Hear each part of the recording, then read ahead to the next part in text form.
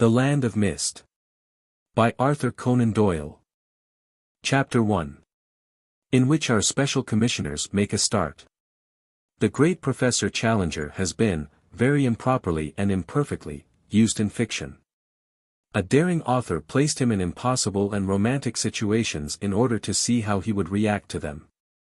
He reacted to the extent of a libel action, an abortive appeal for suppression, a riot in Sloane Street, 2 personal assaults, and the loss of his position as lecturer upon physiology at the London School of Subtropical Hygiene. Otherwise, the matter passed more peaceably than might have been expected. But he was losing something of his fire. Those huge shoulders were a little bowed. The spade-shaped Assyrian beard showed tangles of grey amid the black, his eyes were a trifle less aggressive, his smile less self-complacent, his voice as monstrous as ever but less ready to roar down all opposition. Yet he was dangerous, as all around him were painfully aware. The volcano was not extinct, and constant rumblings threatened some new explosion. Life had much yet to teach him, but he was a little less intolerant in learning.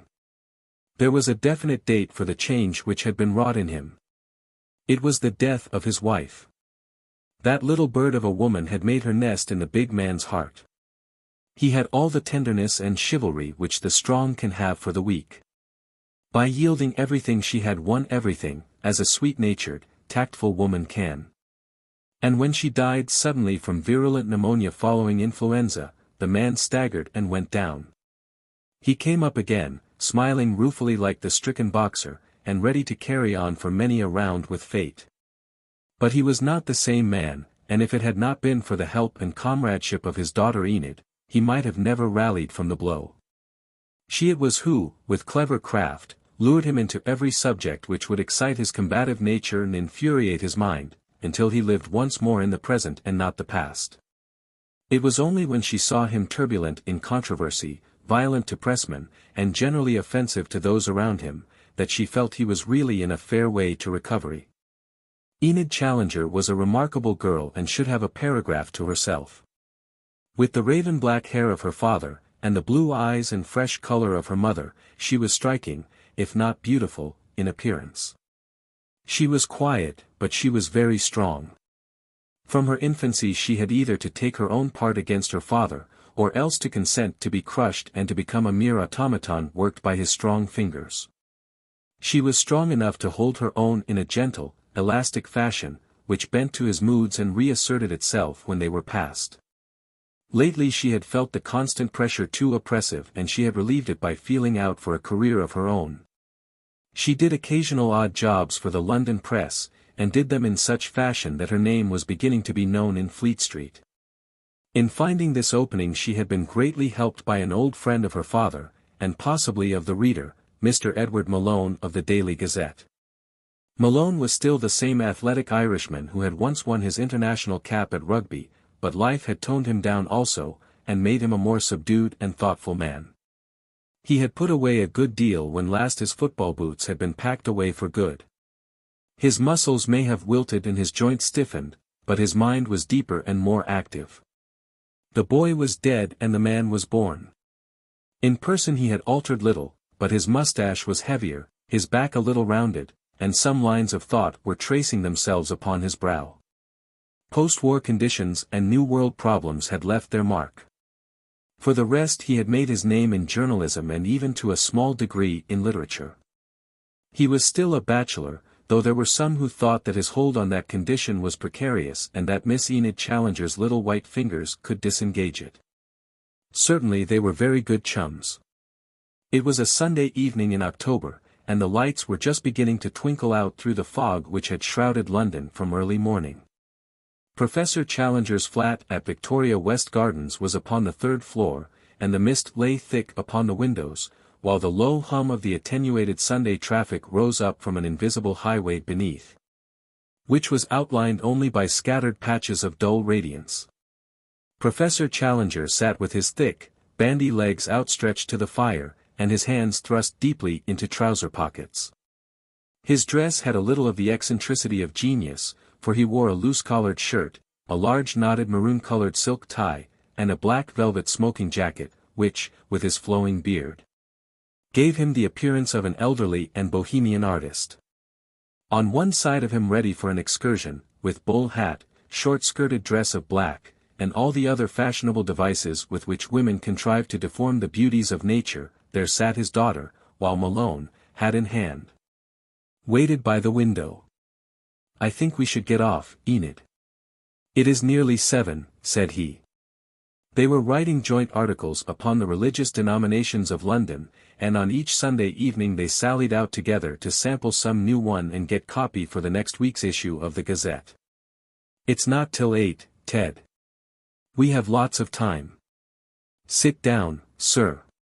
Sit down, boomed Challenger, tugging at his beard as was his habit if his temper was rising. There is nothing annoys me more than having anyone standing behind me. A relic of atavism and the fear of a dagger, but still persistent. That's right. For heaven's sake put your hat down. You have a perpetual air of catching a train. That's the journalistic life, said Malone. If we don't catch the perpetual train we get left. Even Enid is beginning to understand that. But still, as you say, there is time enough. How far have you got? Asked Challenger.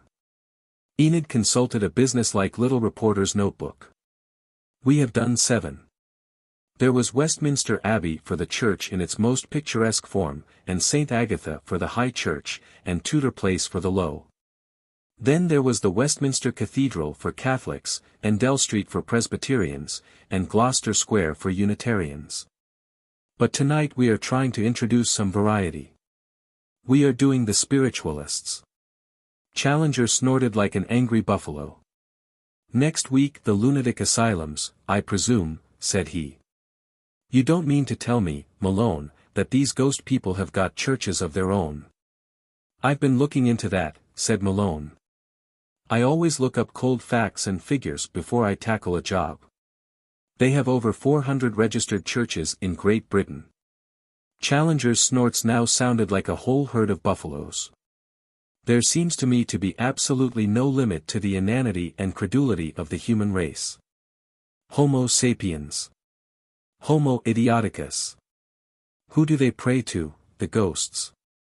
Well, that's what we want to find out. We should get some copy out of them. I need not say that I share your view entirely, but I've seen something of Atkinson of St. Mary's Hospital lately.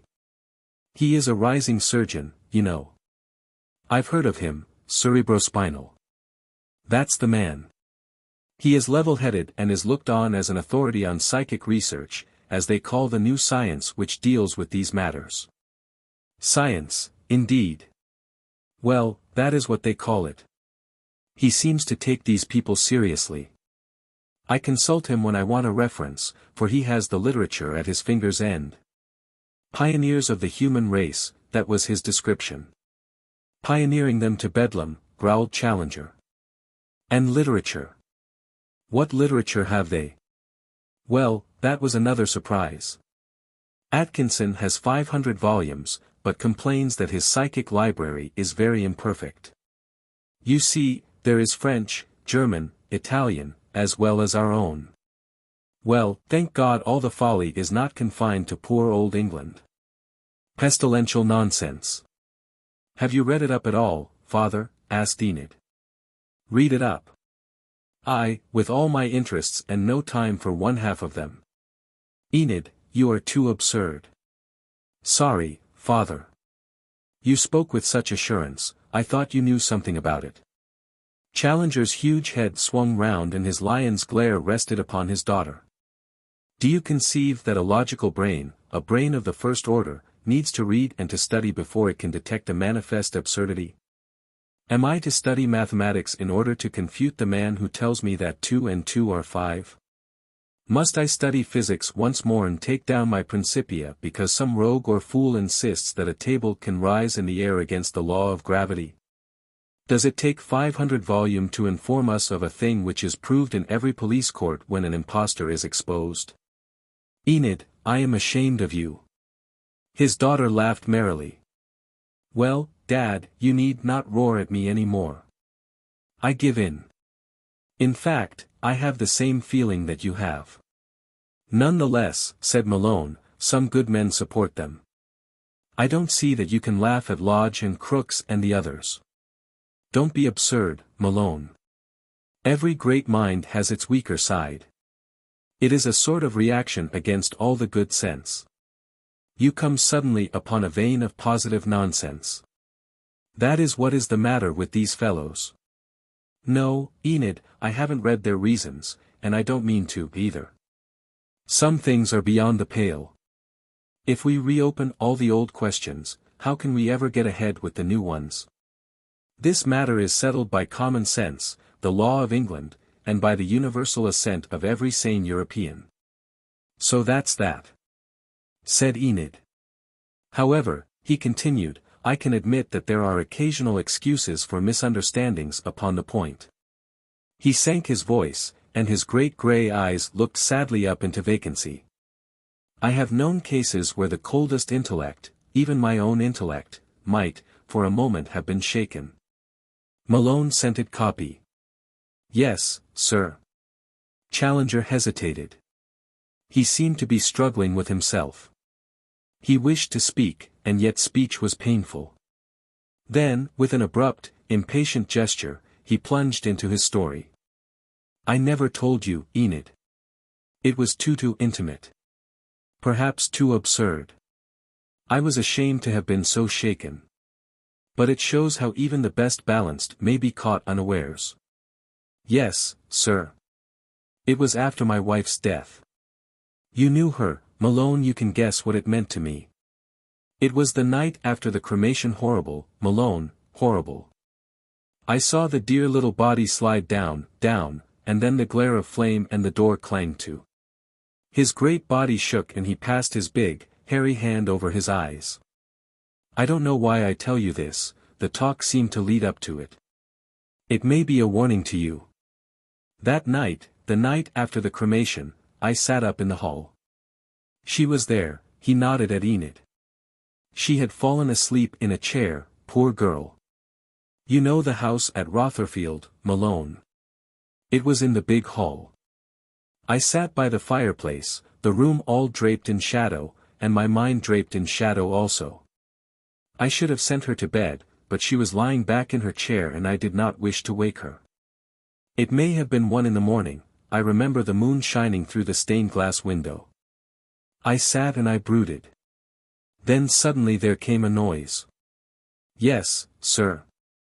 It was low at first, just a ticking. Then it grew louder and more distinct, it was a clear rat-tat-tat. Now comes the queer coincidence, the sort of thing out of which legends grow when credulous folk have the shaping of them. You must know that my wife had a peculiar way of knocking at a door. It was really a little tune which she played with her fingers. I got into the some way so that we could each know when the other knocked. Well, it seemed to me, of course my mind was strained and abnormal, that the taps shaped themselves into the well-known rhythm of her knock. I couldn't localize it. You can think how eagerly I tried. It was above me, somewhere on the woodwork. I lost sense of time. I dare say it was repeated a dozen times at least. Oh, Dad, you never told me. No, but I woke you up. I asked you to sit quiet with me for a little. Yes, I remember that. Well, we sat, but nothing happened. Not a sound more. Of course it was a delusion. Some insect in the wood, the ivy on the outer wall. My own brain furnished the rhythm. Thus do we make fools and children of ourselves. But it gave me an insight. I saw how even a clever man could be deceived by his own emotions. But how do you know, sir, that it was not your wife? Absurd, Malone. Absurd, I say. I tell you I saw her in the flames. What was there left? Her soul, her spirit. Challenger shook his head sadly. When that dear body dissolved into its elements, when its gases went into the air and its residue of solid sank into a grey dust, it was the end. There was no more. She had played her part, played it beautifully, nobly. It was done. Death ends all, Malone. This soul talk is the animism of savages. It is a superstition, a myth. As a physiologist I will undertake to produce crime or virtue by vascular control or cerebral stimulation. I will turn a Jekyll into a Hyde by a surgical operation. Another can do it by a psychological suggestion. Alcohol will do it. Drugs will do it. Absurd, Malone, absurd. As the tree falls, so does it lie. There is no next morning night, eternal night and long rest for the weary worker. Well, it's a sad philosophy. Better a sad than a false one. Perhaps so. There is something virile and manly in facing the worst. I would not contradict. My reason is with you. But my instincts are against, cried Enid. No, no, never can I believe it. She threw her arms round the great bull neck. Don't tell me, Daddy, that you with all your complex brain and wonderful self are a thing with no more life hereafter than a broken clock. For buckets of water and a bag full of salts, said Challenger as he smilingly detached his daughter's grip. That's your daddy, my lass, and you may as well reconcile your mind to it. Well, it's 20 to 8. Come back, if you can, Malone, and let me hear your adventures among the insane. How do you find this book? Any thoughts about the book or the author? Any suggestion for improvement? Please take a moment to share your thoughts in a comment. If you like it, share it with your friends who might enjoy it as well. Subscribe to keep in touch. Visit CompleteAudiobooks.com for more quality content. Chapter 2. Which describes an evening in strange company. The love affair of Enid Challenger and Edward Malone is not of the slightest interest to the reader, for the simple reason that it is not of the slightest interest to the writer. The unseen, unnoticed lure of the unborn babe is common to all youthful humanity. We deal in this chronicle with matters which are less common and of higher interest. It is only mentioned in order to explain those terms of frank and intimate comradeship which the narrative discloses. If the human race has obviously improved in anything, in Anglo-Celtic countries, at least, it is that the prim affectations and sly deceits of the past are lessened. And that young men and women can meet in an equality of clean and honest comradeship. A taxi took the adventurers down Edgware Road and into the side street called Helbeck Terrace. Halfway down, the dull line of brick houses was broken by one glowing gap, where an open arch threw a flood of light into the street. The cab pulled up and the man opened the door. "This is the Spiritualist church, sir," said he. Then, as he saluted to acknowledge his tip, he added in the wheezy voice of the man of all weathers, "Tommyrot, I call it, sir." Having eased his conscience thus, he climbed into his seat and a moment later his red rear lamp was a waning circle in the gloom. Malone laughed. Vox populi, Enid. That is as far as the public has got at present. Well, it is as far as we have got, for that matter. Yes, but we are prepared to give them a show. I don't suppose cabby is. By Jove, it will be hard luck if we can't get in. There was a crowd at the door and a man was facing them from the top of the step, waving his arms to keep them back. It's no good, friends. I am very sorry, but we can't help it. We've been threatened twice with prosecution for overcrowding. He turned facetious. Never heard of an Orthodox church getting into trouble for that. No, sir, no. I've come all the way from Hammersmith, wailed a voice. The light beat upon the eager, anxious face of the speaker, a little woman in black with a baby in her arms. You've come for clairvoyance, ma'am, said the usher, with intelligence. See here, give me the name and address and I will write you, and Mrs. Debs will give you a sitting gratis. That's better than taking your chance in the crowd when, with all the will in the world, you can't all get a turn. You'll have her to yourself. No, sir, there's no use Chauvin. What's that? Press. He had caught Malone by the elbow. Did you say press? The press boycott us, sir. Look at the weekly list of services in a Saturday's Times if you doubt it. You wouldn't know there was such a thing as spiritualism. What paper, sir? The Daily Gazette. Well, well, we are getting on.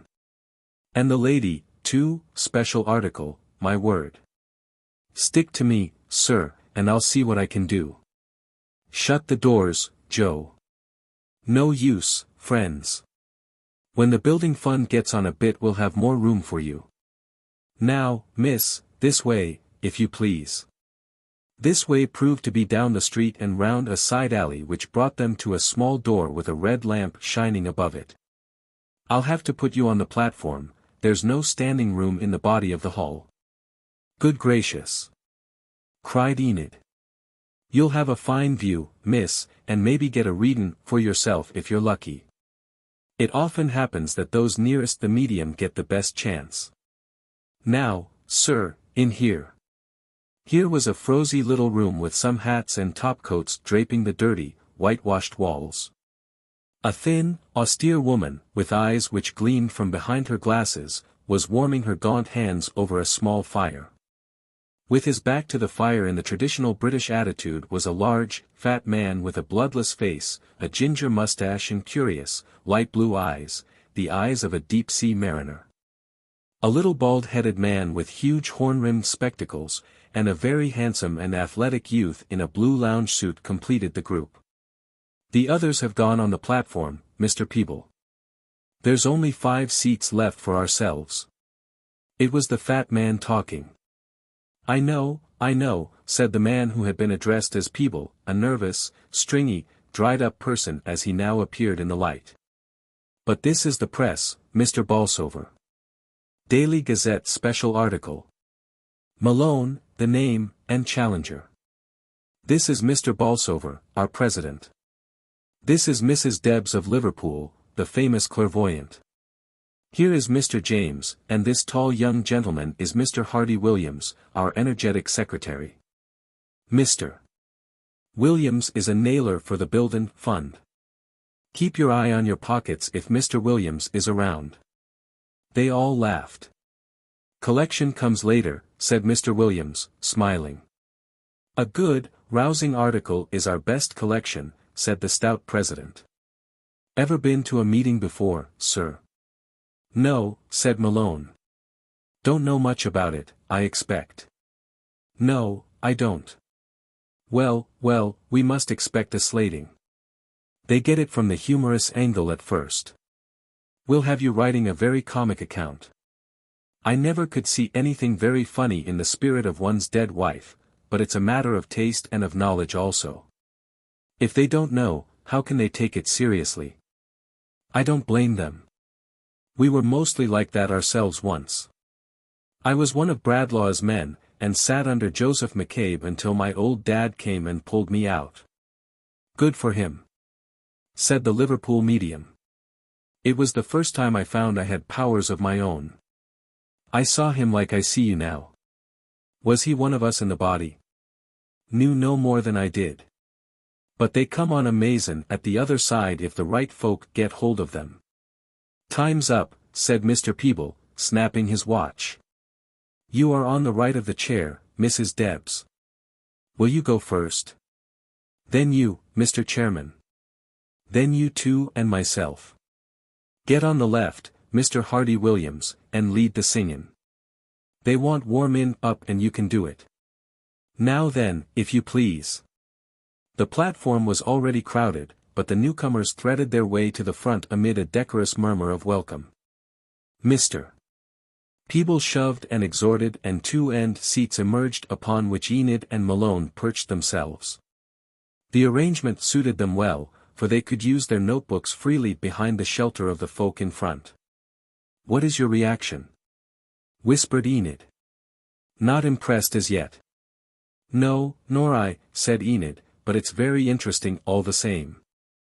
People who are in earnest are always interesting, whether you agree with them or not, and it was impossible to doubt that these people were extremely earnest. The hall was crammed, and as one looked down one saw line after line of upturned faces, curiously alike in type, women predominating, but men running them close. That type was not distinguished nor intellectual, but it was undeniably healthy, honest and sane. Small tradesfolk, male and female shopwalkers, better-class artisans, lower-middle-class women worn with household cares. Occasional young folk in search of a sensation, these were the impressions which the audience conveyed to the trained observation of Malone. The fat president rose and raised his hand.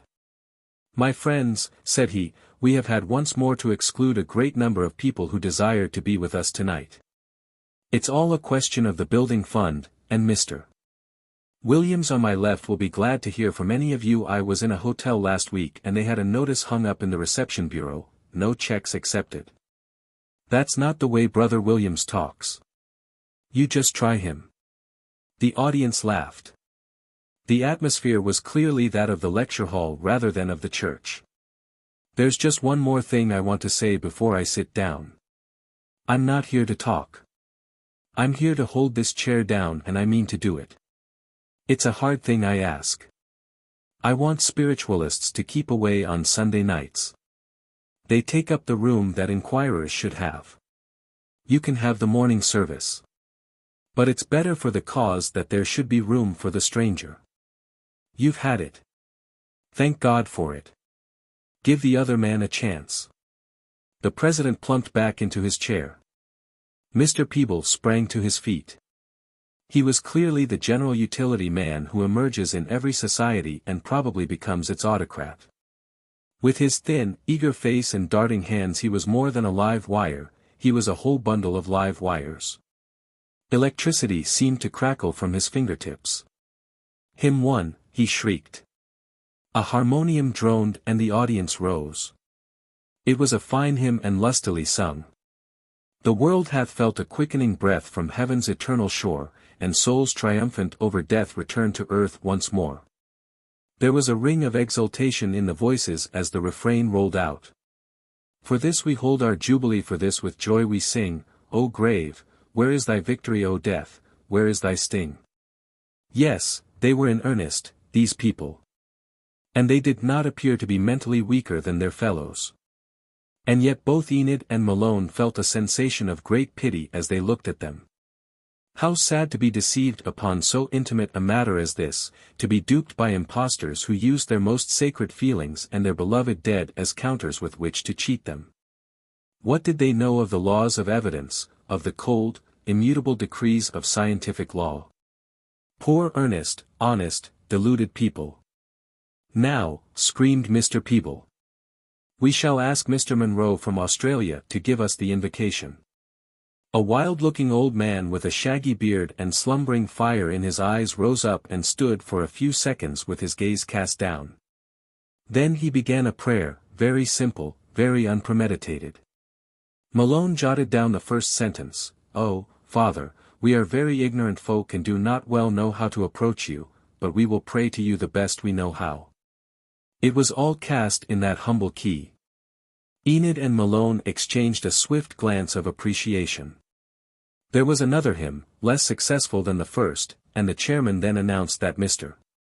James Jones of North Wales would now deliver a trance address which would embody the views of his well-known control, Allah Shah the Atlantean. Mr. James Jones, a brisk and decided little man in a faded check suit, came to the front and, after standing a minute or so as if in deep thought, gave a violent shudder and began to talk. It must be admitted that save for a certain fixed stare and vacuous glazing of the eye there was nothing to show that anything save Mr. James Jones of North Wales was the orator. It has also to be stated that if Mr. Jones shuddered at the beginning it was the turn of his audience to shudder afterwards. Granting his own claim, he had proved clearly that an Atlantean spirit might be a portentous bore. He droned on with platitudes and ineptitudes while Malone whispered to Enid that if Allah Shah was a fair specimen of the population it was just as well that his native land was safely engulfed in the Atlantic Ocean. When, with another rather melodramatic shudder, he emerged from his trance, the chairman sprang to his feet with an alacrity which showed that he was taking no risks lest the Atlantean should return. "We have present with us tonight," he cried, "Mrs. Debs, the well-known clairvoyant of Liverpool. Mrs. Debs is, as many of you know, richly endowed with several of those gifts of the spirit of which St. Paul speaks, and the discerning of spirits is among them. These things depend upon laws which are beyond our control, but a sympathetic atmosphere is essential, and Mrs. Debs will ask for your good wishes and your prayers while she endeavors to get into touch with some of those shining ones on the other side who may honor us with their presence tonight." The president sat down and Mrs. Debs rose amid discreet applause. Very tall, very pale, very thin, with an aquiline face and eyes shining brightly from behind her gold-rimmed glasses, she stood facing her expectant audience. Her head was bent. She seemed to be listening. "Vibrations," she cried at last. "I want helpful vibrations. Give me a verse on the harmonium, please." The instrument droned out, "Jesu, lover of my soul." The audience sat in silence, expectant and a little awed. The hall was not too well lit and dark shadows lurked in the corners. The medium still bent her head as if her ears were straining. Then she raised her hand and the music stopped. "Presently. Presently. All in good time," said the woman, addressing some invisible companion. Then to the audience, "I don't feel that the conditions are very good tonight. I will do my best and so will they. But I must talk to you first." And she talked. What she said seemed to the two strangers to be absolute gabble. There was no consecutive sense in it, though now and again a phrase or sentence caught the attention. Malone put his stylo in his pocket. There was no use reporting a lunatic. A spiritualist next him saw his bewildered disgust and leaned towards him. "She's tuning in. She's getting her wavelength," he whispered. "It's all a matter of vibration." "Ah, there you are." She had stopped in the very middle of a sentence. Her long arm and quivering forefinger shot out. She was pointing at an elderly woman in the second row. "You." "Yes, you, with the red feather." "No, not you." "The stout lady in front." "Yes, you. There is a spirit building up behind you. It is a man. He is a tall man, 6 foot maybe. High forehead, eyes gray or blue, a long chin, brown mustache, lines on his face. Do you recognize him, friend?" The stout woman looked alarmed, but shook her head. "Well, see if I can help you. He is holding up a book, brown book with a clasp. It's a ledger same as they have in offices. I get the words, Caledonian Insurance. Is that any help?" The stout woman pursed her lips and shook her head. "Well, I can give you a little more. He died after a long illness. I get chest trouble, asthma."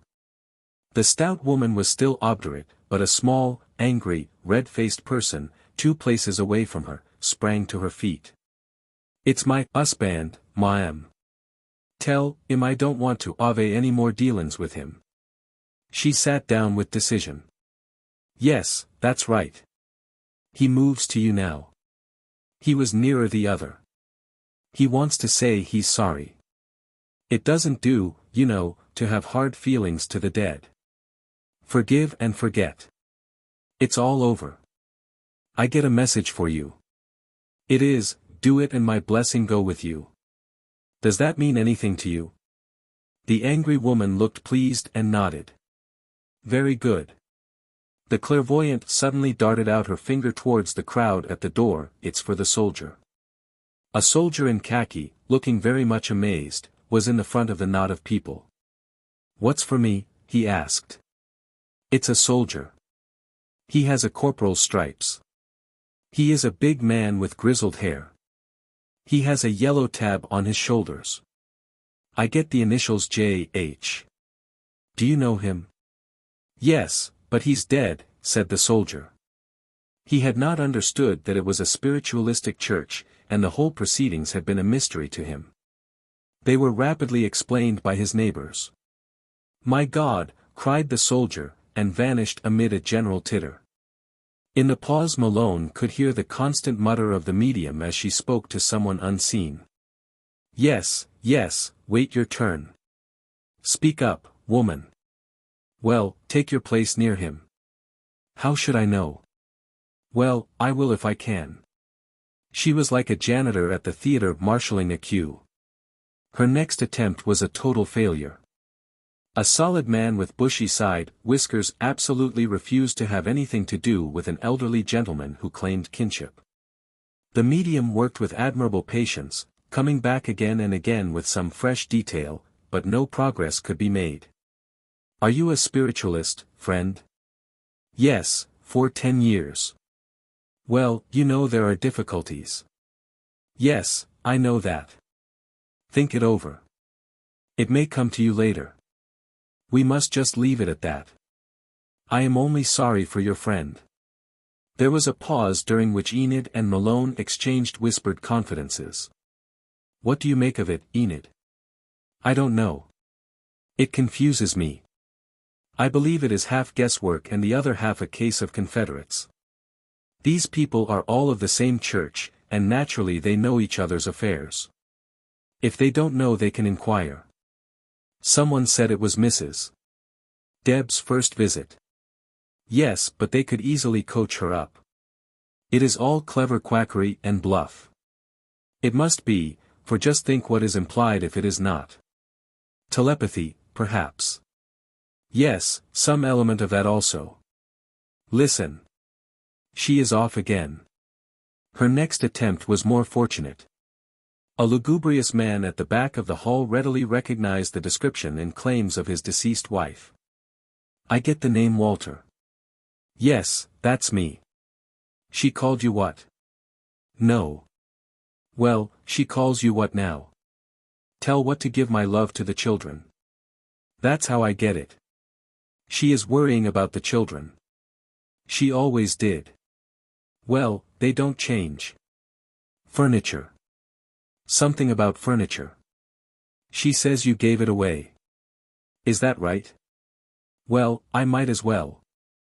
The audience tittered. It was strange how the most solemn and comic were eternally blended, strange and yet very natural and human. "She has a message, the man will pay up and all will be well. Be a good man, what, and we will be happier here than ever we were on earth. The man put his hand over his eyes. As the seeress stood irresolute, the tall young secretary half rose and whispered something in her ear. The woman shot a swift glance over her left shoulder in the direction of the visitors. "I'll come back to it," said she. She gave 2 more descriptions to the audience, both of them rather vague, and both recognized with some reservations. It was a curious fact that her details were such as she could not possibly see at the distance. Thus, dealing with a form which she claimed had built up at the far end of the hall, she could none the less give the color of the eyes and small points of the face. Malone noted the point as one which he could use for destructive criticism. He was just jotting it down when the woman's voice sounded louder and, looking up, he found that she had turned her head and her spectacles were flashing in his direction. "It is not often I give a reading from the platform," said she, her face rotating between him and the audience, "but we have friends here tonight, and it may interest them to come in contact with the spirit people. There is a presence building up behind the gentleman with a mustache, the gentleman who sits next to the young lady." "Yes, sir, behind you. He is a man of middle size, rather inclined to shortness. He is old, over 60, with white hair, curved nose and a white, small beard of the variety that is called goatee. He is no relation, I gather, but a friend. Does that suggest anyone to you, sir?" Malone shook his head with some contempt. "It would nearly fit any old man," he whispered to Enid. "We will try to get a little closer. He has deep lines on his face. I should say he was an irritable man in his lifetime. He was quick and nervous in his ways. Does that help you?" Again Malone shook his head. "Rot. Perfect rot," he muttered. "Well, he seems very anxious, so we must do what we can for him. He holds up a book. It is a learned book. He opens it and I see diagrams in it. Perhaps he wrote it, or perhaps he taught from it." "Yes," he nods. "He taught from it. He was a teacher." Malone remained unresponsive. "I don't know that I can help him any more." "Ah. There is one thing. He has a mole over his right eyebrow. Malone started as if he had been stung. One mole, he cried. The spectacles flashed round again. Two moles, one large, one small. My God, gasped Malone. It's Professor Summerlee. Ah, you've got it. There's a message, greetings to old, it's a long name and begins with a C. I can't get it.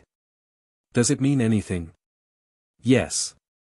In an instant she had turned and was describing something or someone else.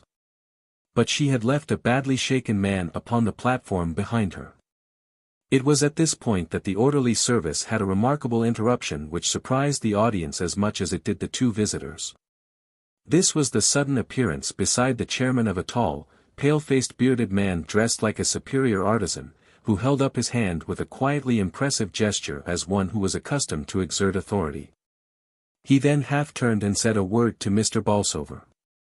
"This is Mr. Miramar of Dalston," said the chairman. "Mr. Miramar has a message to deliver. We are always glad to hear from Mr. Miramar."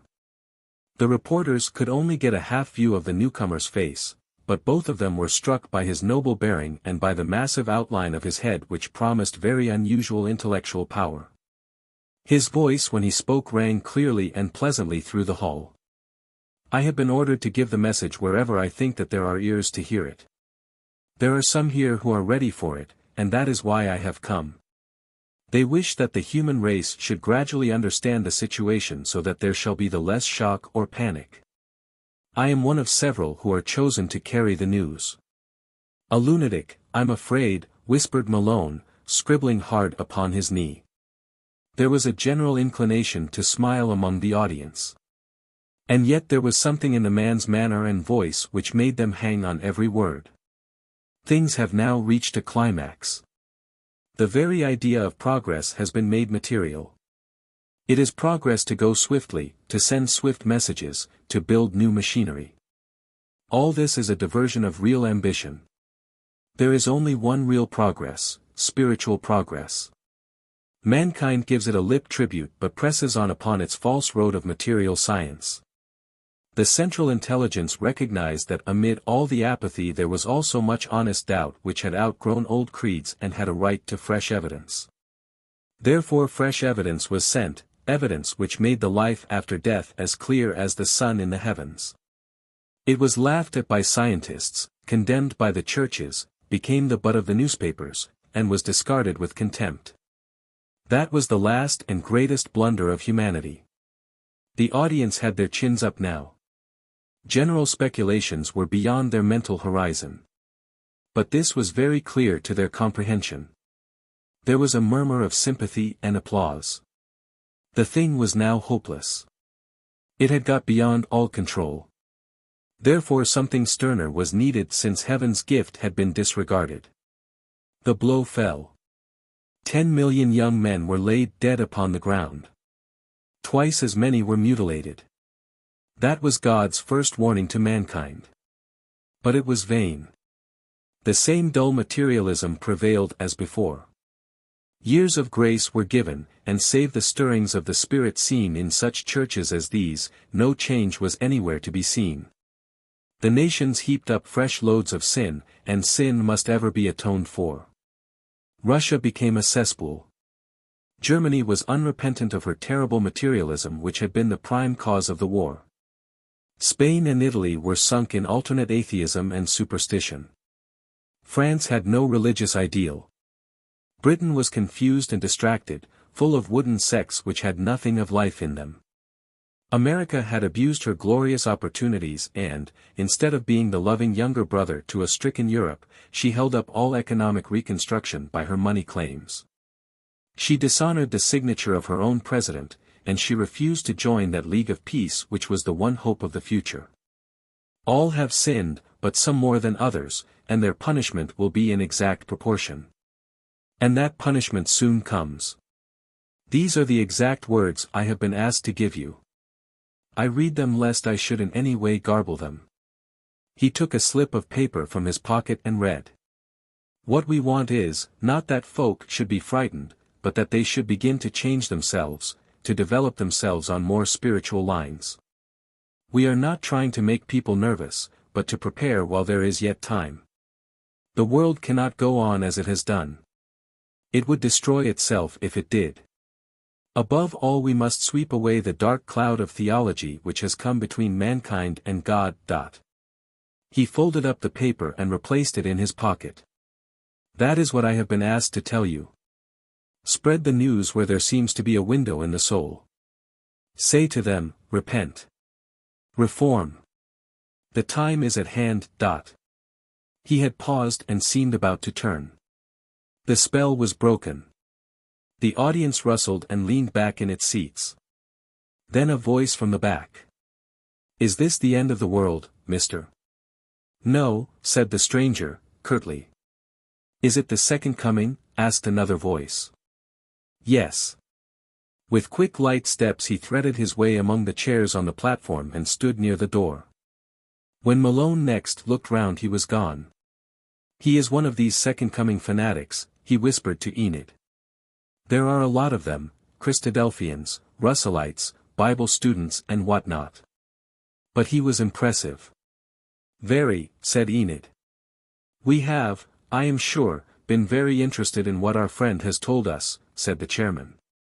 Mr. Miramar is in hearty sympathy with our movement even though he cannot be said actually to belong to it. I am sure he is always welcome upon our platforms. As to his prophecy, it seems to me the world has had enough trouble without our anticipating any more. If it is as our friend says, we can't do much to mend the matter. We can only go about our daily jobs, do them as well as we can, and await the event in full confidence of help from above. If it's the day of judgment tomorrow, he added, smiling, I mean to look after my provisions store at Hammersmith today. We shall now continue with the service. There was a vigorous appeal for money and a great deal about the building fund from the young secretary. It's a shame to think that there are more left in the street than in the building on a Sunday night. We all give our services. No one takes a penny. Mrs. Debs is here for her bare expenses. But we want another £1,000 before we can start. There is one brother here who mortgaged his house to help us. That's the spirit that wins. Now let us see what you can do for us tonight. A dozen soup plates circulated, and a hymn was sung to the accompaniment of much chinking of coin. Enid and Malone conversed in undertones. Professor Summerlee died, you know, at Naples last year. Yes, I remember him well. And old C was, of course, your father. It was really remarkable. Poor old Summerlee. He thought survival was an absurdity. And here he is, or here he seems to be. The soup plates returned, it was mostly brown soup, unhappily, and they were deposited on the table where the eager eye of the secretary appraised their value. Then the little shaggy man from Australia gave a benediction in the same simple fashion as the opening prayer. It needed no apostolic succession or laying on of hands to make one feel that his words were from a human heart and might well go straight to a divine one. Then the audience rose and sang their final farewell hymn, a hymn with a haunting tune and a sad, sweet refrain of, God keep you safely till we meet once more. Enid was surprised to feel the tears running down her cheeks. These earnest, simple folks with their direct methods had wrought upon her more than all the gorgeous service and rolling music of the cathedral. Mr. Bolsover, the stout president, was in the waiting room and so was Mrs. Debs. Well, I expect you are going to let us have it, he laughed. We are used to it, Mr. Malone. We don't mind. But you will see the turn some day. These articles may rise up in judgment. I will treat it fairly, I assure you. Well, we ask no more. The medium was leaning with her elbow on the mantelpiece, austere and aloof. I am afraid you are tired, said Enid. No, young lady, I am never tired in doing the work of the spirit people. They see to that. May I ask, Malone ventured, whether you ever knew Professor Summerlee? The medium shook her head. No, sir, no. They always think I know them. I know none of them. They come and I describe them. How do you get the message? Clairaudient. I hear it. I hear them all the time. The poor things all want to come through and they pluck at me and pull me and pester me on the platform. Me next, me. That's what I hear. I do my best, but I can't handle them all. Can you tell me anything of that prophetic person? Asked Malone of the chairman. Mr. Bolsover shrugged his shoulders with a deprecating smile. He is an independent. We see him now and again as a sort of comet passing across us. By the way, it comes back to me that he prophesied the war. I'm a practical man myself. Sufficient for the day is the evil thereof. We get plenty in ready cash without any bills for the future. Well, good night. Treat us as well as you can. Good night, said Enid. Good night, said Mrs. Debs. By the way, young lady, you are a medium yourself. Good night. And so they found themselves in the street once more inhaling long draughts of the night air. It was sweet after that crowded hall. A minute later they were in the rush of the Edgware Road and Malone had hailed a cab to carry them back to Victoria Gardens. Chapter 3. In which Professor Challenger gives his opinion. Enid had stepped into the cab and Malone was following when his name was called and a man came running down the street. He was tall, middle-aged, handsome and well-dressed, with the clean-shaven, self-confident face of the successful surgeon. Hello, Malone. Stop. Why, it's Atkinson. Enid, let me introduce you. This is Mr. Atkinson of St. Mary's about whom I spoke to your father. Can we give you a lift? We are going towards Victoria. Capital. The surgeon followed them into the cab. I was amazed to see you at a spiritualist meeting. We were only there professionally. Miss Challenger and I are both on the press. Oh, really? The Daily Gazette, I suppose, as before. Well, you will have one more subscriber, for I shall want to see what you made of tonight's show. You'll have to wait till next Sunday. It is one of a series. Oh, I say, I can't wait as long as that. What did you make of it? I really don't know. I shall have to read my notes carefully tomorrow and think it over, and compare impressions with my colleague here. She has the intuition, you see, which goes for so much in religious matters. And what is your intuition, Miss Challenger? Good, oh yes, good. But, dear me, what an extraordinary mixture. Yes, indeed. I have been several times and it always leaves the same mixed impression upon my own mind. Some of it is ludicrous, and some of it might be dishonest, and yet again some of it is clearly wonderful. But you are not on the press. Why were you there? Because I am deeply interested. You see, I am a student of psychic matters and have been for some years and not a convinced one but I am sympathetic. And I have sufficient sense of proportion to realize that while I seem to be sitting in judgment upon the subject it may in truth be the subject which is sitting in judgment upon me. Malone nodded appreciation. It is enormous. You will realize that as you get to close grips with it. It is half a dozen great subjects in one. And it is all in the hands of these good humble folk who, in the face of every discouragement and personal loss, have carried it on for more than 70 years. It is really very like the rise of Christianity. It was run by slaves and underlings until it gradually extended upwards. There were 300 years between Caesar's slave and Caesar getting the light. But the preacher, cried Enid in protest. Mr. Atkinson laughed. You mean our friend from Atlantis? What a terrible bore the fellow was. I confess I don't know what to make of performances like that. Self-deception, I think, and the temporary emergence of some fresh strand of personality which dramatizes itself in this way. The only thing I am quite sure of is that it is not really an inhabitant of Atlantis who arrives from his long voyage with this awful cargo of platitudes. Well, here we are. I have to deliver this young lady safe and sound to her father, said Malone. Look here, Atkinson, don't leave us.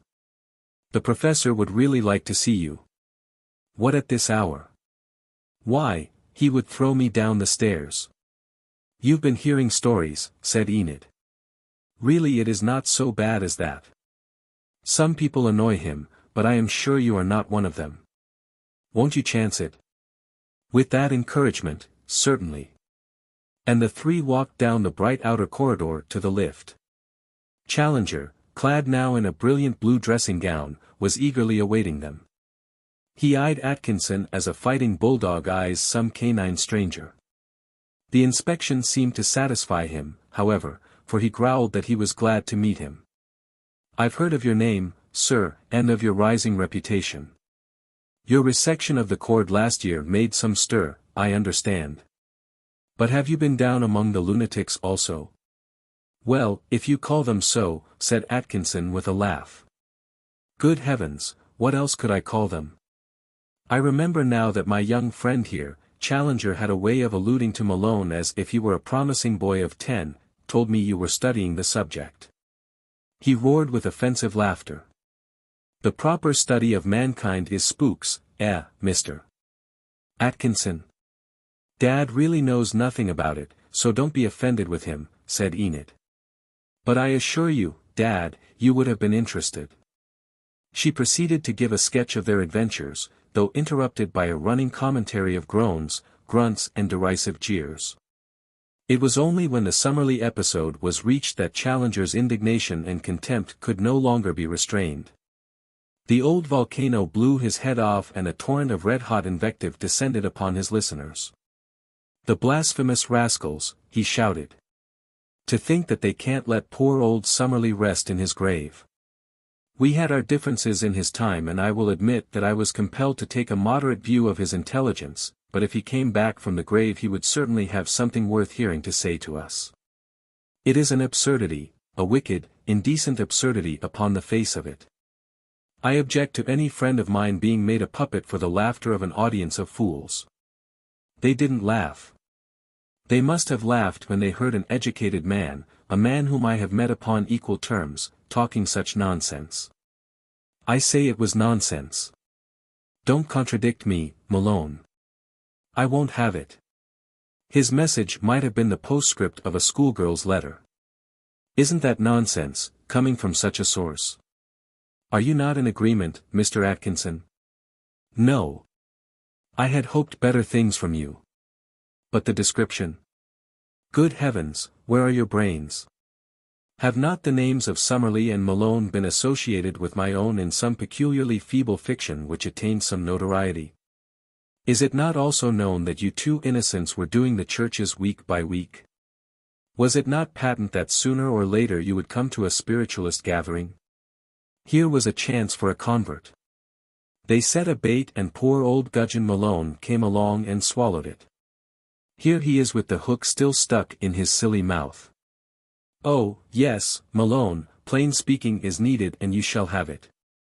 The professor's black mane was bristling, his eyes glaring from one member of the company to another. Well, we want every view expressed, said Atkinson. You seem very qualified, sir, to express the negative one. At the same time I would repeat in my own person the words of Thackeray. He said to some objector, what you say is natural, but if you had seen what I have seen you might alter your opinion. Perhaps sometime you will be able to look into the matter, for your high position in the scientific world would give your opinion great weight. If I have a high place in the scientific world as you say, it is because I have concentrated upon what is useful and discarded what is nebulous or absurd. My brain, sir, does not pare the edges. It cuts right through. It has cut right through this and has found fraud and folly. Both are there at times, said Atkinson, and yet. Ah, well, Malone, I'm some way from home and it is late. You will excuse me, Professor. I am honored to have met you. Malone was leaving also and the two friends had a few minutes' chat before they went their separate ways, Atkinson to Wimpole Street and Malone to South Norwood, where he was now living. Grand old fellow, said Malone, chuckling. You must never get offended with him. He means no harm. He is splendid. Of course he is. But if anything could make me a real out-and-out spiritualist, it is that sort of intolerance. It is very common, though it is generally cast rather in the tone of the quiet sneer than of the noisy roar. I like the latter best. By the way, Malone, if you care to go deeper into this subject, I may be able to help you. You've heard of Linden? Linden, the professional medium. Yes, I've been told he is the greatest blackguard unhung. Ah, well, they usually talk of them like that. You must judge for yourself. He put his kneecap out last winter and I put it in again, and that has made a friendly bond between us. It's not always easy to get him, and of course a small fee, a guinea I think, is usual, but if you wanted a sitting I could work it. You think him genuine? Atkinson shrugged his shoulders. I dare say they all take the line of least resistance. I can only say that I have never detected him in fraud. You must judge for yourself. I will, said Malone. I am getting hot on this trail. And there is copy in it, too. When things are more easy I'll write to you, Atkinson, and we can go more deeply into the matter. Chapter 4. Which describes some strange doings in Hammersmith. The article by the Joint Commissioners, such was their glorious title, aroused interest and contention. It had been accompanied by a depreciating leaderette from the sub-editor which was meant to calm the susceptibilities of his orthodox readers, as who should say, these things have to be noticed and seem to be true. But of course you and I recognize how pestilential it all is. Malone found himself at once plunged into a huge correspondence, for and against, which in itself was enough to show how vitally the question was in the minds of men. All the previous articles had only elicited a growl here or there from a hidebound Catholic or from an ironclad evangelical, but now his post-bag was full. Most of them were ridiculing the idea that psychic forces existed, and many were from writers who, whatever they might know of psychic forces, had obviously not yet learned to spell. The spiritualists were in many cases not more pleased than the others, for Malone had, even while his account was true, exercised a journalist's privilege of laying an accent on the more humorous sides of it. One morning in the succeeding week Mr. Malone was aware of a large presence in the small room wherein he did his work at the office. A page boy, who preceded the stout visitor, had laid a card on the corner of the table which bore the legend James Bolsover, provision merchant, High Street, Hammersmith. It was none other than the genial president of last Sunday's congregation. He wagged a paper accusingly at Malone, but his good-humored face was wreathed in smiles. Well, well, said he. I told you that the funny side would get you. Don't you think it a fair account? Well, yes, Mr. Malone, I think you and the young woman have done your best for us. But, of course, you know nothing and it all seems queer to you. Come to think of it, it would be a deal queerer if all the clever men who leave this earth could not among them find some way of getting a word back to us. But it's such a stupid word sometimes. Well, there are a lot of stupid people leave the world. They don't change. And then, you know, one never knows what sort of message is needed. We had a clergyman in to see Mrs. Debs yesterday. He was broken-hearted because he had lost his daughter. Mrs. Debs got several messages through that she was happy and that only his grief hurt her. That's no use, said he. Anyone could say that. That's not my girl.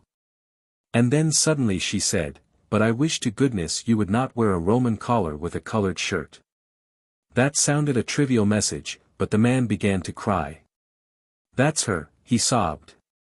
She was always chipping me about my collars. It's the little things that count in this life, just the homely, intimate things, Mr. Malone. Malone shook his head.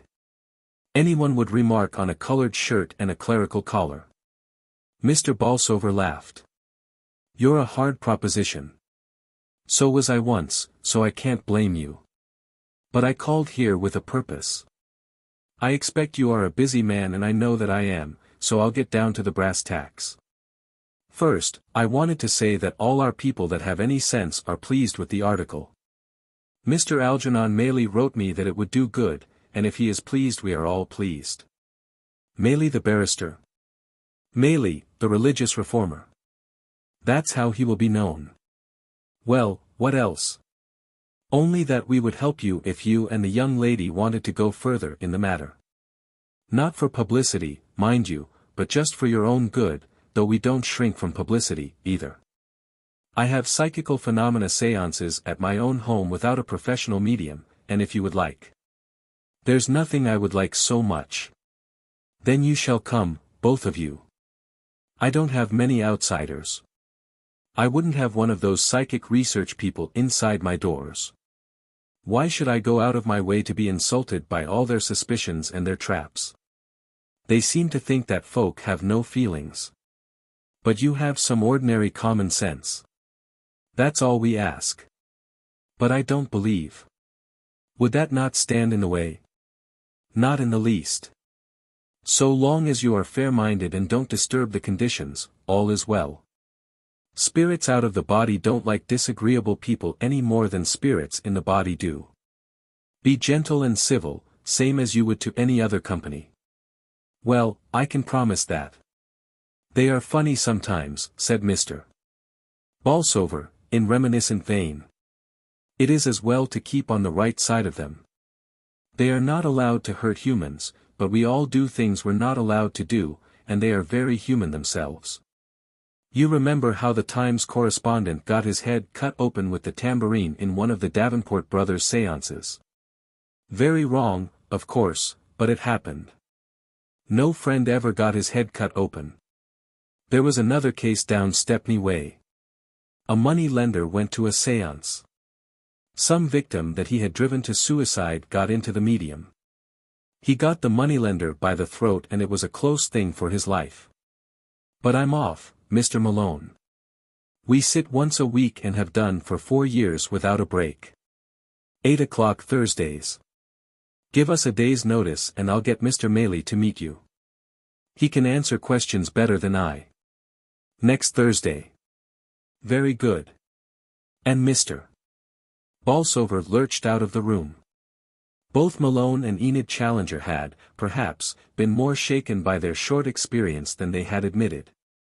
But both were sensible people who agreed that every possible natural cause should be exhausted, and very thoroughly exhausted, before the bounds of what is possible should be enlarged. Both of them had the utmost respect for the ponderous intellect of Challenger and were affected by his strong views. Though Malone was compelled to admit in the frequent arguments in which he was plunged that the opinion of a clever man who has had no experience is really of less value than that of the man in the street who has actually been there. These arguments, as often as not, were with Mervyn, editor of the psychic paper Dawn, which dealt with every phase of the occult, from the lore of the Rosicrucians to the strange regions of the students of the Great Pyramid. Or of those who uphold the Jewish origin of our blonde Anglo-Saxons. Mervyn was a small, eager man with a brain of a high order, which might have carried him to the most lucrative heights of his profession had he not determined to sacrifice worldly prospects in order to help what seemed to him to be a great truth. As Malone was eager for knowledge and Mervyn was equally keen to impart it, the waiters at the literary club found it no easy matter to get them away from the corner table in the window at which they were wont to lunch. Looking down at the long, grey curve of the embankment and the noble river with its vista of bridges, the pair would linger over their coffee, smoking cigarettes and discussing various sides of this most gigantic and absorbing subject, which seemed already to have disclosed new horizons to the mind of Malone. There was one warning given by Mervyn which aroused impatience amounting almost to anger in Malone's mind. He had the hereditary Irish objection to coercion and it seemed to him to be appearing once more in an insidious and particularly objectionable form. "You are going to one of Bolsover's family séances," said Mervyn.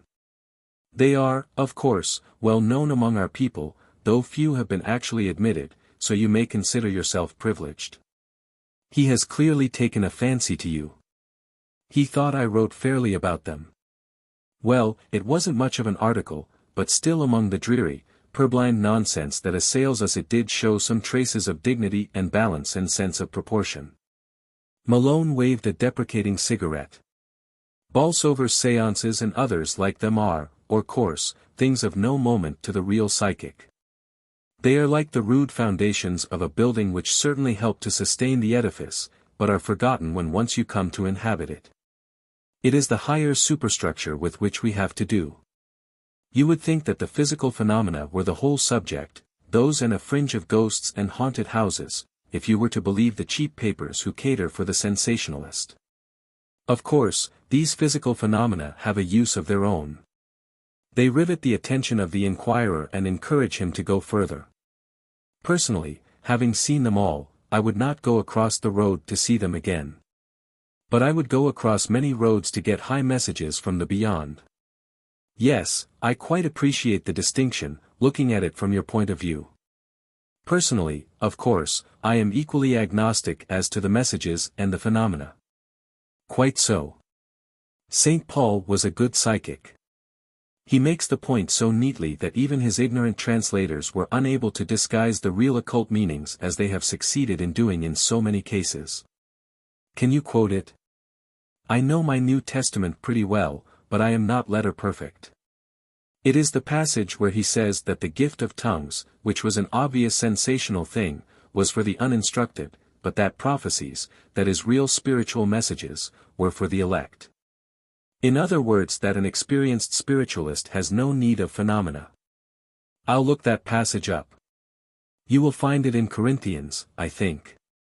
By the way, there must have been a pretty high average of intelligence among those old congregations if Paul's letters could have been read aloud to them and thoroughly comprehended. That is generally admitted, is it not? Well, it is a concrete example of it. However, I am down a side track. What I wanted to say to you is that you must not take Bolsover's little spirit circus too seriously. It is honest as far as it goes, but it goes a mighty short way. It's a disease, this phenomena hunting. I know some of our people, women mostly, who buzz around séance rooms continually, seeing the same thing over and over, sometimes real, sometimes, I fear, imitation. What better are they for that as souls or as citizens or in any other way? No, when your foot is firm on the bottom rung, don't mark time on it, but step up to the next rung and get firm upon that. I quite get your point. But I'm still on the solid ground. Solid, cried Mervyn. Good Lord. But the paper goes to press today and I must get down to the printer. With a circulation of 10,000 or so we do things modestly, you know, not like you plutocrats of the daily press. I am practically the staff. You said you had a warning. Yes, I wanted to give you a warning. Mervyn's thin, eager face became intensely serious. If you have any ingrained religious or other prejudices which may cause you to turn down this subject after you have investigated it, then don't investigate at all, for it is dangerous. What do you mean, dangerous? They don't mind honest doubt, or honest criticism, but if they are badly treated they are dangerous. Who are they? Ah, who are they? I wonder. Guides, controls, psychic entities of some kind. Who the agents of vengeance, or I should say justice, are, is really not essential. The point is that they exist. Oh, rot, Mervyn. Don't be too sure of that. Pernicious rot. These are the old theological bogies of the Middle Ages coming up again. I am surprised at a sensible man like you. Mervyn smiled. He had a whimsical smile, but his eyes, looking out from under bushy yellow brows, were as serious as ever. You may come to change your opinion. There are some queer sides to this question. As a friend I put you wise to this one. Well, put me wise, then. Thus encouraged, Mervyn went into the matter. He rapidly sketched the career and fate of a number of men who had, in his opinion, played an unfair game with these forces, become an obstruction, and suffered for it. He spoke of judges who had given prejudiced decisions against the cause, of journalists who had worked up stunt cases for sensational purposes and to throw discredit on the movement. Of others who had interviewed mediums to make game of them, or who, having started to investigate, had drawn back alarmed, and given a negative decision when their inner soul knew that the facts were true. It was a formidable list, for it was long and precise, but Malone was not to be driven. If you pick your cases, I have no doubt one could make such a list about any subject. Mr. Jones said that Raphael was a bungler, and Mr. Jones died of angina pectoris. Therefore it is dangerous to criticize Raphael. That seems to be the argument. Well, if you like to think so. Take the other side. Look at Moorgate. He has always been an enemy, for he is a convinced materialist. But he prospers, look at his professorship. Ah, an honest doubter. Certainly. Why not? And Morgan, who at one time exposed mediums. If they were really false, he did good service. And Falconer, who has written so bitterly about you. Ah, Falconer. Do you know anything of Falconer's private life? No. Well, take it from me, he has got his dues. He doesn't know why. Some day these gentlemen will begin to compare notes, and then it may dawn on them. But they get it. He went on to tell a horrible story of one who had devoted his considerable talents to picking spiritualism to pieces, though really convinced of its truth, because his worldly ends were served thereby. The end was ghastly, too ghastly for Malone. Oh, cut it out, Mervyn, he cried impatiently. I'll say what I think, no more and no less, and I won't be carried by you or your spooks into altering my opinions. I never asked you to. You got a bit near it. What you have said strikes me as pure superstition. If what you say is true, you should have the police after you. Yes, if we did it. But it is out of our hands. However, Malone, for what it's worth, I have given you the warning and you can now go your way. Bye. You can always ring me up at the office of Dawn. If you want to know if a man is of the true Irish blood, there is one infallible test. Put him in front of a swing door with "push" or "pull" printed upon it. The Englishman will obey like a sensible man. The Irishman, with less sense but more individuality, will at once and with vehemence do the opposite. So it was with Malone. Mervyn's well-meant warning simply raised a rebellious spirit within him, and when he called for Enid to take her to the Bolsover séance, he had gone back several degrees in his dawning sympathy for the subject. Challenger bade them farewell with many jibes, his beard projecting forward and his eyes closed with upraised eyebrows, as was his wont when inclined to be facetious. You have your powder bag, my dear Enid. If you see a particularly good specimen of ectoplasm in the course of the evening, don't forget your father. I have a microscope, chemical reagents, and everything ready. Perhaps even a small poltergeist might come your way. Any trifle would be welcome. His bull's bellow of laughter followed them into the lift. The provision merchant's establishment of Mr. Bolsover proved to be a euphemism for an old-fashioned grocer's shop in the most crowded part of Hammersmith. The neighboring church was chiming out the 3/4 as the taxi drove up, and the shop was full of people. So Enid and Malone walked up and down outside. As they were so engaged, another taxi drove up and a large, untidy-looking, ungainly bearded man in a suit of Harris tweed stepped out of it. He glanced at his watch and then began to pace the pavement. Presently he noted the others and came up to them. May I ask if you are the journalists who are going to attend the séance? I thought so. Old Bolsover is terribly busy, so you were wise to wait. Bless him, he is one of God's saints in his way. You are Mr. Algernon Maylie, I presume? Yes. I am the gentleman whose credulity is giving rise to considerable anxiety upon the part of my friends, as one of the rags remarked the other day. His laugh was so infectious that the others were bound to laugh also. Certainly, with his athletic proportions, which had run a little to seed but were still notable, and with his virile voice and strong if homely face, he gave no impression of instability. We are all labelled with some stigma by our opponents, said he. I wonder what yours will be. We must not sail under false colours, Mr. Maylie, said Enid. We are not yet among the believers. Quite right. You should take your time over it. It is infinitely the most important thing in the world, so it is worth taking time over. I took many years myself. Folk can be blamed for neglecting it, but no one can be blamed for being cautious in examination. Now I am all out for it, as you are aware, because I know it is true. There is such a difference between believing and knowing. I lecture a good deal. But I never want to convert my audience. I don't believe in sudden conversions. They are shallow, superficial things. All I want is to put the thing before the people as clearly as I can. I just tell them the truth and why we know it is the truth. Then my job is done.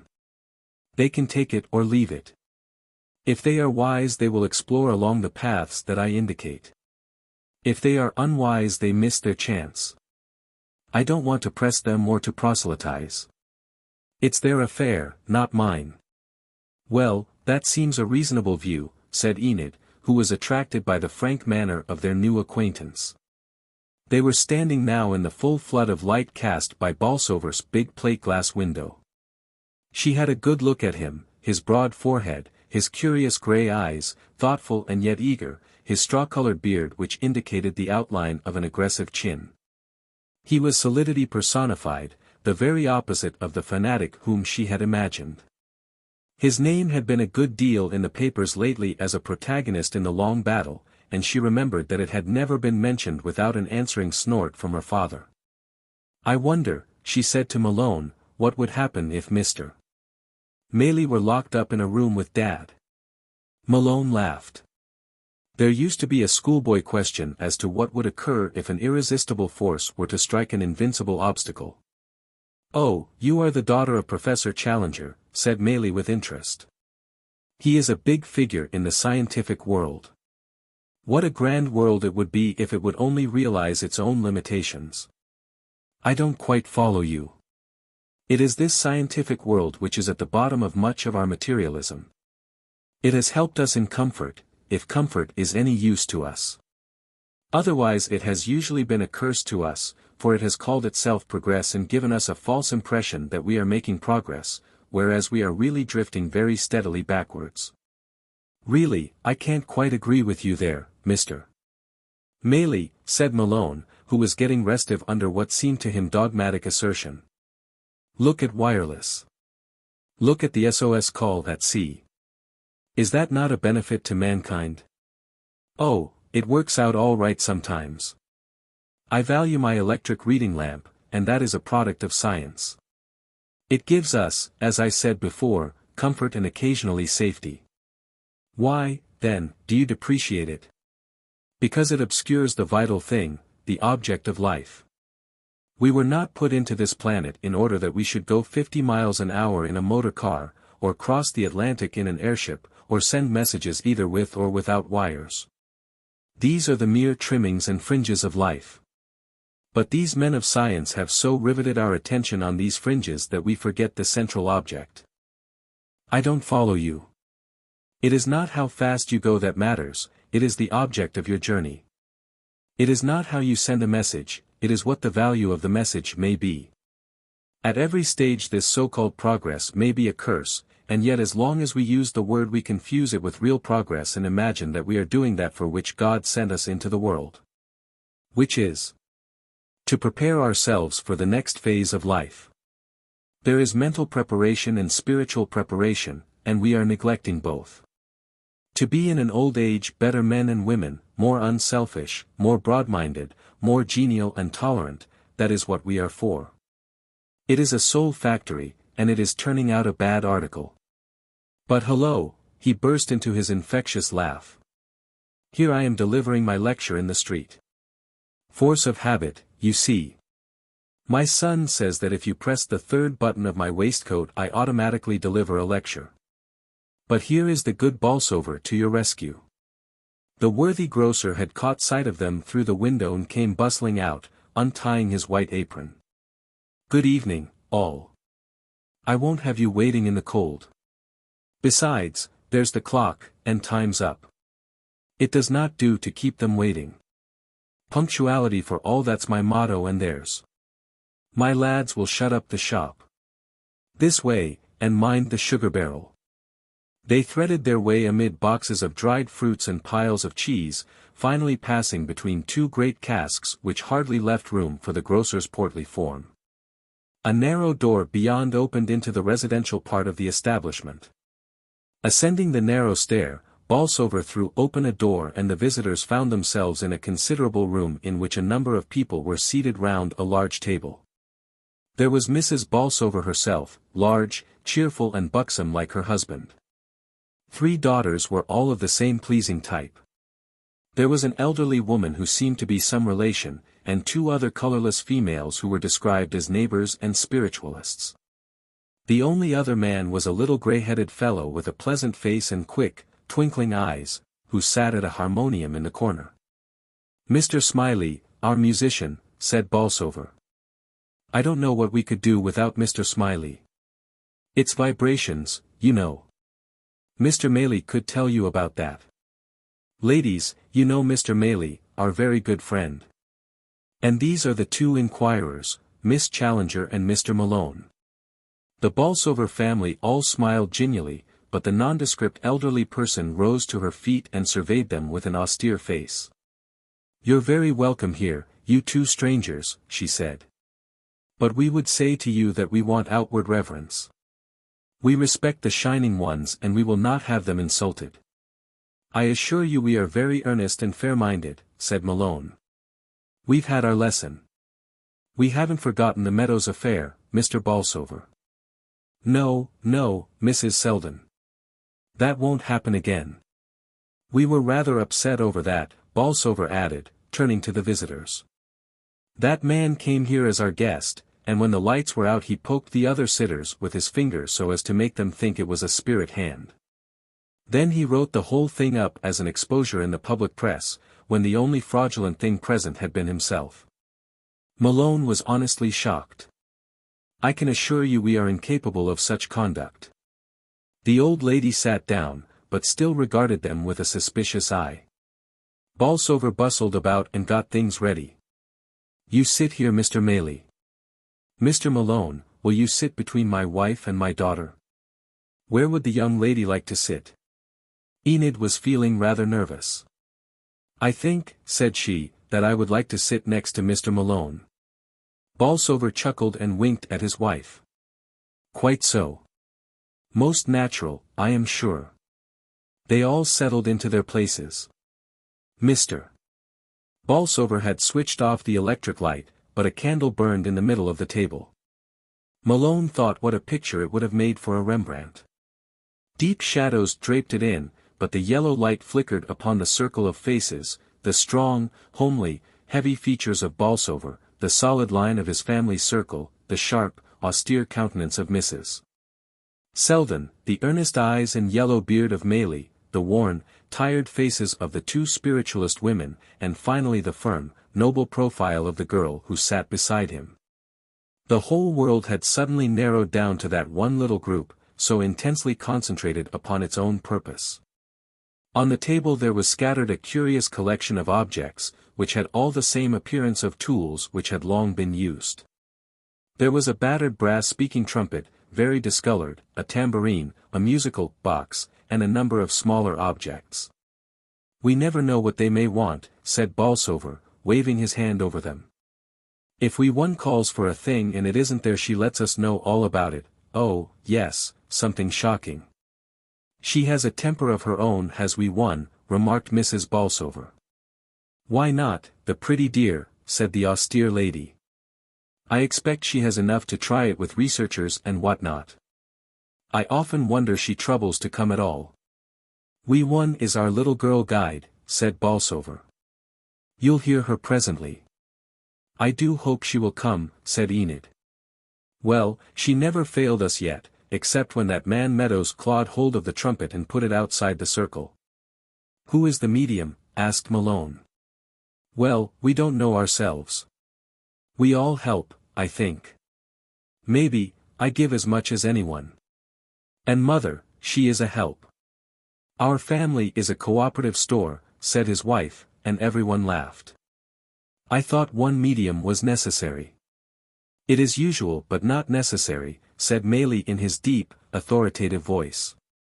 Crawford showed that pretty clearly in the Gallagher séances when he proved, by weighing chairs, that everyone in the circle lost from half to £2 at a sitting, though the medium, Miss Kathleen, lost as many as 10 or 12. Here the long series of sittings, how long, Mr. Bolsover? For years unbroken. The long series has developed everyone to some extent, so that there is a high average output from each, instead of an extraordinary amount from one. Output of what? Animal magnetism, ectoplasm, in fact, power. That is the most comprehensive word. The Christ used that word. Much power has gone out of me. It is dunamis in the Greek, but the translators missed the point and translated it virtue. If a good Greek scholar who was also a profound occult student was to retranslate the New Testament, we should get some eye-openers. Dear old Ellis Powell did a little in that direction. His death was a loss to the world. Aye, indeed, said Bolsover in a reverent voice.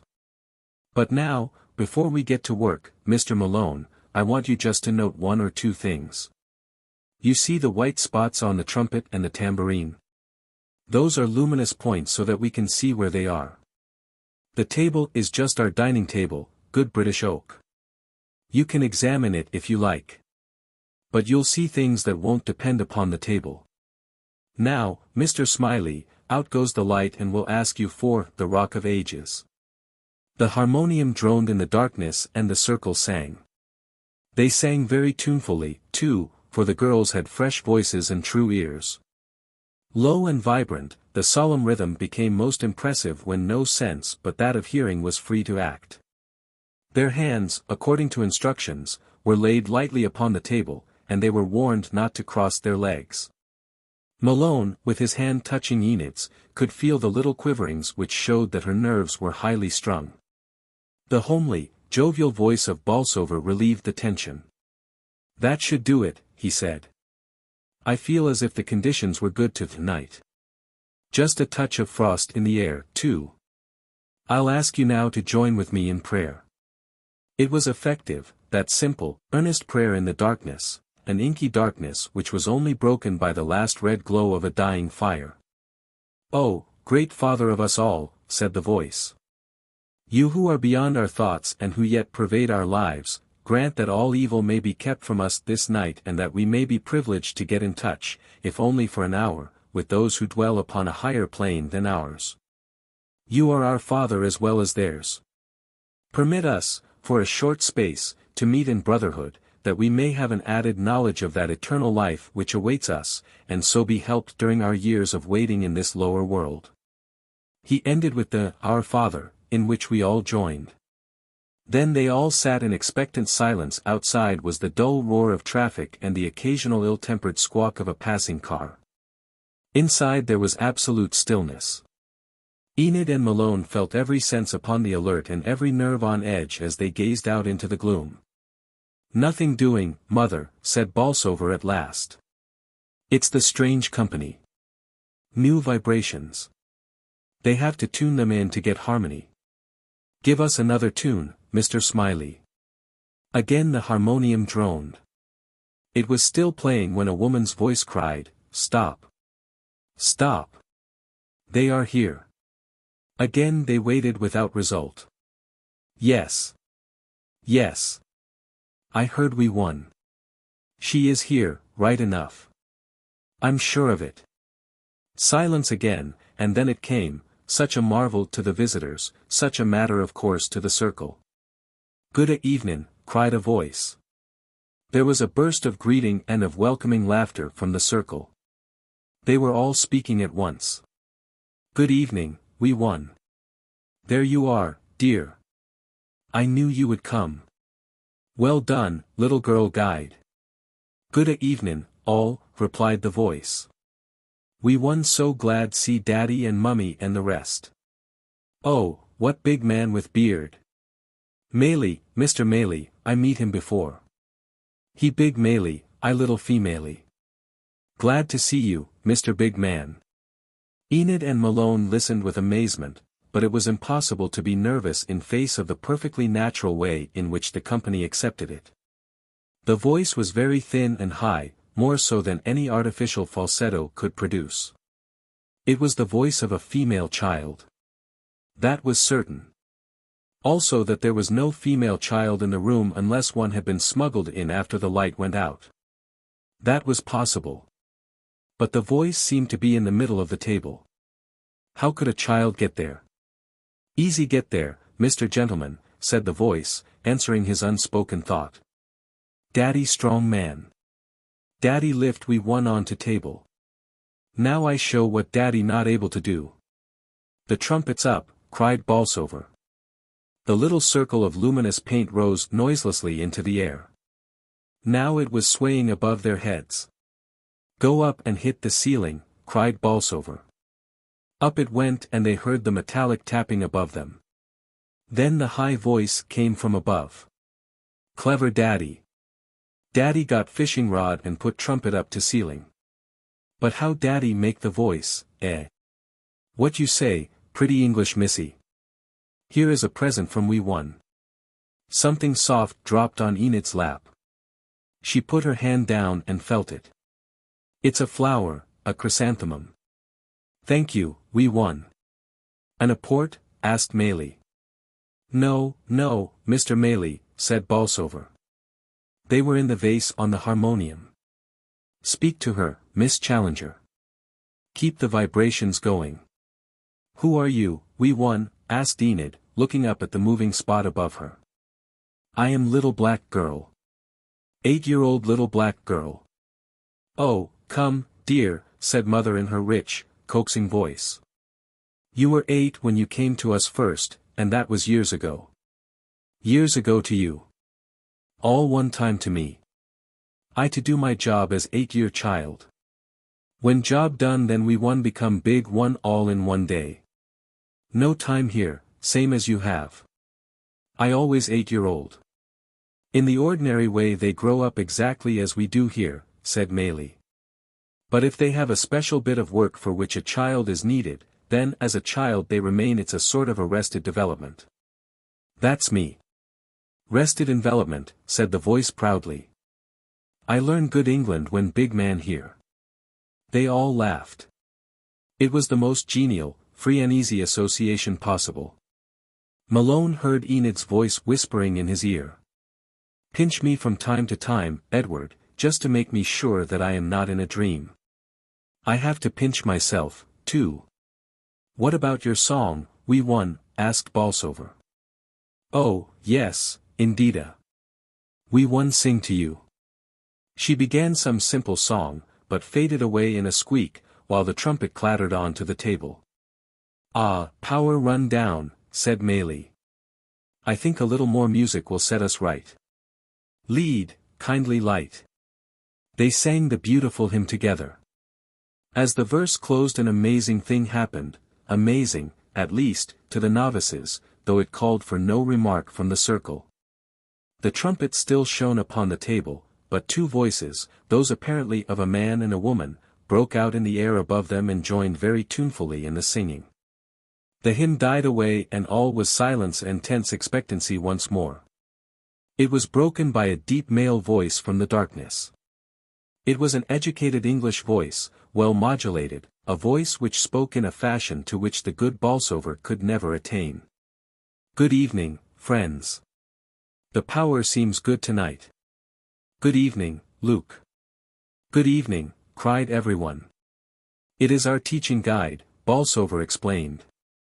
He is a high spirit from the 6th sphere who gives us instruction. I may seem high to you, said the voice. But what am I to those in turn who instruct me? It is not my wisdom. Give me no credit.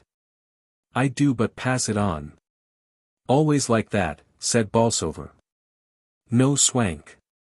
It's a sign of his height. I see you have 2 inquirers present. Good evening, young lady. You know nothing of your own powers or destiny. You will find them out. Good evening, sir, you are on the threshold of great knowledge. Is there any subject upon which you would wish me to say a few words? I see that you are making notes. Malone had, as a fact, disengaged his hand in the darkness and was jotting down in shorthand the sequence of events.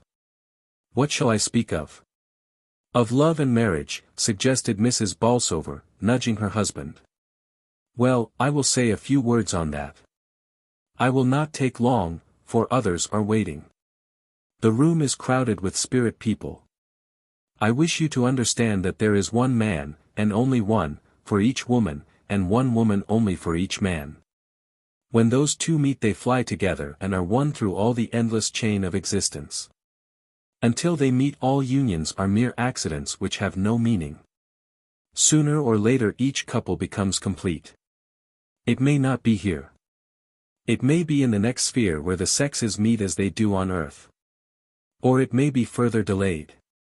But every man and every woman has his or her affinity, and will find it. Of earthly marriages perhaps 1 in 5 is permanent. The others are accidental. Real marriage is of the soul and spirit. Sex actions are a mere external symbol which mean nothing and are foolish, or even pernicious, when the thing which they should symbolize is wanting. Am I clear? Very clear, said Maylie. Some have the wrong mate here. Some have no mate, which is more fortunate. But all will sooner or later get the right mate. That is certain. Do not think that you will not necessarily have your present husband when you pass over. God be praised. God be thanked, cried a voice. No. Mrs. Melder, it is love, real love, which unites us here. He goes his way. You go yours. You are on separate planes, perhaps. Some day you will each find your own, when your youth has come back as it will over here. You speak of love. Do you mean sexual love? Asked Maylie. Where are we getting to? Murmured Mrs. Bolsover. Children are not born here. That is only on the earth plane. It was this aspect of marriage to which the great teacher referred when he said, there will be neither marriage nor giving in marriage. No. It is purer, deeper, more wonderful, a unity of souls, a complete merging of interests and knowledge without a loss of individuality.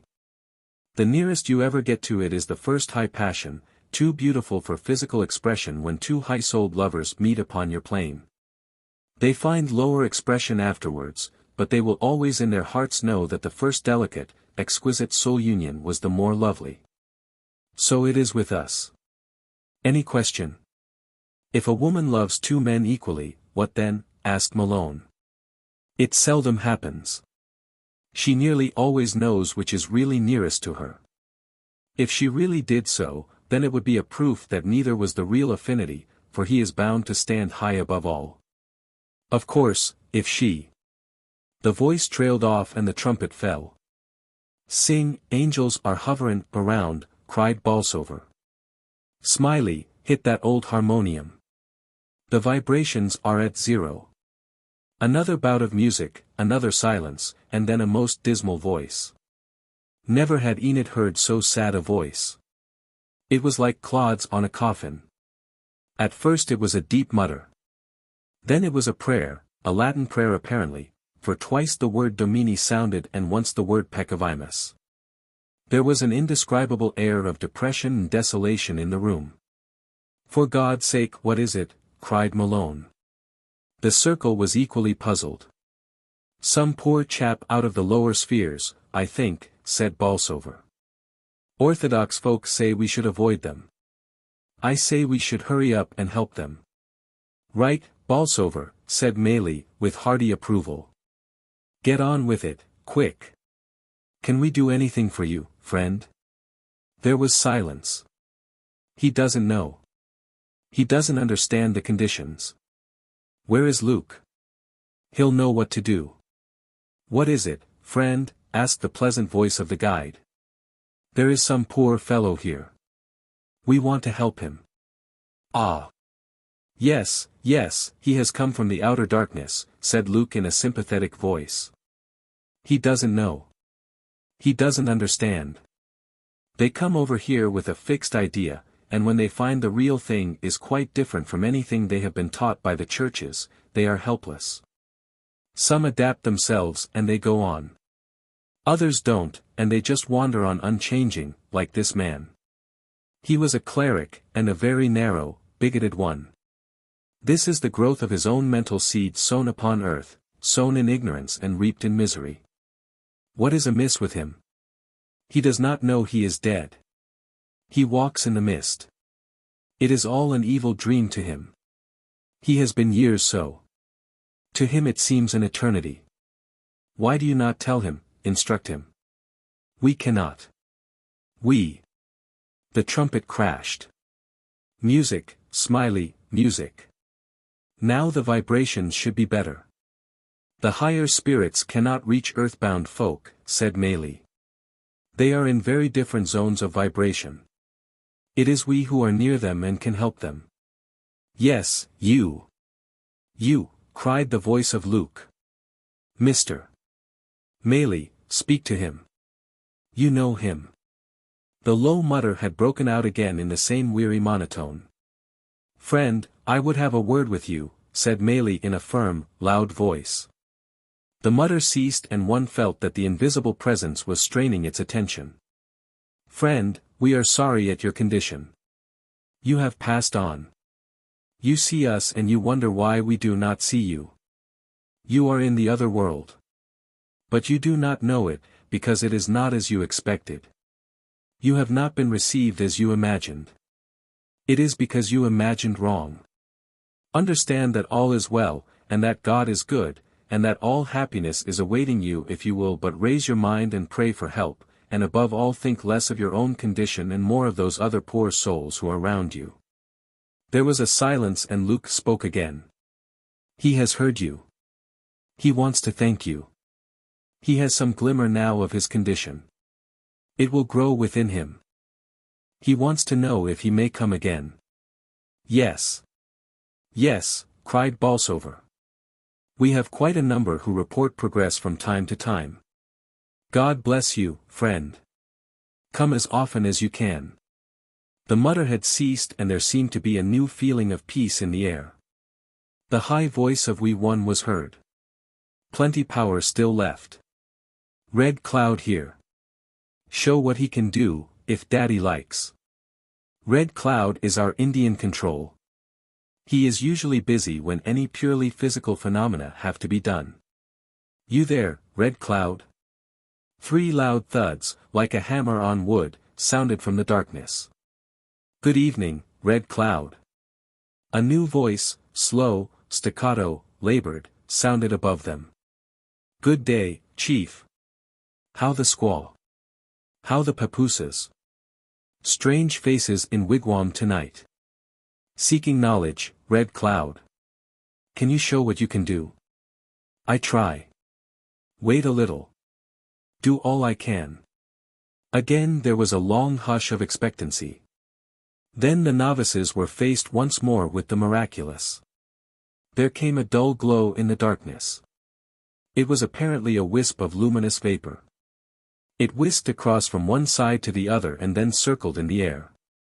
By degrees it condensed into a circular disk of radiance about the size of a bull's-eye lantern.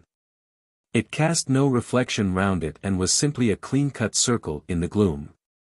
Once it approached Enid's face and Malone saw it clearly from the side. Why, there is a hand holding it, he cried, with sudden suspicion. Yes, there is a materialized hand, said Maley. I can see it clearly. Would you like it to touch you, Mr. Malone? Yes, if it will. The light vanished and an instant afterwards Malone felt pressure upon his own hand. He turned it palm upwards and clearly felt 3 fingers laid across it, smooth, warm fingers of adult size. He closed his own fingers and the hand seemed to melt away in his grasp. It has gone, he gasped. Yes. Red Cloud is not very good at materializations. Perhaps we don't give him the proper sort of power. But his lights are excellent. Several more had broken out. They were of different types, slow-moving clouds and little dancing sparks like glowworms. At the same time both visitors were conscious of a cold wind which blew upon their faces. It was no delusion, for Enid felt her hair stream across her forehead. You fed the rushing wind, said Maley. Some of these lights would pass for tongues of fire, would they not? Pentecost does not seem such a very remote or impossible thing, does it? The tambourine had risen in the air, and the dot of luminous paint showed that it was circling round. Presently it descended and touched their heads each in turn. Then with a jingle it quivered down upon the table. "Why a tambourine?" "It seems always to be a tambourine," remarked Malone. "It is a convenient little instrument," Maylie explained. "The only one which shows automatically by its noise where it is flying. I don't know what other I could suggest except a musical box." "Our box here flies round something amazin'," said Mrs. Bolsover. "It thinks nothing of winding itself up in the air as it flies. It's a heavy box too." £9, said Bolsover. "Well, we seem to have got to the end of things. I don't think we shall get much more tonight. It has not been a bad sitting, what I should call a fair average sitting. We must wait a little before we turn on the light. Well, Mr. Malone, what do you think of it? Let's have any objections now before we part. That's the worst of you inquirers, you know. You often bottle things up in your own minds and let them loose afterwards, when it would have been easy to settle it at the time. Very nice and polite to our faces, and then we are a gang of swindlers in the report." Malone's head was throbbing and he passed his hand over his heated brow. "I am confused," he said, "but impressed." "Oh, yes, certainly impressed. I've read of these things, but it is very different when you see them. What weighs most with me is the obvious sincerity and sanity of all you people. No one could doubt that. Come. We're getting on," said Bolsover. "I try to think the objections which would be raised by others who were not present. I'll have to answer them. First, there is the oddity of it all. It is so different to our preconceptions of spirit people. We must fit our theories to the facts," said Maylie. "Up to now we have fitted the facts to our theories. You must remember that we have been dealing tonight, with all respect to our dear good hosts, with a simple, primitive, earthly type of spirit, who has his very definite uses, but is not to be taken as an average type. You might as well take the stevedore whom you see on the quay as being a representative Englishman." "There's Luke," said Bolsover. "Ah, yes, he is, of course, very much higher. You heard him and could judge. What else, Mr. Malone?" "Well, the darkness. Everything done in darkness. Why should all mediumship be associated with gloom?" "You mean all physical mediumship? That is the only branch of the subject which needs darkness. It is purely chemical, like the darkness of the photographic room.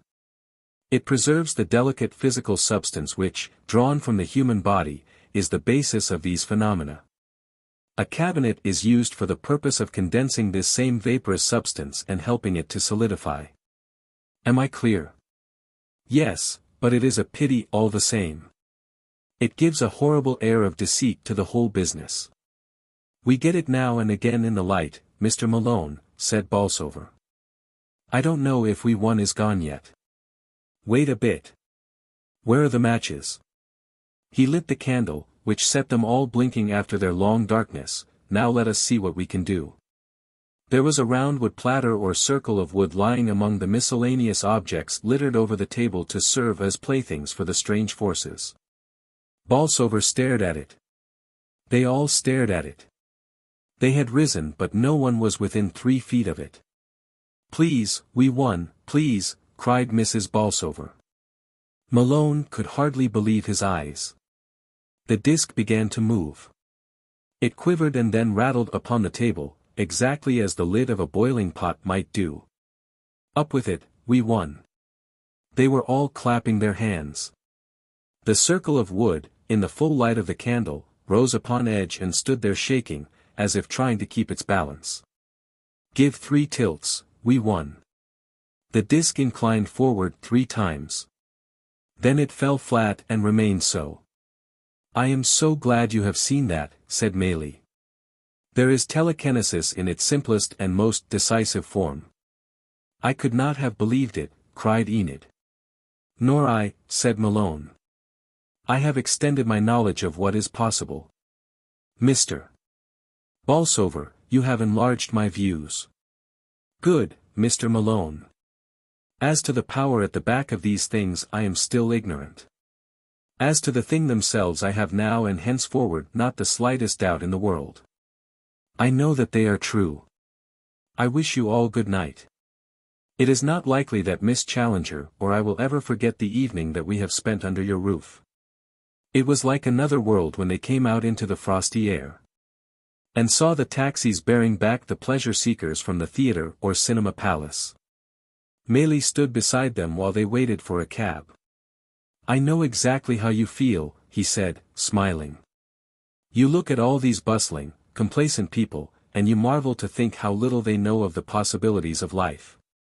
Don't you want to stop them? Don't you want to tell them? And yet they would only think you a liar or a lunatic. Funny situation, is it not? I've lost all my bearings for the moment. They will come back tomorrow morning. It is curious how fleeting these impressions are. You will persuade yourselves that you have been dreaming. Well, goodbye, and let me know if I can help your studies in the future.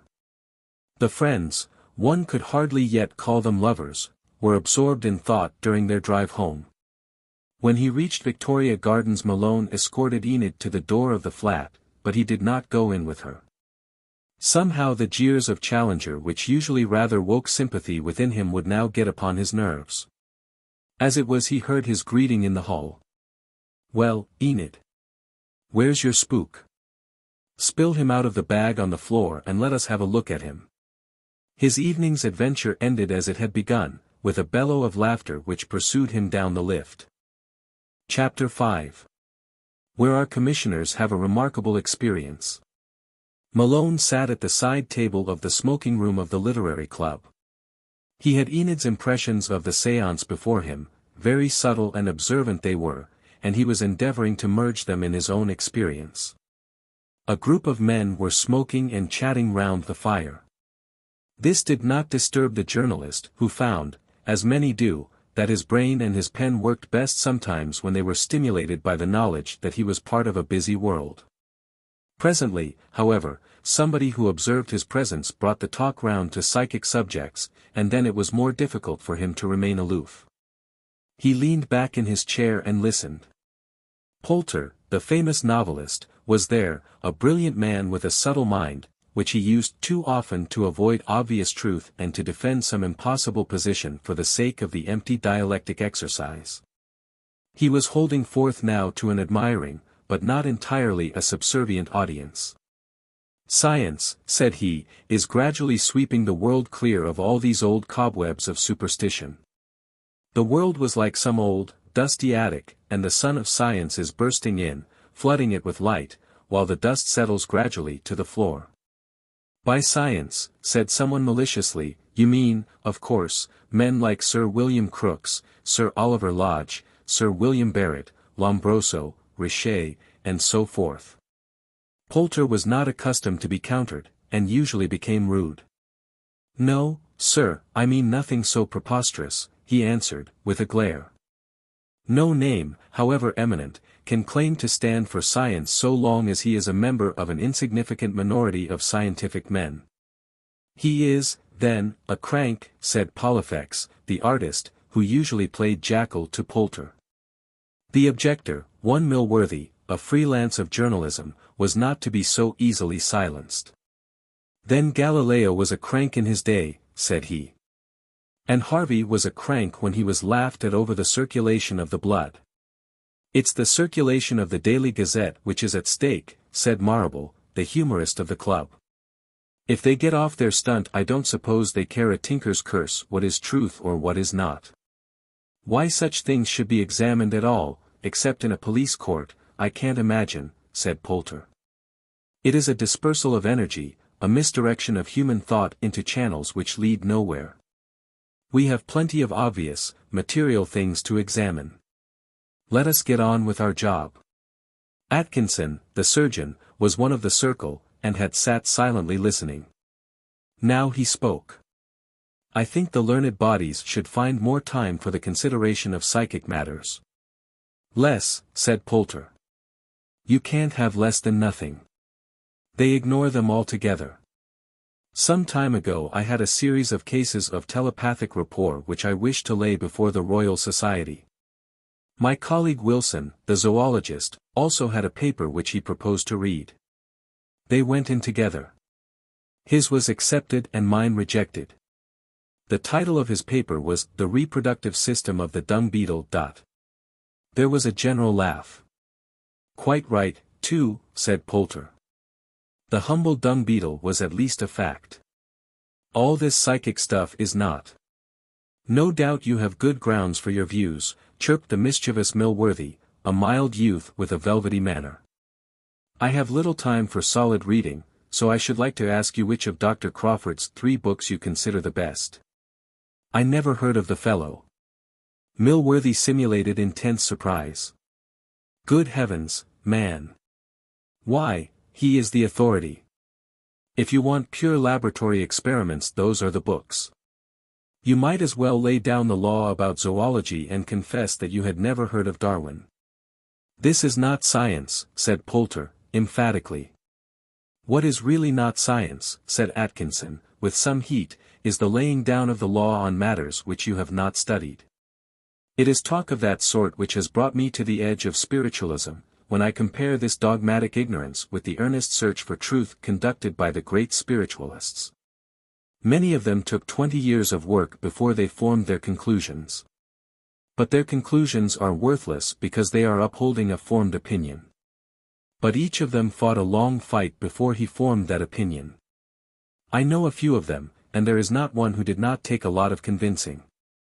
Poulter shrugged his shoulders. Well, they can have their spooks if it makes them happier so long as they let me keep my feet firm on the ground. Or stuck in the mud, said Atkinson. I would rather be in the mud with sane people than in the air with lunatics, said Poulter. I know some of these spiritualists people and I believe that you can divide them equally into fools and rogues. Malone had listened with interest and then with a growing indignation. Now he suddenly took fire. Look here, Poulter, he said, turning his chair towards the company, it is fools and dolts like you which are holding back the world's progress. You admit that you have read nothing of this, and I'll swear you have seen nothing. Yet you use the position and the name which you have won in other matters in order to discredit a number of people who, whatever they may be, are certainly very earnest and very thoughtful. Oh, said Poulter, I had no idea you had got so far. You don't dare to say so in your articles. You are a spiritualist then. That rather discounts your views, does it not? I am not a spiritualist, but I am an honest inquirer, and that is more than you have ever been.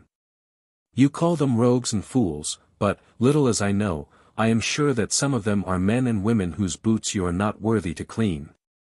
Oh, come, Malone, cried 1 or 2 voices, but the insulted Poulter was on his feet. It's men like you who empty this club, he cried, as he swept out. I shall certainly never come here again to be insulted. I say, you've done it, Malone. I felt inclined to help him out with a kick. Why should he ride roughshod over other people's feelings and beliefs?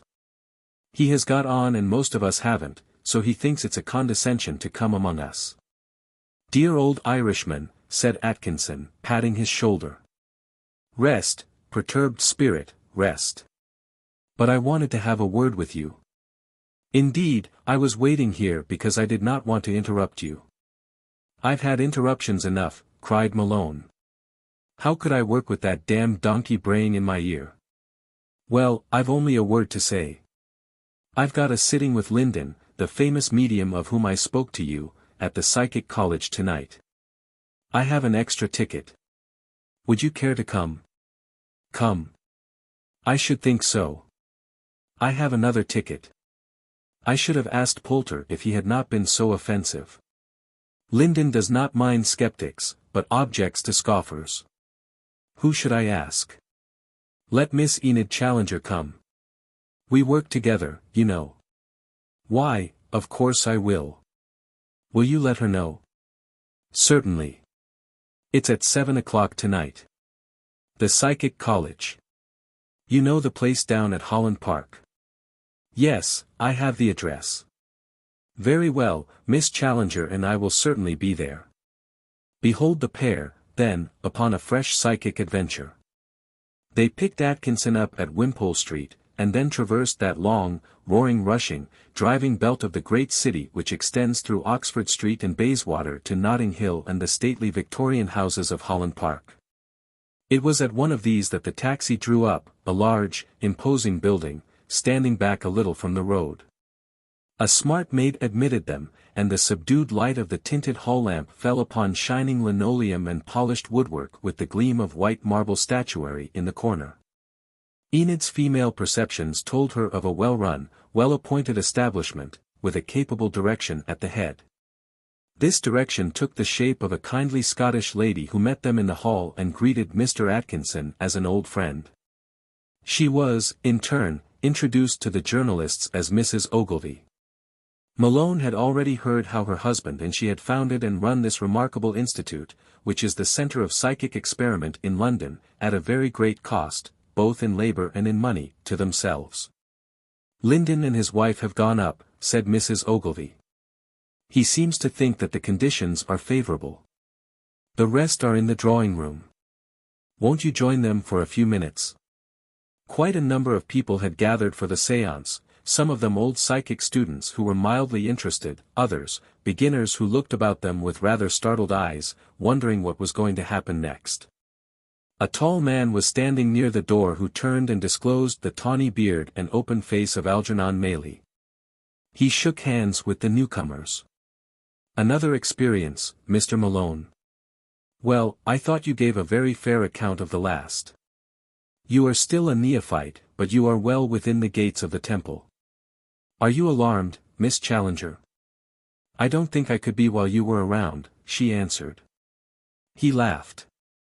Of course, a materialization séance is a little different to any other, more impressive, in a way. You'll find it very instructive, Malone, as bearing upon psychic photography in other matters. By the way, you should try for a psychic picture. The famous Hope works upstairs. I always thought that at least was fraud. On the contrary, I should say it was the best established of all phenomena, the one which leaves the most permanent proof. I've been a dozen times under every possible test conditions. The real trouble is, not that it lends itself to fraud, but that it lends itself to exploitation by that villainous journalism which cares only for a sensation. Do you know anyone here? No, we don't. The tall, handsome lady is the Duchess of Rossland. Then, there are Lord and Lady Montmoir, the middle-aged couple near the fire. Real, good folk and among the very few of the aristocracy who have shown earnestness and moral courage in this matter. The talkative lady is Miss Badley, who lives for séances, a jaded society woman in search of new sensations, always visible, always audible, and always empty. I don't know the two men. I heard someone say they were researchers from the university. The stout man with the lady in black is Sir James Smith. They lost 2 boys in the war. The tall, dark person, is a weird man named Barclay, who lives, I understand, in one room and seldom comes out save for a séance. And the man with the horn glasses? That is a pompous ass named Weatherby. He is one of those who wander about on the obscure edges of masonry, talking with whispers and reverence of mysteries where no mystery is. Spiritualism, with its very real and awful mysteries, is, to him, a vulgar thing because it brought consolation to common folk, but he loves to read papers on the Palladian cultus, ancient and accepted Scottish rites, and Baphometic figures. Eliphaz Levi is his prophet. It sounds very learned, said Enid. Or very absurd. But, hello. Here are mutual friends. The 2 Bolsovers had arrived, very hot and frosy and genial. There is no such leveler of classes as spiritualism, and the charwoman with psychic force is the superior of the millionaire who lacks it. The Bolsovers and the aristocrats fraternized instantly. The Duchess was just asking for admission to the grocer's circle, when Mrs. Ogilvy bustled in. I think everyone is here now, she said. It is time to go upstairs. The séance room was a large, comfortable chamber on the first floor, with a circle of easy chairs, and a curtain-hung divan which served as a cabinet. The medium and his wife were waiting there. Mr. Linden was a gentle, large-featured man, stoutish in build, deep-chested, clean-shaven, with dreamy, blue eyes and flaxen, curly hair which rose in a pyramid at the apex of his head. He was of middle age. His wife was rather younger, with the sharp, querulous expression of the tired housekeeper, and quick, critical eyes, which softened into something like adoration when she looked at her husband. Her role was to explain matters, and to guard his interests while he was unconscious. "The sitters had better just take their own places," said the medium. "If you can alternate the sexes it is as well. Don't cross your knees, it breaks the current. If we have a materialization, don't grab at it. If you do, you are liable to injure me." The two sleuths of the research society looked at each other knowingly. Maley observed it. "Quite right," he said. "I have seen 2 cases of dangerous hemorrhage in the medium brought on by that very cause." "Why?" asked Malone. "Because the ectoplasm used is drawn from the medium. It recoils upon him like a snapped elastic band. Where it comes through the skin you get a bruise. Where it comes from mucous membrane you get bleeding. And when it comes from nothing, you get nothing," said the researcher with a grin. "I will explain the procedure in a few words," said Mrs. Ogilvy, when everyone was seated. "Mr. Linden does not enter the cabinet at all. He sits outside it, and as he tolerates red light you will be able to satisfy yourselves that he does not leave his seat. Mrs. Linden sits on the other side. She is there to regulate and explain. In the first place we would wish you to examine the cabinet. One of you will also please lock the door on the inside and be responsible for the key." The cabinet proved to be a mere tent of hangings, detached from the wall and standing on a solid platform. The researchers ferreted about inside it and stamped on the boards. All seemed solid. "What is the use of it?" Malone whispered to Maley. "It serves as a reservoir and condensing place for the ectoplasmic vapor from the medium, which would otherwise diffuse over the room. It has been known to serve other purposes also," remarked one of the researchers, who overheard the conversation. "That's true enough," said Maley philosophically. "I am all in favor of caution and supervision. Well, it seems fraud-proof on this occasion, if the medium sits outside." The 2 researchers were agreed on this. The medium was seated on one side of the little tent, his wife on the other. The light was out, and a small red lamp near the ceiling was just sufficient to enable outlines to be clearly seen. As the eyes became accustomed to it some detail could also be observed. "Mr. Linden will begin by some clairvoyant readings," said Mrs. Linden. Her whole attitude, seated beside the cabinet with her hands on her lap and the air of a proprietor, made Enid smile, for she thought of Mrs. Jarley and her waxworks. Linden, who was not in a trance, began to give clairvoyance. It was not very good. Possibly the mixed influence of so many sitters of various types at close quarters was too disturbing. That was the excuse which he gave himself when several of his descriptions were unrecognized. But Malone was more shocked by those which were recognized, since it was so clear that the word was put into the medium's mouth. It was the folly of the sitter rather than the fault of the medium, but it was disconcerting all the same. "I see a young man with brown eyes and a rather drooping mustache." "Oh, darling, darling, have you then come back?" cried Miss Badley. "Oh, has he a message?" "He sends his love and does not forget." "Oh, how evidential. It is so exactly what the dear boy would have said. My first lover, you know," she added, in a simpering voice to the company. "He never fails to come. Mr. Linden has brought him again and again. There is a young fellow in khaki building up on the left. I see a symbol over his head. It might be a Greek cross." "Jim, it is surely Jim," cried Lady Smith. "Yes." He nods his head. "And the Greek cross is probably a propeller," said Sir James. "He was in the air service, you know." Malone and Enid were both rather shocked. Maley was also uneasy. "This is not good," he whispered to Enid. "Wait a bit. You will get something better." There were several good recognitions, and then someone resembling Summerlee was described for Malone. This was wisely discounted by him, since Linden might have been in the audience on the former occasion. Mrs. Deb's exhibition seemed to him far more convincing than that of Linden. "Wait a bit," Maley repeated. "The medium will now try for materializations," said Mrs. Linden. "If the figures appear, I would ask you not to touch them, save by request. Victor will tell you if you may do so." Victor is the medium's control. The medium had settled down in his chair and he now began to draw long, whistling breaths with deep intakes, puffing the air out between his lips. Finally he steadied down and seemed to sink into a deep coma, his chin upon his breast. Suddenly he spoke, but it seemed that his voice was better modulated and more cultivated than before. "Good evening, all," said the voice. There was a general murmur of, "Good evening, Victor. I am afraid that the vibrations are not very harmonious. The skeptical element is present, but not, I think, predominant, so that we may hope for results. Martin Lightfoot is doing what he can." "That is the Indian control," Maley whispered. "I think that if you would start the gramophone it would be helpful. A hymn is always best, though there is no real objection to secular music. Give us what you think best, Mrs. Ogilvy." There was the rasping of a needle which had not yet found its grooves.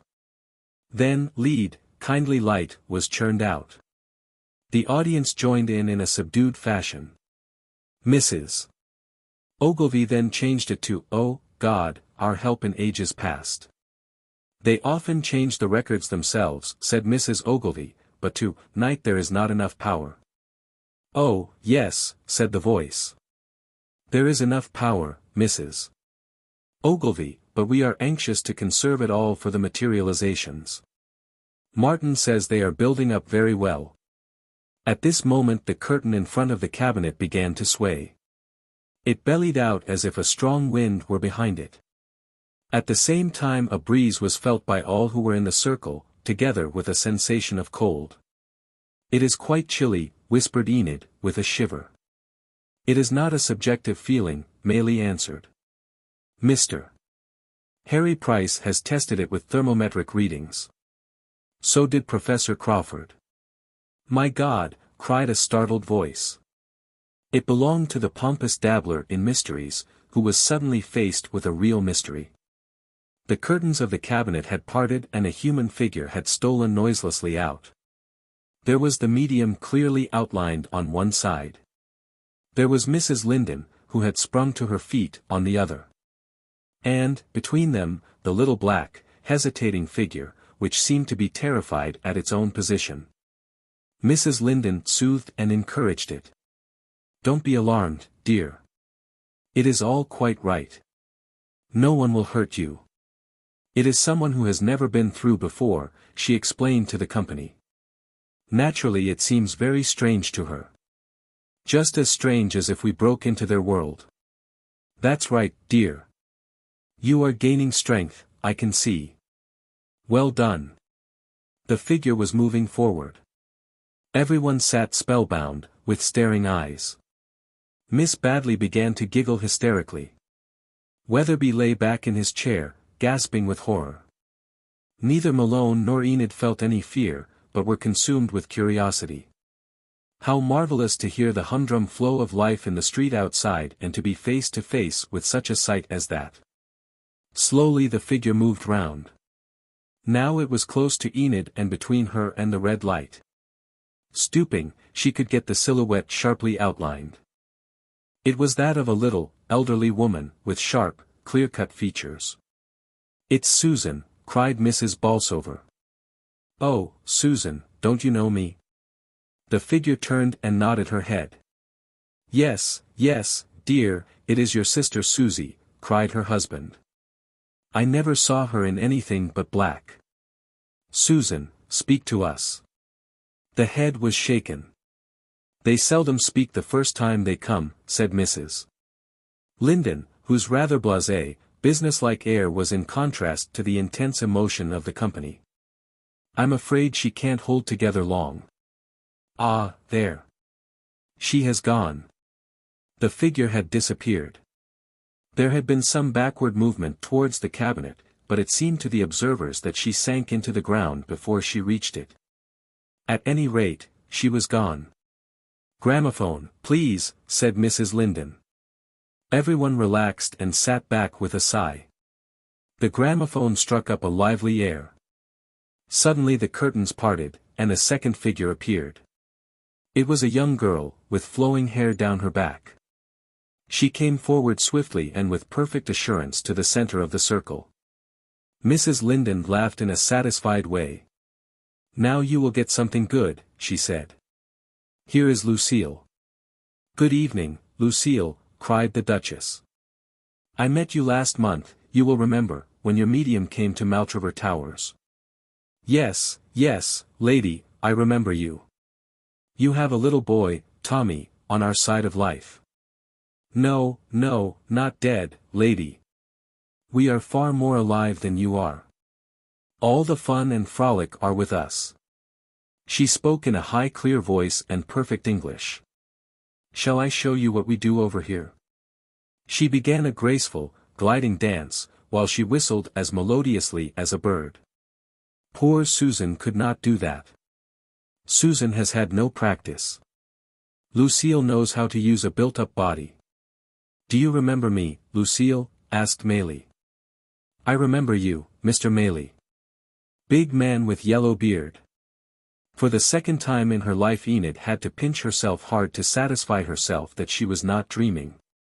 Was this graceful creature, who had now sat down in the center of the circle, a real materialization of ectoplasm, used for the moment as a machine for expression by a soul that had passed, or was it an illusion of the senses, or was it a fraud? There were the three possibilities. An illusion was absurd when all had the same impression. Was it a fraud? But this was certainly not the little old woman. She was inches taller and fair, not dark. And the cabinet was fraud-proof. It had been meticulously examined. Then it was true. But if it were true, what a vista of possibilities opened out. Was it not far the greatest matter which could claim the attention of the world? Meanwhile, Lucille had been so natural and the situation was so normal that even the most nervous had relaxed. The girl answered most cheerfully to every question, and they rained upon her from every side. "Where did you live, Lucille?" "Perhaps I had better answer that," interposed Mrs. Linden. "It will save the power." Lucille was bred in South Dakota in the United States, and passed over at the age of 14. We have verified some of her statements. "Are you glad you died, Lucille?" "Glad for my own sake. Sorry for mother." "Has your mother seen you since?" "Poor mother is a shut box. Lucille cannot open the lid." "Are you happy?" "Oh, yes, so gloriously happy." "Is it right that you can come back?" "Would God allow it if it were not right?" "What a wicked man you must be to ask." "What religion were you?" "We were Roman Catholics." "Is that the right religion?" "All religions are right if they make you better." "Then it does not matter. It is what people do in daily life, not what they believe." "Tell us more, Lucille." Lucille has little time. There are others who wish to come. If Lucille uses too much power, the others have less. Oh, God is very good and kind. You poor people on earth do not know how good and kind He is because it is gray down there. But it is gray for your own good. It is to give you your chance to earn all the lovely things which wait for you. But you can only tell how wonderful He is when you get over here. Have you seen Him? Seen Him? How could you see God? No, no, He is all round us and in everything, but we do not see Him. But I have seen the Christ. Oh, He was glorious, glorious. Now, goodbye, goodbye. She backed towards the cabinet and sank into the shadows. Now came a tremendous experience for Malone. A small, dark, rather broad figure of a woman appeared slowly from the cabinet. Mrs. Linden encouraged her, and then came across to the journalist. "It is for you. You can break the circle. Come up to her." Malone advanced and peered, awestruck, into the face of the apparition. There was not a foot between them. Surely that large head, that solid, square outline was familiar. He put his face still nearer, it was almost touching. He strained his eyes. It seemed to him that the features were semi-fluid, molding themselves into a shape, as if some unseen hand was modeling them in putty. "Mother," he cried. "Mother." Instantly the figure threw up both her hands in a wild gesture of joy. The motion seemed to destroy her equilibrium and she vanished. She had not been through before. "She could not speak," said Mrs. Linden, in her businesslike way. "It was your mother." Malone went back half-stunned to his seat. It is only when these things come to one's own address that one understands their full force. His mother. 10 years in her grave and yet standing before him. Could he swear it was his mother? No, he could not. Was he morally certain that it was his mother? Yes, he was morally certain. He was shaken to the core. But other wonders diverted his thoughts. A young man had emerged briskly from the cabinet and had advanced to the front of Maylie, where he had halted. "Hello, Jock." "Dear old Jock," said Maylie. "My nephew," he explained to the company. "He always comes when I am with Linden." "The power is sinking," said the lad, in a clear voice. "I can't stay very long. I am so glad to see you, Uncle. You know, we can see quite clearly in this light, even if you can't." "Yes, I know you can. I say, Jock. I wanted to tell you that I told your mother I had seen you. She said her church taught her it was wrong. I know. And that I was a demon. Oh, it is rotten, rotten, rotten, and rotten things will fall." His voice broke in a sob. "Don't blame her, Jock, she believes this." "No, no, I don't blame her. She will know better some day. The day is coming soon when all truth will be manifest and all these corrupt churches will be swept off the earth with their cruel doctrines and their caricatures of God. Why, Jock, you are becoming quite a heretic. Love, Uncle. Love. That is all that counts. What matter what you believe if you are sweet and kind and unselfish as the Christ was of old?" "Have you seen Christ?" asked someone. "Not yet. Perhaps the time may come." "Is he not in heaven, then?" "There are many heavens. I am in a very humble one. But it is glorious all the same." Enid had thrust her head forward during this dialogue. Her eyes had got used to the light and she could see more clearly than before. The man who stood within a few feet of her was not human. Of that she had no doubt whatever, and yet the points were very subtle. Something in his strange, yellow-white coloring as contrasted with the faces of her neighbors. Something, also, in the curious stiffness of his carriage, as of a man in very rigid stays. "Now, Jock," said Maylie, "give an address to the company. Tell them a few words about your life." The figure hung his head, exactly as a shy youth would do in life. "Oh, Uncle, I can't." "Come, Jock, we love to listen to you. Teach the folk what death is," the figure began. "God wants them to know. That is why he lets us come back. It is nothing. You are no more changed than if you went into the next room. You can't believe you are dead. I didn't. It was only when I saw old Sam that I knew, for I was certain that he was dead, anyhow. Then I came back to Mother. And," his voice broke, "she would not receive me." "Never mind, dear old Jock," said Maylie. "She will learn wisdom. Teach them the truth. Teach it to them. Oh, it is so much more important than all the things men talk about. If papers for 1 week gave as much attention to psychic things as they do to football, it would be known to all. It is ignorance which stands. The observers were conscious of a sort of flash towards the cabinet, but the youth had disappeared. "Power run down," said Maylie. "Poor lad, he held on to the last.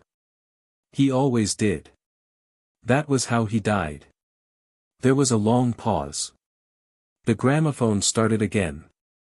Then there was a movement of the curtains. Something was emerging. "Mrs. Linden sprang up and waved the figure back. The medium for the first time stirred in his chair and groaned. "What is the matter, Mrs. Linden?" "Only half-formed," she answered. The lower face had not materialized. "Some of you would have been alarmed. I think that we shall have no more to-night. The power has sunk very low." So it proved. The lights were gradually turned on. The medium lay with a white face and a clammy brow in his chair, while his wife sedulously watched over him, unbuttoning his collar and bathing his face from a water-glass. The company broke into little groups, discussing what they had seen. "Oh, wasn't it thrilling?" cried Miss Badley. "It really was most exciting. But what a pity we could not see the one with the semi-materialized face." "Thanks, I have seen quite enough," said the pompous mystic, all the pomposity shaken out of him. "I confess that it has been rather too much for my nerves." Mr. Atkinson found himself near the psychic researchers. "Well, what do you make of it?" he asked. "I have seen it better done at Maskelyne's Hall," said one. "Oh, come, Scott," said the other. "You've no right to say that. You admitted that the cabinet was fraud-proof." "Well, so do the committees who go on the stage at Maskelyne's." "Yes, but it is Maskelyne's own stage. This is not Linden's own stage. He has no machinery." "Populus vult decipi," the other answered, shrugging his shoulders. "I should certainly reserve judgment." He moved away with the dignity of one who cannot be deceived, while his more rational companion still argued with him as they went. "Did you hear that?" said Atkinson. "There is a certain class of psychic researcher who is absolutely incapable of receiving evidence.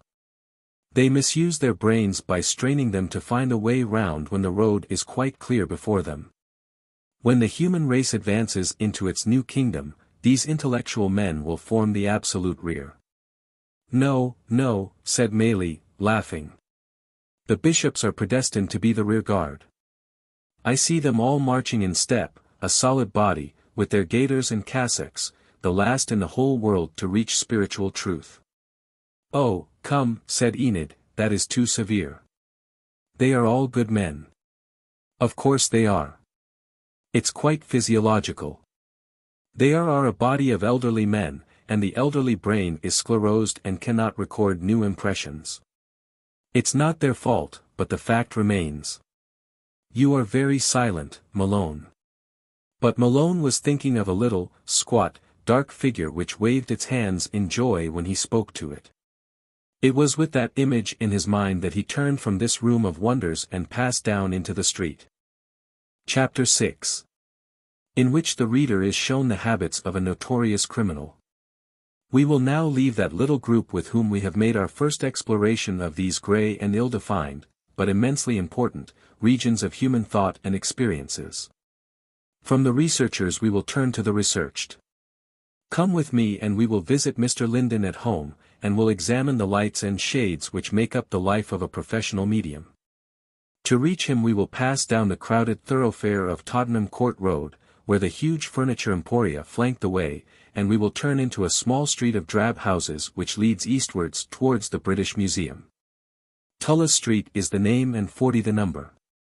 Here it is, one of a row, flat-faced, dull-colored and commonplace, with railed steps leading up to a discolored door, and one front-room window, in which a huge gilt-edged Bible upon a small round table reassures the timid visitor. With the universal pass-key of imagination we open the dingy door, pass down a dark passage and up a narrow stair. It is nearly 10 o'clock in the morning and yet it is in his bedroom that we must seek the famous worker of miracles. The fact is that he has had, as we have seen, an exhausting sitting the night before, and that he has to conserve his strength in the mornings. At the moment of our inopportune, but invisible, visit he was sitting up, propped by the pillows, with a breakfast tray upon his knees. The vision he presented would have amused those who have prayed with him in the Bumble spiritualist temples, or had sat with awe at the séances where he had exhibited the modern equivalents of the gifts of the spirit. He looked unhealthily pallid in the dim morning light, and his curly hair rose up in a tangled pyramid above his broad, intellectual brow. The open collar of his nightshirt displayed a broad, bull's neck, and the depth of his chest and spread of his shoulders showed that he was a man of considerable personal strength. He was eating his breakfast with avidity while he conversed with the little, eager, dark-eyed wife who was seated on the side of the bed. "And you reckon it a good meeting, Mary?" "Fair to middling, Tom. There was two of them researchers raking round with their feet and upsetting everybody. D'ye think those folk in the Bible would have got their phenomena if they had chaps of that sort on the premises? Of one accord, that's what they say in the book." "Of course," cried Linden heartily. "Was the Duchess pleased?" "Yes, I think she was very pleased. So was Mr. Atkinson, the surgeon. There was a new man there called Malone of the press. Then Lord and Lady Montmoir got evidence, and so did Sir James Smith and Mr. Maylie. I wasn't satisfied with the clairvoyance," said the medium. "The silly idiots kept on putting things into my mind. That's surely my Uncle Sam, and so forth. It blurs me so that I can see nothing clear. Yes, and they think they are helping. Helping to muddle you and deceive themselves. I know the kind. But I went under nicely and I am glad there were some fine materializations. It took it out of me, though. I'm a rag this morning. They work you too hard, dear. I'll take you to Margate and build you up. Well, maybe at Easter we could do a week. It would be fine. I don't mind readings and clairvoyance, but the physicals do try you. I'm not as bad as Hallows. They say he just lies white and gasping on the floor after them." "Yes," cried the woman bitterly. "And then they run to him with whiskey, and so they teach him to rely on the bottle and you get another case of a drunken medium. I know them. You keep off it, Tom. Yes, one of our trade should stick to soft drinks. If he can stick to vegetables, too, he's all the better, but I can't preach that while I am wolfing up ham and eggs. By gosh, Mary! It's past 10 and I have a string of them comin' this morning. I'm going to make a bit today. You give it away as quick as you make it, Tom. Well, some hard cases come my way. So long as we can make both ends meet, what more do we want? I expect they will look after us all right. They have let down a lot of other poor mediums who did good work in their day. It's the rich folk that are to blame and not the spirit people," said Tom Linden hotly. "It makes me see red when I remember these folk, Lady this and Countess that, declaring all the comfort they have had, and then leaving those who gave it to die in the gutter or rot in the workhouse. Poor old Tweedy and Soames and the rest all living on old age pensions and the papers talking of the money that mediums make. While some damned conjurer makes more than all of us put together by a rotten imitation with 2 tons of machinery to help him." "Don't worry, dear," cried the medium's wife, putting her thin hand caressingly upon the tangled mane of her man. "It all comes level in time and everybody pays the price for what they have done." Linden laughed loudly. "It's my Welsh half that comes out when I flare up. Let the conjurers take their dirty money and let the rich folk keep their purses shut. I wonder what they think money is for. Paying death duties is about the only fun some of them seem to get out of it. If I had their money." There was a knock at the door. "Please, sir, your brother Silas is below." The two looked at each other with some dismay. "More trouble," said Mrs. Linden sadly. Linden shrugged his shoulders. "All right, Susan," he cried. "Tell him I'll be down. Now, dear, you keep him going and I'll be with you in a quarter of an hour." In less time than he named he was down in the front room, his consulting room, where his wife was evidently having some difficulty in making agreeable conversation with their visitor. He was a big, heavy man, not unlike his elder brother, but with all the genial chubbiness of the medium coarsened into pure brutality. He had the same pile of curly hair, but he was clean-shaven with a heavy, obstinate jowl. He sat by the window with his huge freckled hands upon his knees. A very important part of Mr. Silas Linden lay in those hands, for he had been a professional boxer, and at one time was fancied for the welterweight honors of England. Now, as his stained tweed suit and frayed boots made clear, he had fallen on evil days, which he endeavored to mitigate by cadging on his brother. "Mornin', Tom," he said in a husky voice. Then, as the wife left the room, "Got a drop of scotch about? I've a head on me this morning. I met some of the old set last night down at the Admiral Vernon.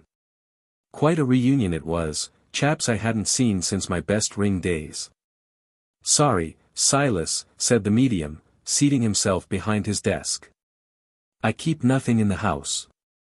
"Spirits enough, but not the right sort," said Silas.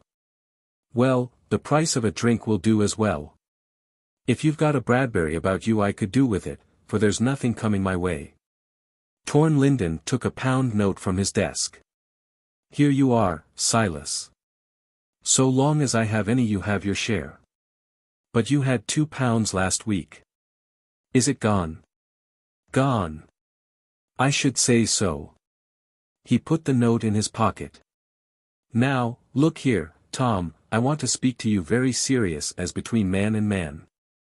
"Yes, Silas, what is it?" "You see that?" He pointed to a lump on the back of his hand. "That's a bone. See? It will never be right. It was when I hit Curly Jenkins' third round and outed him at the NSC. I outed myself for life that night. I can put up a show fight and exhibition bout, but I'm done for the real thing. My right has gone west. It's a hard case, Silas. Damned hard. But that's neither here nor there. What matters is that I've got to pick up a living and I want to know how to do it. An old scrapper don't find many openings. Chuck her out at a pub with free drinks. Nothing doing there. What I want to know, Tom, is what's the matter with my becoming a medium?" "A medium? Why the devil should you stare at me? If it's good enough for you it's good enough for me. But you are not a medium." "Oh, come. Keep that for the newspapers. It's all in the family, and between you and me, how d'ye do it?" "I don't do it. I do nothing. And get 4 or 5 quid a week for it. That's a good yarn. Now you can't fool me. Tom, I'm not one o' those duds that pay you a thick un for an hour in the dark. We're on the square, you and me. How d'ye do it?" "Do what?" "Well, them raps, for example. I've seen you sit there at your desk, as it might be, and raps come answerin' questions over yonder on the bookshelf. It's damned clever, fair puzzles every time. How d'ye get them?" "I tell you I don't. It's outside myself. Rats. You can tell me, Tom. I'm Griffiths, the safe man. It would set me up for life if I could do it." For the second time in one morning the medium's Welsh strain took control. "You're an impudent, blasphemous rascal, Silas Linden. It's men like you who come into our movement and give it a bad name. You should know me better than to think that I am a cheat. Get out of my house, you ungrateful rascal." "Not too much of your lip," growled the ruffian. "Out you go, or I'll put you out, brother or no brother." Silas doubled his great fists and looked ugly for a moment. Then the anticipation of favors to come softened his mood. Well, no harm meant," he growled, as he made for the door. "I expect I can make a shot at it without your help." His grievance suddenly overcame his prudence as he stood in the doorway. "You damned, canting, hypocritical box-up tricks. I'll be even with you yet." The heavy door slammed behind him. Mrs. Linden had rushed into her husband. "The hulking blackguard," she cried. "I heard him. What did he want?" "Wanted me to put him wise to mediumship. Thinks it's a trick of some sort that I could teach him. The foolish lump. Well, it's a good thing, for he won't dare show his face here again. Oh, won't he? If he does, I'll slap it for him. To think of his upset tin, you like this. Why, you're shaken, all over. I suppose I wouldn't be a medium if I wasn't high-strung. Someone said we were poets, only more so. But it's bad just when work is beginning. I'll give you healing. She put her little work-worn hands over his high forehead and held them there in silence. That's better, said he. Well done, Mary. I'll have a cigarette in the kitchen. That will finish it. No, there's someone here. She had looked out of the window. Are you fit to see her? It's a woman. Yes, yes. I am all right now. Show her in. An instant later a woman entered, a pale, tragic figure in black, whose appearance told its own tale. Linden motioned her to a chair away from the light. Then he looked through his papers. You are Mrs. Blunt, are you not? You had an appointment. Yes, I wanted to ask. Please ask me nothing. It confuses me. He was looking at her with the medium's gaze in his light grey eyes, that gaze which looks round and through a thing rather than at it. You have been wise to come, very wise. There is someone beside you who has an urgent message which could not be delayed. I get a name, Francis. Yes, Francis. The woman clasped her hands. Yes, yes, it is the name. A dark man, very sad, very earnest, oh, so earnest. He will speak. He must speak. It is urgent. He says, Tinkerbell. Who is Tinkerbell? Yes, yes, he called me so. Oh, Frank, Frank, speak to me. Speak. He is speaking. His hand is on your head. Tinkerbell, he says, if you do what you purpose doing it will make a gap that it will take many years to cross. Does that mean anything? She sprang from her chair. It means everything. Oh, Mr. Linden, this was my last chance. If this had failed, if I found that I had really lost him, I meant to go and seek him. I would have taken poison this night. Thank God that I have saved you. It is a terrible thing, madam, to take one's life. It breaks the law of nature, and nature's laws cannot be broken without punishment. I rejoice that he has been able to save you. He has more to say to you. His message is, if you will live and do your duty, I will forever be by your side, far closer to you than ever I was in life. My presence will surround you and guard both you and our 3 babes. It was marvelous the change. The pale, worn woman who had entered the room was now standing with flushed cheeks and smiling lips. It is true that tears were pouring down her face, but they were tears of joy. She clapped her hands. She made little convulsive movements as if she would dance. He's not dead. He's not dead. How can he be dead if he can speak to me and be closer to me than ever? Oh, it's glorious. Oh, Mr. Linden, what can I do for you? You have saved me from shameful death. You have restored my husband to me. Oh, what a godlike power you have. The medium was an emotional man and his own tears were moist upon his cheeks. My dear lady, say no more. It is not I. I do nothing. You can thank God who in his mercy permits some of his mortals to discern a spirit or to carry a message. Well, well, a guinea is my fee, if you can afford it. Come back to me if ever you are in trouble. I am content now, she cried, drying her eyes, to await God's will and to do my duty in the world until such time as it shall be ordained that we unite once more. The widow left the house walking on air. Tom Linden also felt that the clouds left by his brother's visit had been blown away by this joyful incident, for there is no happiness like giving happiness and seeing the beneficent workings of one's own power. He had hardly settled down in his chair, however, before another client was ushered in.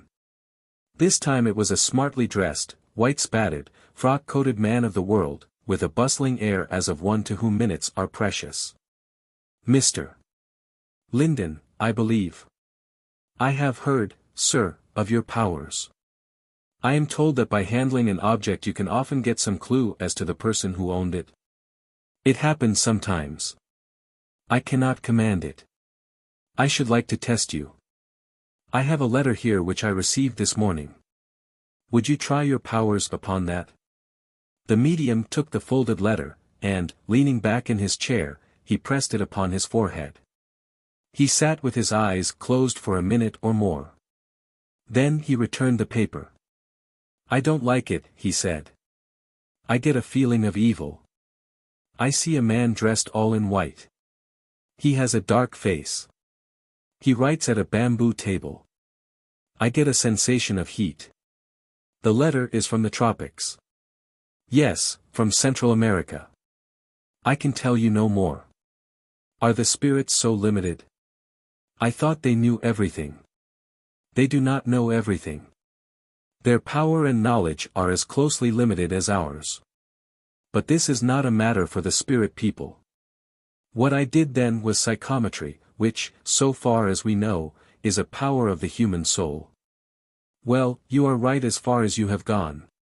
This man, my correspondent, wants me to put up the money for the half-share in an oil boring. Shall I do it? Tom Linden shook his head. These powers are given to some of us, sir, for the consolation of humanity and for a proof of immortality. They were never meant for worldly use. Trouble always comes of such use, trouble to the medium and trouble to the client. I will not go into the matter. Money's no object, said the man, drawing a wallet from his inner pocket. No, sir, nor to me. I am poor, but I have never ill-used my gift. A fat lot of use the gift is, then, said the visitor, rising from his chair. I can get all the rest from the parsons who are licensed, and you are not. There is your guinea, but I have not had the worth of it. I am sorry, sir, but I cannot break a rule. There is a lady beside you, near your left shoulder, an elderly lady. Tut. Tut, said the financier, turning towards the door. She wears a large gold locket with an emerald cross upon her breast.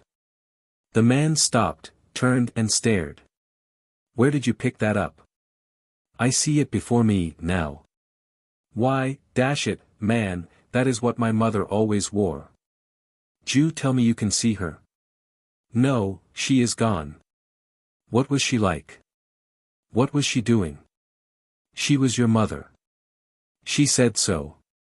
She was weeping. Weeping. My mother. Why, she is in heaven if ever a woman was. They don't weep in heaven. Not in the imaginary heaven. They do in the real heaven. It is only we who ever make them weep. She left a message. Give it to me. The message was, oh, Jack. Jack. You are drifting ever further from my reach. The man made a contemptuous gesture. I was a damned fool to let you have my name when I made the appointment.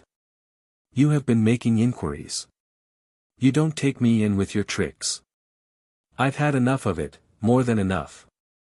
For the second time that morning the door was slammed by an angry visitor.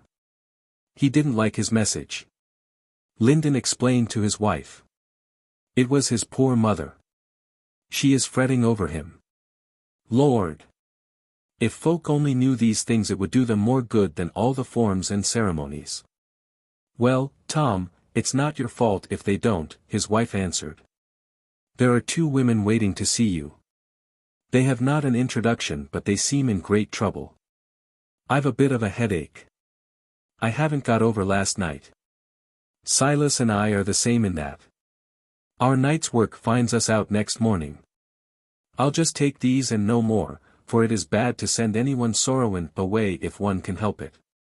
The 2 women were shown in, both of them austere figures dressed in black, one a stern-looking person of 50, the other about half that age. I believe your fee is a guinea, said the elder, putting that sum upon the table. To those who can afford it, Linden answered. As a matter of fact, the guinea often went the other way. Oh yes, I can afford it, said the woman. I am in sad trouble and they told me maybe you could help me. Well, I will if I can. That's what I am for. I lost my poor husband in the war, killed at Ypres he was. Could I get in touch with him? You don't seem to bring any influence with you. I get no impression. I am sorry but we can't command these things. I get the name Edmund. Was that his name? No. Or Albert? No. I am sorry, but it seems confused, cross vibrations, perhaps, and a mix-up of messages like crossed telegraph wires. Does the name Pedro help you? Pedro. Pedro. No, I get nothing. Was Pedro an elderly man? No, not elderly. I can get no impression. It was about this girl of mine that I really wanted advice. My husband would have told me what to do.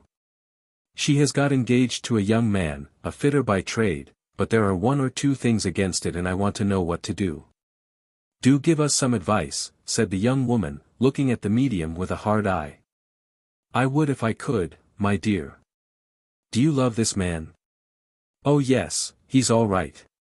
Well, if you don't feel more than that about him, I would leave him alone. Nothing but unhappiness comes of such a marriage. Then you see unhappiness waiting for her. I see a good chance of it. I think she should be careful. Do you see anyone else coming along? Everyone, man or woman, meets their mate sometime somewhere. Then she will get a mate. Most certainly she will. I wonder if I should have any family, asked the girl. Nay, that's more than I can say. And money, will she have money? We are downhearted, Mr. Linden, and we want a little. At this moment there came a most surprising interruption. The door flew open and little Mrs. Linden rushed into the room with pale face and blazing eyes. They are policewomen, Tom. I've had a warning about them. It's only just come. Get out of this house, you pair of sniveling hypocrites. Oh, what a fool. What a fool I was not to recognize what you were. The two women had risen. Yes, you are rather late, Mrs. Linden, said the senior. The money has passed. Take it back. Take it back. It's on the table. No, no, the money has passed. We have had our fortune told.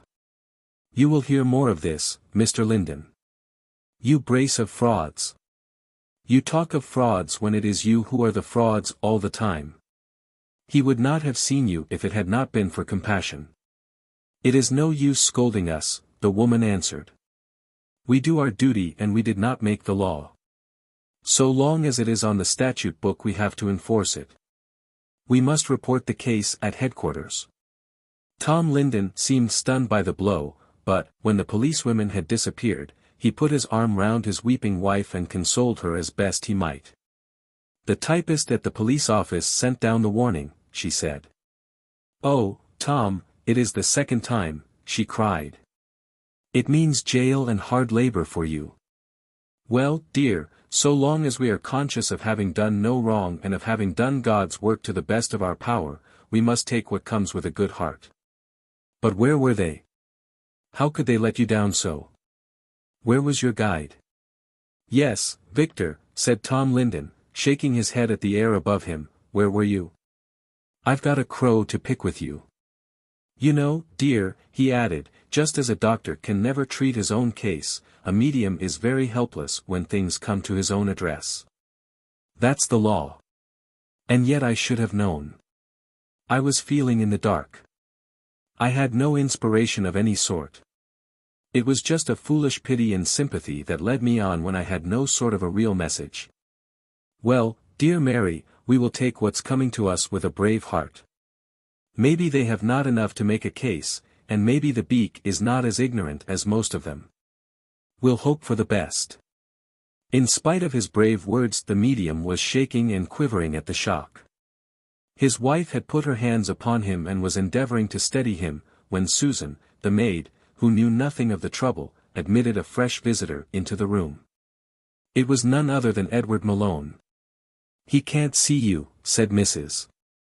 Linden, the medium is ill. He will see no one this morning. But Linden had recognized his visitor. "This is Mr. Malone, my dear, of the Daily Gazette. He was with us last night. We had a good sitting, had we not, sir?" "Marvelous," said Malone. "But what is amiss?" Both husband and wife poured out their sorrows. "What a dirty business," cried Malone, with disgust. "I am sure the public does not realize how this law is enforced, or there would be a row. This agent provocateur business is quite foreign to British justice. But in any case, Linden, you are a real medium. The law was made to suppress false ones." "There are no real mediums in British law," said Linden, ruefully. "I expect the more real you are the greater the offense. If you are a medium at all and take money you are liable. But how can a medium live if he does not take money? It's a man's whole work and needs all his strength. You can't be a carpenter all day and a first-class medium in the evening. What a wicked law. It seems to be deliberately stifling all physical proofs of spiritual power." "Yes, that is just what it is. If the devil passed a law it would be just that. It is supposed to be for the protection of the public and yet no member of the public has ever been known to complain. Every case is a police trap. And yet the police know as well as you or I that every church charity garden party has got its clairvoyant or its fortune teller. It does seem monstrous. What will happen now? Well, I expect a summons will come along. Then a police court case. Then fine or imprisonment. It's the second time, you see. Well, your friends will give evidence for you and we will have a good man to defend you." Linden shrugged his shoulders. "You never know who are your friends. They slip away like water when it comes to the pinch." "Well, I won't, for one," said Malone, heartily. "Keep me in touch with what is going on. But I called because I had something to ask you. I am sorry, but I am really not fit." Linden held out a quivering hand. "No, nothing psychic. I simply wanted to ask you whether the presence of a strong skeptic would stop all your phenomena." "Not necessarily. But, of course, it makes everything more difficult. If they will be quiet and reasonable we can get results. But they know nothing, break every law, and ruin their own sittings. There was old Sherbank, the doctor, the other day. When the raps came on the table he jumped up, put his hand on the wall, and cried, 'Now then, put a rap on the palm of my hand within 5 seconds. Because he did not get it he declared it was all humbug and stamped out of the room. They will not admit that there are fixed laws in this as in everything else. Well, I must confess that the man I am thinking of might be quite as unreasonable. It is the great Professor Challenger. Oh, yes, I've heard he is a hard case. Would you give him a sitting? Yes, if you desired it. He won't come to you or to any place you name. He imagines all sorts of wires and contrivances. You might have to come down to his country house. I would not refuse if it might convert him. And when? I can do nothing until this horrible affair is over. It will take a month or 2. Well, I will keep in touch with you till then. When all is well again we shall make our plans and see if we can bring these facts before him, as they have been brought before me.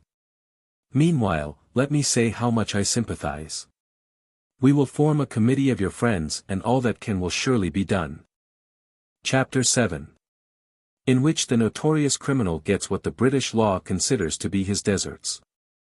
Before we pursue further the psychic adventures of our hero and heroine, it would be well to see how the British law dealt with that wicked man, Mr. Tom Linden. The 2 policewomen returned in triumph to Bardley Square station where Inspector Murphy, who had sent them, was waiting for their report. Murphy was a jolly-looking, red-faced, black-moustached man who had a cheerful, fatherly way with women which was by no means justified by his age or virility. He sat behind his official table, his papers strewn in front of him.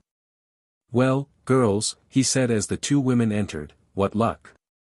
"I think it's a go, Mr. Murphy," said the elder policewoman. "We have the evidence you want." The inspector took up a written list of questions from his desk.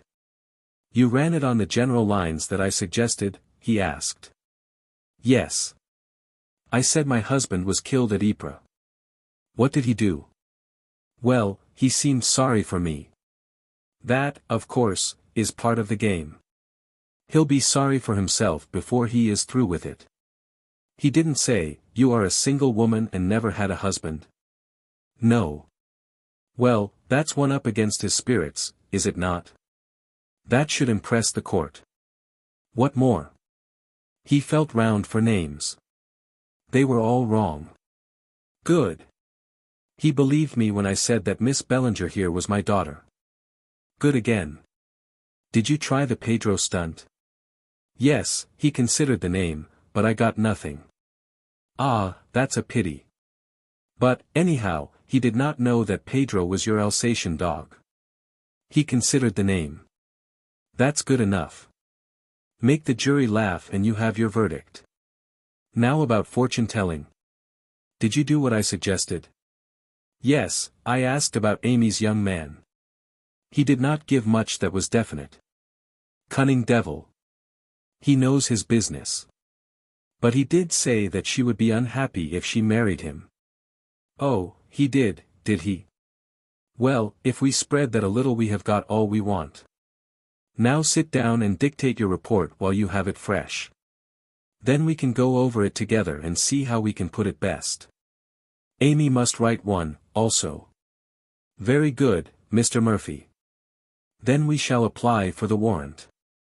You see, it all depends upon which magistrate it comes before. There was Mr. Dallaret who let a medium off last month. He is no we to us. And Mr. Lansing has been mixed up with these people. Mr. Melrose is a stiff materialist. We could depend on him, and have timed the arrest accordingly. It would never do to fail to get our conviction. Couldn't you get some of the public to corroborate? The inspector laughed. We are supposed to be protecting the public, but between you and me none of the public have ever yet asked to be protected. There are no complaints. Therefore it is left to us to uphold the law as best we can. As long as it is there we have got to enforce it.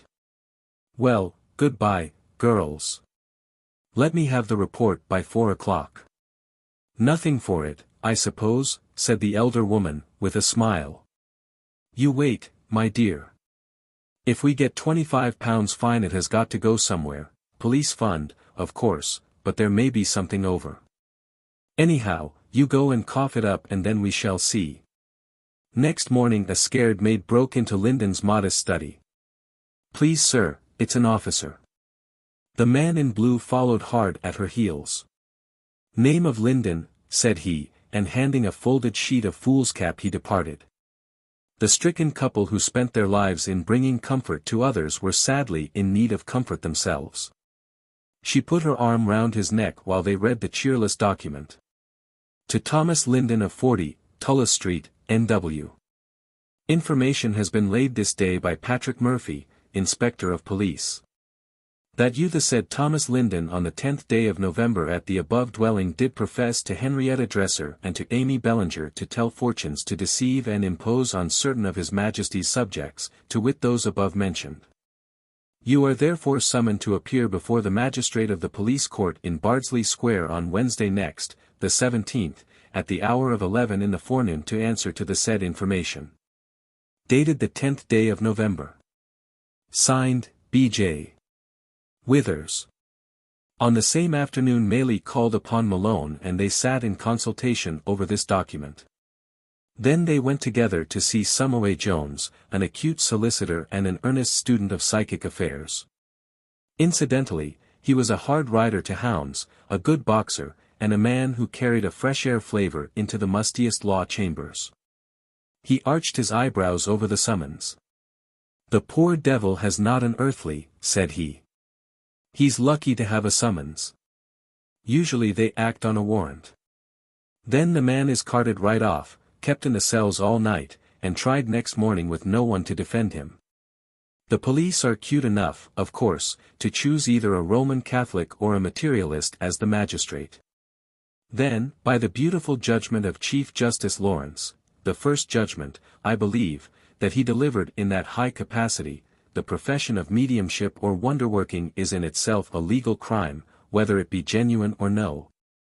So that no defense founded upon good results has a look in. It's a mixture of religious persecution and police blackmail.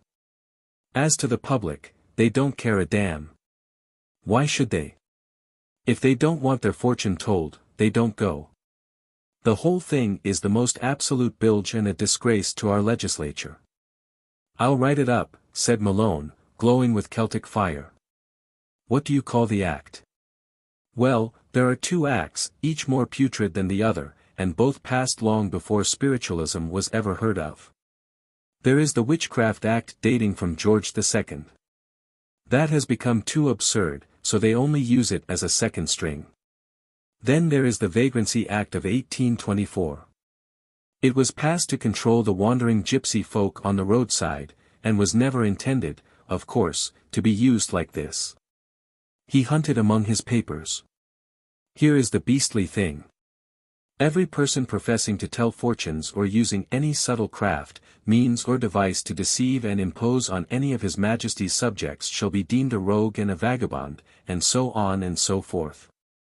The two acts together would have roped in the whole early Christian movement just as surely as the Roman persecution did. Lucky there are no lions now, said Malone. Jackasses, said Maley. That's the modern substitute. But what are we to do? I'm damned if I know, said the solicitor, scratching his head. It's perfectly hopeless. Oh, dash it all, cried Malone, we can't give it up so easily. We know the man is an honest man. Maley turned and grasped Malone's hand. I don't know if you call yourself a spiritualist yet, he said, but you are the kind of chap we want. There are too many white-livered folk in our movement who fawn on a medium when all is well, and desert him at the first breath of an accusation but, thank God, there are a few stalwarts. There is Brooks and Rodwin and Sir James Smith. We can put up 100 or 2 among us. Right-o, said the solicitor, cheerily. If you feel like that we will give you a run for your money. How about a KC? Well, they don't plead in police courts. If you'll leave it in my hands I fancy I can do as well as anyone, for I've had a lot of these cases. It will keep the costs down, too. Well, we are with you. And we will have a few good men at our back. If we do nothing else we shall ventilate it, said Malone. I believe in the good old British public. Slow and stupid, but sound at the core. They will not stand for injustice if you can get the truth into their heads. They damned well need trepanning before you can get it there, said the solicitor. Well, you do your bit and I'll do mine and we will see what comes of it. The fateful morning arrived and Linden found himself in the dock facing a spruce, middle-aged man with rat-trap jaws, Mr. Melrose, the redoubtable police magistrate. Mr. Melrose had a reputation for severity with fortune-tellers and all who foretold the future, though he spent the intervals in his court by reading up the sporting prophets, for he was an ardent follower of the turf, and his trim fawn-colored coat and rakish hat were familiar objects at every race meeting which was within his reach. He was in no particularly good humor this morning as he glanced at the charge sheet and then surveyed the prisoner. Mrs. Linden had secured a position below the dock, and occasionally extended her hand to pat that of the prisoner which rested on the edge. The court was crowded and many of the prisoner's clients had attended to show their sympathy. Is this case defended? Asked Mr. Melrose. Yes, your worship, said Summerway Jones. May I, before it opens, make an objection? If you think it worthwhile, Mr. Jones. I beg to respectfully request your ruling before the case is proceeded with. My client is not a vagrant, but a respectable member of the community, living in his own house, paying rates and taxes, and on the same footing as every other citizen. He is now prosecuted under the 4th section of the Vagrancy Act of 1824, which is styled, an act for punishing idle and disorderly persons, and rogues and vagabonds.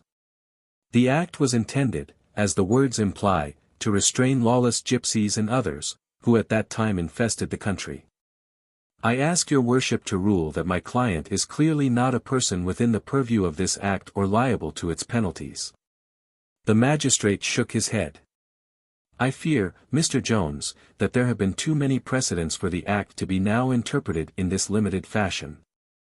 I will ask the solicitor prosecuting on behalf of the Commissioner of Police to put forward his evidence. A little bull of a man with side whiskers and a raucous voice sprang to his feet. I call Henrietta Dresser. The elder policewoman popped up in the box with the alacrity of one who is used to it. She held an open notebook in her hand. You are a policewoman, are you not? Yes, sir. I understand that you watched the prisoner's home the day before you called on him. Yes, sir. How many people went in? 14, sir. 14 people. And I believe the prisoner's average fee is 10 and 6 pence. Yes. £7 in one day. Pretty good wages when many an honest man is content with 5 shillings. These were the tradespeople, cried Linden. I must ask you not to interrupt. You are already very efficiently represented, said the magistrate severely. Now, Henrietta Dresser, continued the prosecutor, wagging his pants, nez. Let's hear what occurred when you and Amy Bellinger visited the prisoner. The policewoman gave an account which was in the main true, reading it from her book. She was not a married woman, but the medium had accepted her statement that she was. He had fumbled with several names and had seemed greatly confused. The name of a dog, Pedro, had been submitted to him, but he had not recognized it as such. Finally, he had answered questions as to the future of her alleged daughter, who was, in fact, no relation to her, and had foretold that she would be unhappy in her marriage. Any questions, Mr. Jones? Asked the magistrate. Did you come to this man as one who needed consolation? And did he attempt to give it? I suppose you might put it so. You professed deep grief, I understand. I tried to give that impression. You do not consider that to be hypocrisy? I did what was my duty. You saw no signs of psychic power, or anything abnormal? Asked the prosecutor. No, he seemed a very nice, ordinary sort of man. Amy Bellinger was the next witness. She appeared with her notebook in her hand. May I ask, your worship, whether it is in order that these witnesses should read their evidence? Asked Mr. Jones. Why not? Queried the magistrate. We desire the exact facts, do we not? We do. Possibly Mr. Jones does not, said the prosecuting solicitor. It is clearly a method of securing that the evidence of these two witnesses shall be in accord, said Jones. I submit that these accounts are carefully prepared and collated. Naturally, the police prepare their case, said the magistrate. I do not see that you have any grievance, Mr. Jones. Now, witness, let us hear your evidence. It followed on the exact lines of the other. You asked questions about your fiancé. You had no fiancé, said Mr. Jones. That is so. In fact, you both told a long sequence of lies. With a good object in view. You thought the end justified the means. I carried out my instructions. Which were given you beforehand. Yes, we were told what to ask. I think, said the magistrate, that the policewomen have given their evidence very fairly and well. Have you any witnesses for the defense, Mr. Jones? There are a number of people in court, your worship, who have received great benefit from the mediumship of the prisoner. I have subpoenaed one woman who was, by her own account, saved from suicide that very morning by what he told her. I have another man who was an atheist, and had lost all belief in future life. He was completely converted by his experience of psychic phenomena. I can produce men of the highest eminence in science and literature who will testify to the real nature of Mr. Linden's powers. The magistrate shook his head.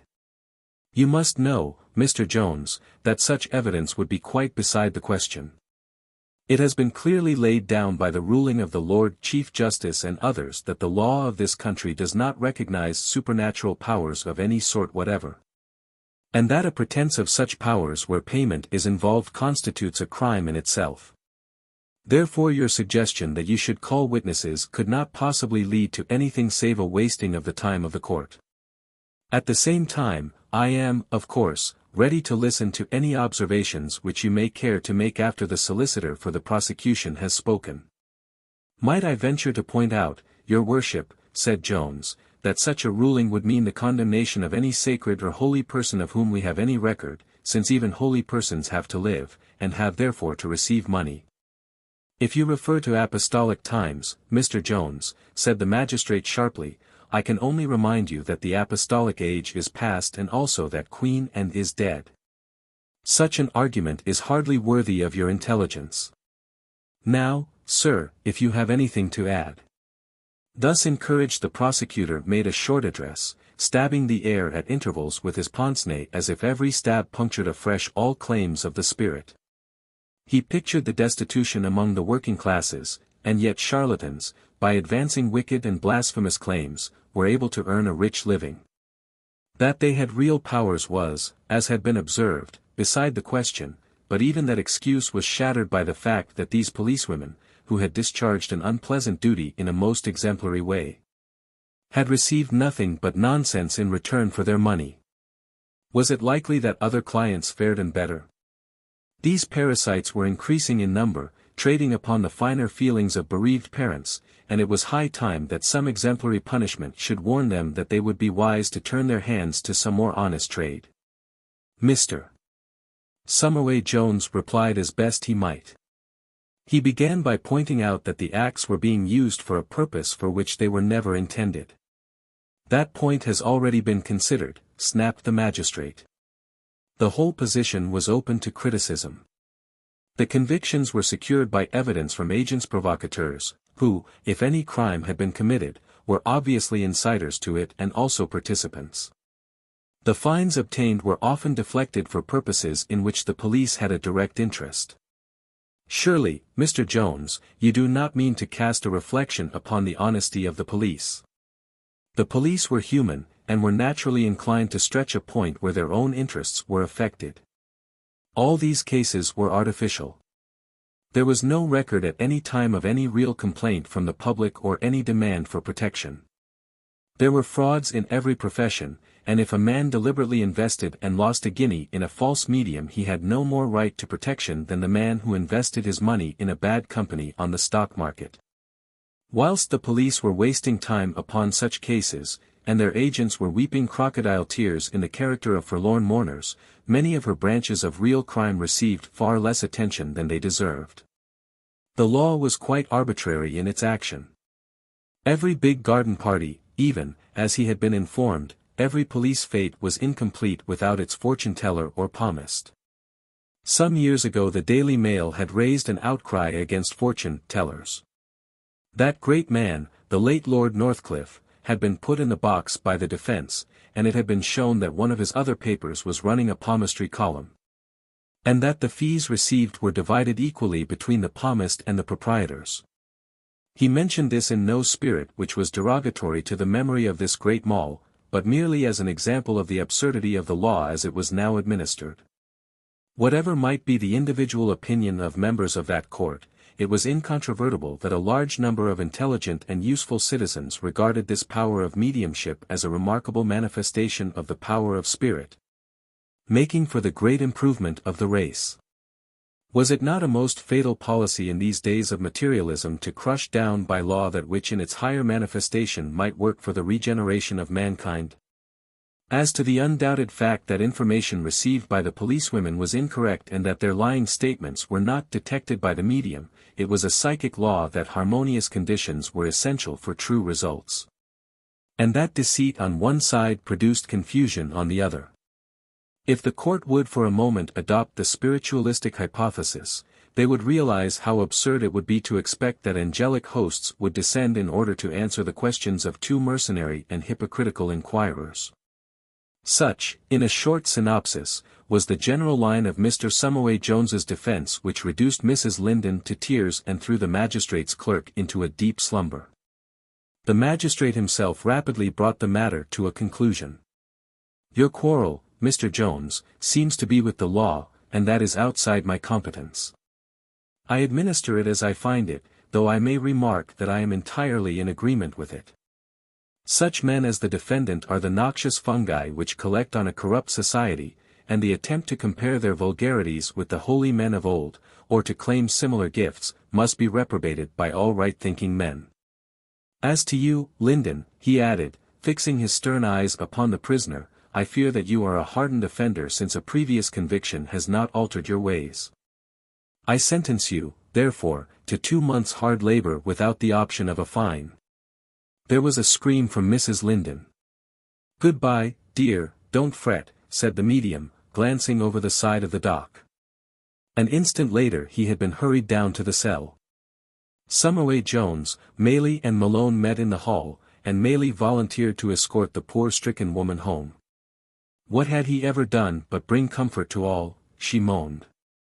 Is there a better man living in the whole great city of London? I don't think there is a more useful one, said Maley. I'll venture to say that the whole of Crockford's Directory with the archbishops at their head could not prove the things of religion as I have seen Tom Linden prove them, or convert an atheist as I have seen Linden convert him. It's a shame. A damned shame, said Malone, hotly. The touch about vulgarity was funny, said Jones. I wonder if he thinks the apostles were very cultivated people. Well, I did my best. I had no hopes, and it has worked out as I thought. It is a pure waste of time. Not at all, Malone answered. It has ventilated an evil. There were reporters in court. Surely some of them have some sense. They will note the injustice. Not they, said Maley. The press is hopeless. My God, what a responsibility these people take on themselves, and how little they guess the price that each will pay. I know. I have spoken with them while they were paying it. Well, I for one will speak out, said Malone, and I believe others will also. The press is more independent and intelligent than you seem to think. But Maley was right, after all. When he had left Mrs. Linden in her lonely home and had reached Fleet Street once more, Malone bought a Planet. As he opened it a scare headline met his eye. Imposter in the police court. Dog mistaken for man who was Pedro. Exemplary sentence. He crumpled the paper up in his hand. No wonder these spiritualists feel bitterly, he thought, they have good cause.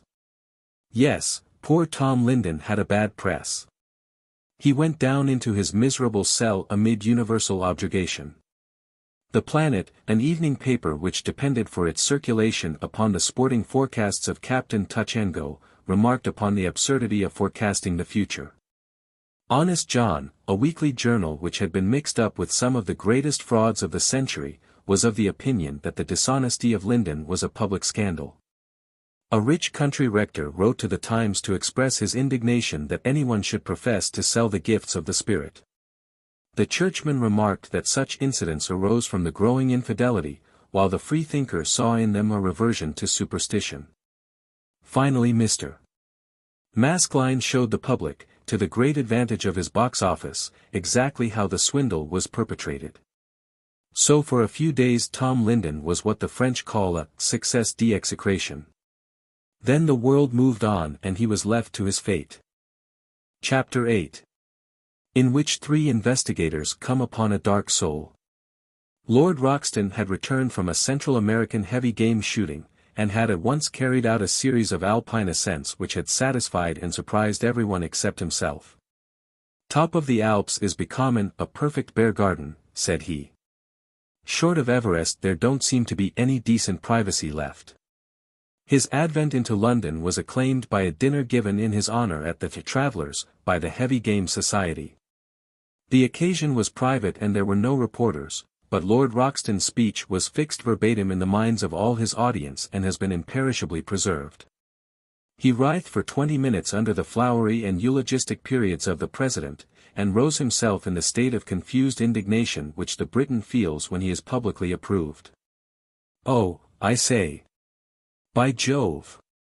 What was his oration, after which he resumed his seat and perspired profusely. Malone was first aware of Lord Roxton's return through McArdle, the crabbed old red-headed news editor, whose bald dome projected further and further from its ruddy fringe as the years still found him slaving at the most grinding of tasks. He retained his keen scent of what was good copy, and it was this sense of his which caused him one winter morning to summon Malone to his presence. He removed the long glass tube which he used as a cigarette holder from his lips, and he blinked through his big round glasses at his subordinate. "You know that Lord Roxton is back in London?" "I had not heard." "Aye, he's back. Doubtless you've heard that he was wounded in the war. He led a small column in East Africa and made a wee war of his own till he got an elephant bullet through his chest. Oh, he's done fine since then, or he couldn't be climbin' these mountains. He's a devil of a man and I stirring up something new." "What is the latest?" asked Malone, eyeing a slip of paper which McArdle was waving between his finger and thumb. "Well, that's where he impinges on you. I was thinking maybe you could hunt in couples and, there would be copy in it. There's a leaderette in the Evening Standard." He handed it over. It ran thus. "A quaint advertisement in the columns of a contemporary shows that the famous Lord John Roxton, third son of the Duke of Pomfret, is seeking fresh worlds to conquer. Having exhausted the sporting adventures of this terrestrial globe, he is now turning to those of the dim, dark and dubious regions of psychic research. He is in the market apparently for any genuine specimen of a haunted house, and is open to receive information as to any violent or dangerous manifestation which called for investigation. As Lord John Roxton is a man of resolute character and one of the best revolver shots in England, we would warn any practical joker that he would be well advised to stand aside and leave this matter to those who are said to be as impervious to bullets as their supporters are to common sense." McArdle gave his dry chuckle at the concluding words. "I'm thinking they are getting personal there, friend Malone, for if you are no a supporter, you're well on the way. But are you no of the opinion that this Cheel and you between you might put up a spook and get 2 racy columns off him?" "Well, I can see Lord Roxton," said Malone. "He's still, I suppose, in his old rooms in the Albany. I would wish to call in any case, so I can open this up as well." Thus it was that in the late afternoon, just as the murk of London broke into dim circles of silver, the pressman found himself once more walking down Vigo Street and accosting the porter at the dark entrance of the old-fashioned chambers. Yes, Lord John Roxton was in, but a gentleman was with him. He would take a card. Presently he returned with word that in spite of the previous visitor, Lord Roxton would see Malone at once. An instant later, he had been ushered into the old luxurious rooms with their trophies of war and of the chase. The owner of them with outstretched hand was standing at the door, long, thin, austere, with the same gaunt, whimsical, Don Quixote face as of old. There was no change save that he was more aquiline, and his eyebrows jutted more thickly over his reckless, restless eyes. "Hullo, young fella," he cried. "I was hopin' you'd draw this old covert once more. I was comin' down to the office to look you up. Come in. Come in. Let me introduce you to the Reverend Charles Mason." A very tall, thin clergyman, who was coiled up in a large basket chair, gradually unwound himself and held out a bony hand to the newcomer. Malone was aware of 2 very earnest and human grey eyes looking searchingly into his, and of a broad, welcoming smile which disclosed a double row of excellent teeth. It was a worn and weary face, the tired face of the spiritual fighter, but it was very kindly and companionable, none the less.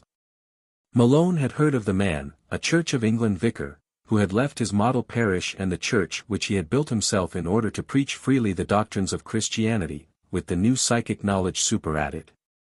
"Why, I never seem to get away from the spiritualists," he exclaimed. "You never will, Mr. Malone," said the lean clergyman, chuckling. "The world never will until it has absorbed this new knowledge which God has sent. You can't get away from it. It is too big. At the present moment, in this great city there is not a place where men or women meet that it does not come up. And yet you would not know it from the press." "Well, you can't level that reproach at the Daily Gazette," said Malone. "Possibly you may have read my own descriptive articles. Yes, I read them. They are at least better than the awful sensational nonsense which the London press usually serves up, save when they ignore it altogether. To read a paper like the Times you would never know that this vital movement existed at all. The only editorial allusion to it that I can ever remember was in a leading article when the great paper announced that it would believe in it when it found it could, by means of it, pick out more winners on a race card than by other means. Deuced useful, too, said Lord Roxton. It's just what I should have said myself.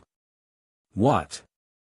The clergyman's face was grave and he shook his head. That brings me back to the object of my visit, he said. He turned to Malone. I took the liberty of calling upon Lord Roxton in connection with his advertisement to say that if he went on such a quest with a good intention, no better work could be found in the world, but if he did it out of a love of sport. Following some poor earthbound soul in the same spirit as he followed the white rhinoceros of the Lido, he might be playing with fire. Well, Padre, I've been playin' with fire all my life and that's nothin' new. What I mean, if you want me to look at this ghost business from the religious angle, there's nothin' doin', for the Church of England that I was brought up in fills my very modest need. But if it's got a spice of danger, as you say, then it's worth while. What? The Reverend Charles Mason smiled his kindly, toothsome grin. Incorrigible, is he not? He said to Malone. Well, I can only wish you a fuller comprehension of the subject. He rose as if to depart. Wait a bit, Padre, cried Lord Roxton, hurriedly. When I'm explorin', I begin by ropin' in a friendly native. I expect you're just the man. Won't you come with me? Where to? Well, sit down and I'll tell you. He rummaged among a pile of letters on his desk. Fine selection of spooks, he said. I got on the track of over 20 by the first post. This is an easy winner, though. Read it for yourself. Lonely house, man driven mad, tenants bolten, in the night, horrible spectre. Sounds all right, what? The clergyman read the letter with puckered brows. It seems a bad case, said he. Well, suppose you come along. What? Maybe you can help clear it up. The Reverend Mason pulled out a pocket almanac. I have a service for ex-service men on Wednesday, and a lecture the same evening. But we could start today. It's a long way. Only Dorsetshire. 3 hours. What is your plan? Well, I suppose a night in the house should do it.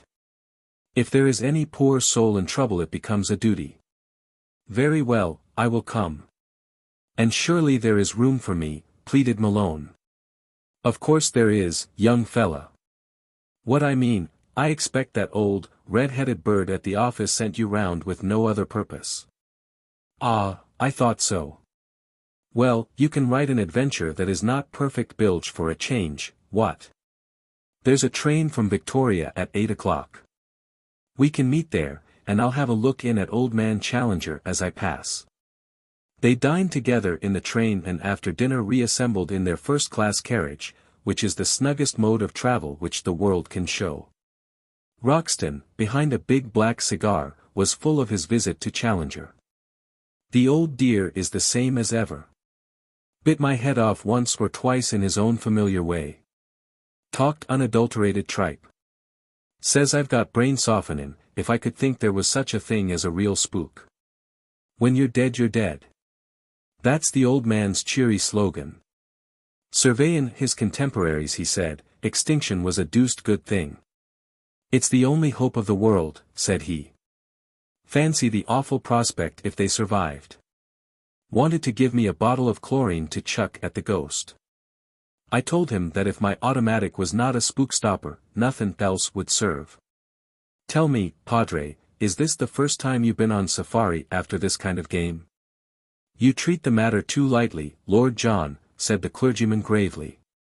You have clearly had no experience of it. In answer to your question I may say that I have several times tried to help in similar cases. And you take it seriously? Asked Malone, making notes for his article. Very, very seriously. What do you think these influences are? I am no authority upon the general question. You know Algernon Mailey, the barrister, do you not? He could give you facts and figures. I approached the subject rather perhaps from the point of view of instinct and emotion. I remember Mailey lecturing on Professor Bazzano's book on ghosts where over 500 well-authenticated instances were given, every one of them sufficient to establish an a priori case. There is Flammarion, too. You can't laugh away evidence of that kind. I've read Bazzano and Flammarion, too, said Malone, but it is your own experience and conclusions that I want. Well, if you quote me, remember that I do not look on myself as a great authority on psychic research. Wiser brains than mine may come along and give some other explanation. Still, what I have seen has led me to certain conclusions. One of them is to think that there is some truth in the theosophical idea of shells. What is that? They imagined that all spirit bodies near the earth were empty shells or husks from which the real entity had departed. Now, of course, we know that a general statement of that sort is nonsense, for we could not get the glorious communications which we do get from anything but high intelligences. But we also must beware of generalizations. They are not all high intelligences. Some are so low that I think the creature is purely external and is an appearance rather than a reality. But why should it be there? Yes, that is the question. It is usually allowed that there is the natural body, as St. Paul called it, which is dissolved at death, and the etheric or spiritual body which survives and functions upon an etheric plane. Those are the essential things. But we may really have as many coats as an onion, and there may be a mental body which may shed itself at any spot where great mental or emotional strain has been experienced. It may be a dull automatic simulacrum and yet carry something of our appearance and thoughts. Well, said Malone, that would to some extent get over the difficulty, for I could never imagine that a murderer or his victim could spend whole centuries reacting the old crime. What would be the sense of it? Quite right, young fella, said Lord Roxton. There was a pal of mine, Archie Soames, the gentleman jock, who had an old place in Berkshire. Well, Nell Gwynn had lived there once, and he was ready to swear he met her a dozen times in the passage.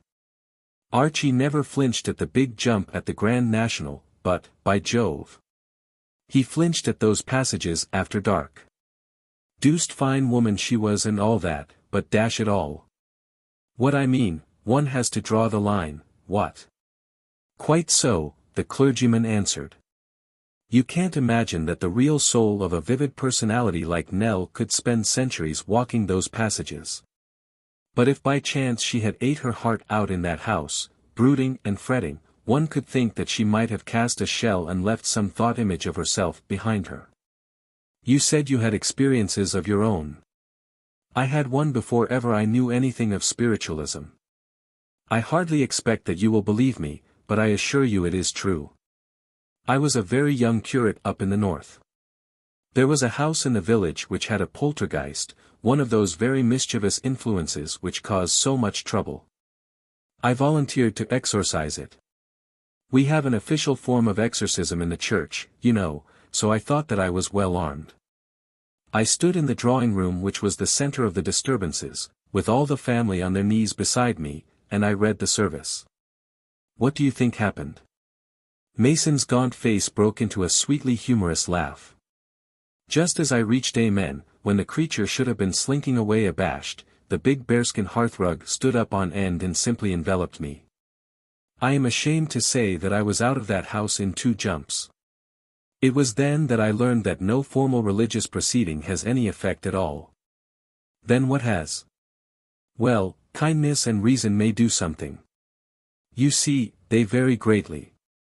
Some of these earthbound or earth-interested creatures are neutral, like these simulacra or shells that I speak of. Others are essentially good like these monks of Glastonbury, who have manifested so wonderfully of late years and are recorded by Bly Bond. They are held to earth by a pious memory. Some are mischievous children like the poltergeists.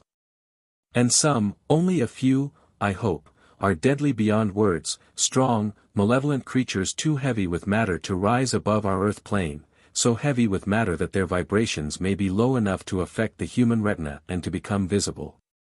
If they have been cruel, cunning brutes in life, they are cruel and cunning still with more power to hurt. It is evil monsters of this kind who are let loose by our system of capital punishment, for they die with unused vitality which may be expended upon revenge. This Dryfont spook has a deuced bad record, said Lord Roxton. Exactly. That is why I disapprove of levity. He seems to me to be the very type of the creature I speak of. Just as an octopus may have his den in some ocean cave, and come floating out a silent image of horror to attack a swimmer, so I picture such a spirit lurking in the dark of the house which he curses by his presence, and ready to float out upon all whom he can injure. Malone's jaw began to drop. I say, he exclaimed, have we no protection? Yes, I think we have. If we had not, such a creature could devastate the earth. Our protection is that there are white forces as well as dark ones. We may call them guardian angels as the Catholics do, or guides, or controls, but whatever you call them, they really do exist and they guard us from evil on the spiritual plane. What about the chap who was driven mad, Padre? Where was your guide when the spook put the rug round you? What?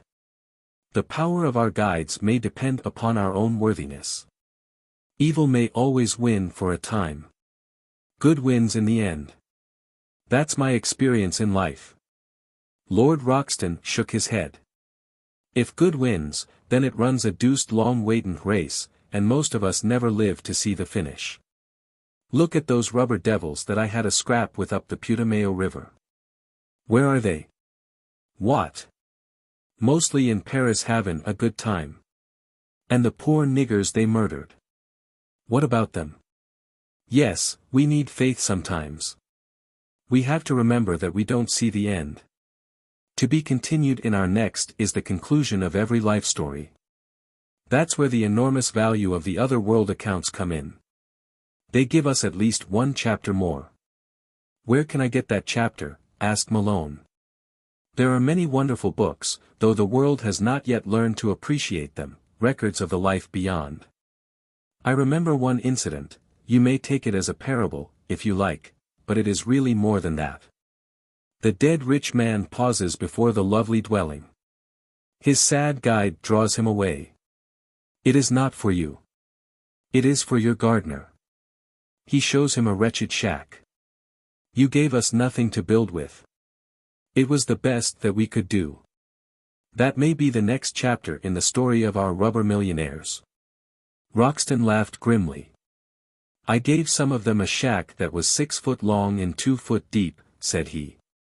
No good shakin' your head, Padre. What I mean, I don't love my neighbor as myself, and never shall. I hate some of them like poison. Well, we should hate sin, and, for my own part, I have never been strong enough to separate sin from the sinner. How can I preach when I am as human and weak as anyone? Why, that's the only preachin' I could listen to, said Lord Roxton. The chap in the pulpit is over my head. If he comes down to my level I have some use for him. Well, it strikes me we won't get much sleep tonight. We've just an hour before we reach Dryfont. Maybe we had better use it. It was past 11 o'clock of a cold, frosty night when the party reached their destination. The station of the little watering place was almost deserted, but a small, fat man in a fur overcoat ran forward to meet them, and greeted them warmly.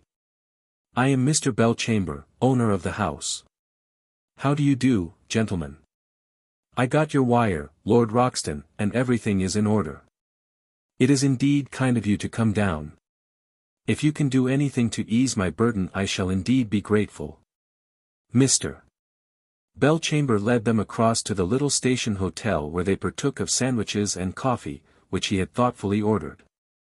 As they ate he told them something of his troubles. It isn't as if I was a rich man, gentlemen. I am a retired grazier and all my savings are in 3 houses. That is one of them, the Villa Maggiore. Yes, I got it cheap, that's true. But how could I think there was anything in this story of the mad doctor? "Let's have the yarn," said Lord Roxton, munching at a sandwich. "He was there away back in Queen Victoria's time. I've seen him myself. A long, stringy, dark-faced kind of man, with a round back and a queer, shuffling way of walking. They say he had been in India all his life, and some thought he was hiding from some crime, for he would never show his face in the village and seldom came out till after dark. He broke a dog's leg with a stone, and there was some talk of having him up for it, but the people were afraid of him, and no one would prosecute. The little boys would run past, for he would sit glowering and glooming in the front window. Then one day he didn't take the milk in, and the same the next day, and so they broke the door open, and he was dead in his bath, but it was a bath of blood, for he opened the veins of his arm. Tremaine was his name. No one here forgets it. And you bought the house. Well, it was repapered and painted and fumigated, and done up outside. You'd have said it was a new house. Then, I let it to Mr. Jenkins of the brewery. 3 days he was in it. I lowered the rent, and Mr. Beale, the retired grocer, took it. It was he who went mad, clean mad, after a week of it. And I've had it on my hands ever since, £60 out of my income, and taxes to pay on it, into the bargain. If you gentlemen can do anything, for God's sake do it. If not, it would pay me to burn it down. The Villa Maggiore stood about half a mile from the town on the slope of a low hill. Mr. Belchamber conducted them so far, and even up to the hall door. It was certainly a depressing place, with a huge, gambrel roof which came down over the upper windows and nearly obscured them. There was a half-moon, and by its light they could see that the garden was a tangle of scraggy, winter vegetation, which had, in some places, almost overgrown the path. It was all very still, very gloomy and very ominous. "The door is not locked," said the owner. "You will find some chairs and a table in the sitting room on the left of the hall. I had a fire lit there, and there is a bucketful of coals. You will be pretty comfortable, I hope. You won't blame me for not coming in, but my nerves are not so good as they were." With a few apologetic words, the owner slipped away, and they were alone with their task. Lord Roxton had brought a strong electric torch. On opening the mildewed door, he flashed a tunnel of light down the passage, uncarpeted and dreary, which ended in a broad, straight, wooden staircase leading to the upper floor. There were doors on either side of the passage. That on the right led into a large, cheerless, empty room, with a derelict lawn-mower in one corner and a pile of old books and journals. There was a corresponding room upon the left which was a much more cheery apartment. A brisk fire burned in the grate, there were 3 comfortable chairs, and a deal table with a water carafe, a bucket of coals, and a few other amenities. It was lit by a large oil lamp. The clergyman and Malone drew up to the fire, for it was very cold, but Lord Roxton completed his preparations. From a little handbag he extracted his automatic pistol, which he put upon the mantelpiece. Then he produced a packet of candles, placing 2 of them in the hall. Finally he took a ball of worsted and tied strings of it across the back passage and across the opposite door. "We will have one look round," said he, when his preparations were complete.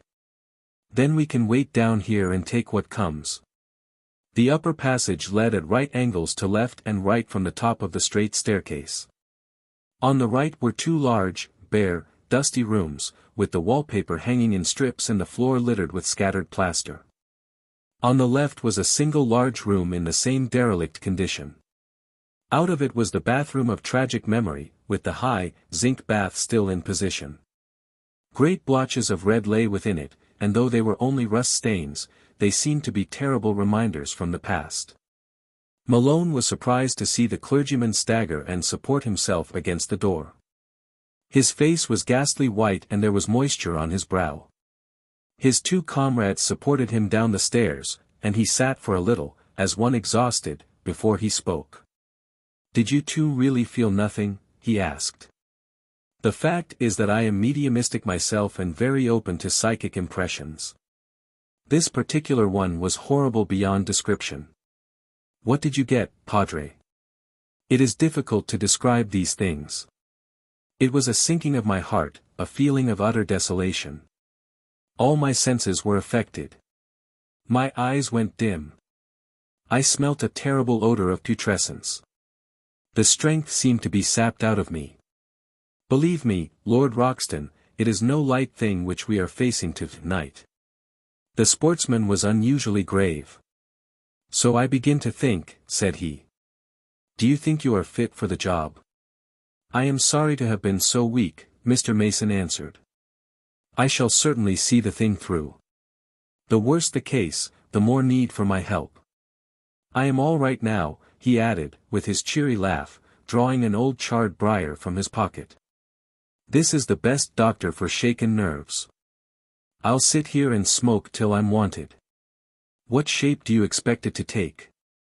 Asked Malone of Lord Roxton. Well, it is something you can see. That's certain.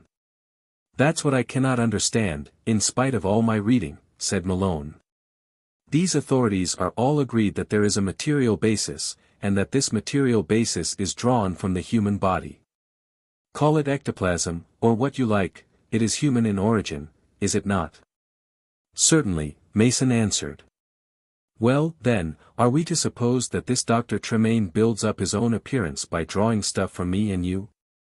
I think, so far as I understand it, that in most cases a spirit does so. I believe that when the spectator feels that he goes cold, that his hair rises and the rest of it, he is really conscious of this draft upon his own vitality which may be enough to make him faint or even to kill him. Perhaps he was drawing on me then. Suppose we are not mediumistic? Suppose we give out nothing? There is a very full case that I read lately, Mr. Mason answered. It was closely observed, reported by Professor Nielsen of Iceland. In that case the evil spirit used to go down to an unfortunate photographer in the town, draw his supplies from him, and then come back and use them. He would openly say, "Give me time to get down to so-and-so. Then I will show you what I can do." He was a most formidable creature and they had great difficulty in mastering him. Strikes me, young fella, we have taken on a larger contract than we knew, said Lord Roxton. Well, we've done what we could. The passage is well lit. No one can come at us except down the stair without breaking the worsted. There is nothing more we can do except just to wait. So they waited. It was a weary time. A carriage clock had been placed on the discolored wooden mantelpiece, and slowly its hands crept on from 1 to 2 and from 2 to 3. Outside an owl was hooting most dismally in the darkness. The villa was on a by-road, and there was no human sound to link them up with life. The padre lay dozing in his chair. Malone smoked incessantly. Lord Roxton turned over the pages of a magazine. There were the occasional strange tappings and creakings which come in the silence of the night. Nothing else until someone came down the stair. There could not be a doubt of it. It was a furtive, and yet a clear footstep. Creak. Creak. Creak. Then it had reached the level. Then it had reached their door. They were all sitting erect in their chairs, Roxton grasping his automatic. Had it come in? The door was ajar, but had not further opened. Yet all were aware of a sense that they were not alone, that they were being observed. It seemed suddenly colder, and Malone was shivering. An instant later the steps were retreating.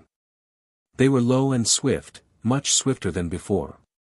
One could imagine that a messenger was speeding back with intelligence to some great master who lurked in the shadows above. The three sat in silence, looking at each other. By Jove, said Lord Roxton at last. His face was pale but firm. Malone scribbled some notes and the hour. The clergyman was praying. Well, we are up against it, said Roxton after a pause. We can't leave it at that. We have to go through with it. I don't mind tellin' you, Padre, that I've followed a wounded tiger in thick jungle and never had quite the feelin' I've got now. If I'm out for sensations, I've got them.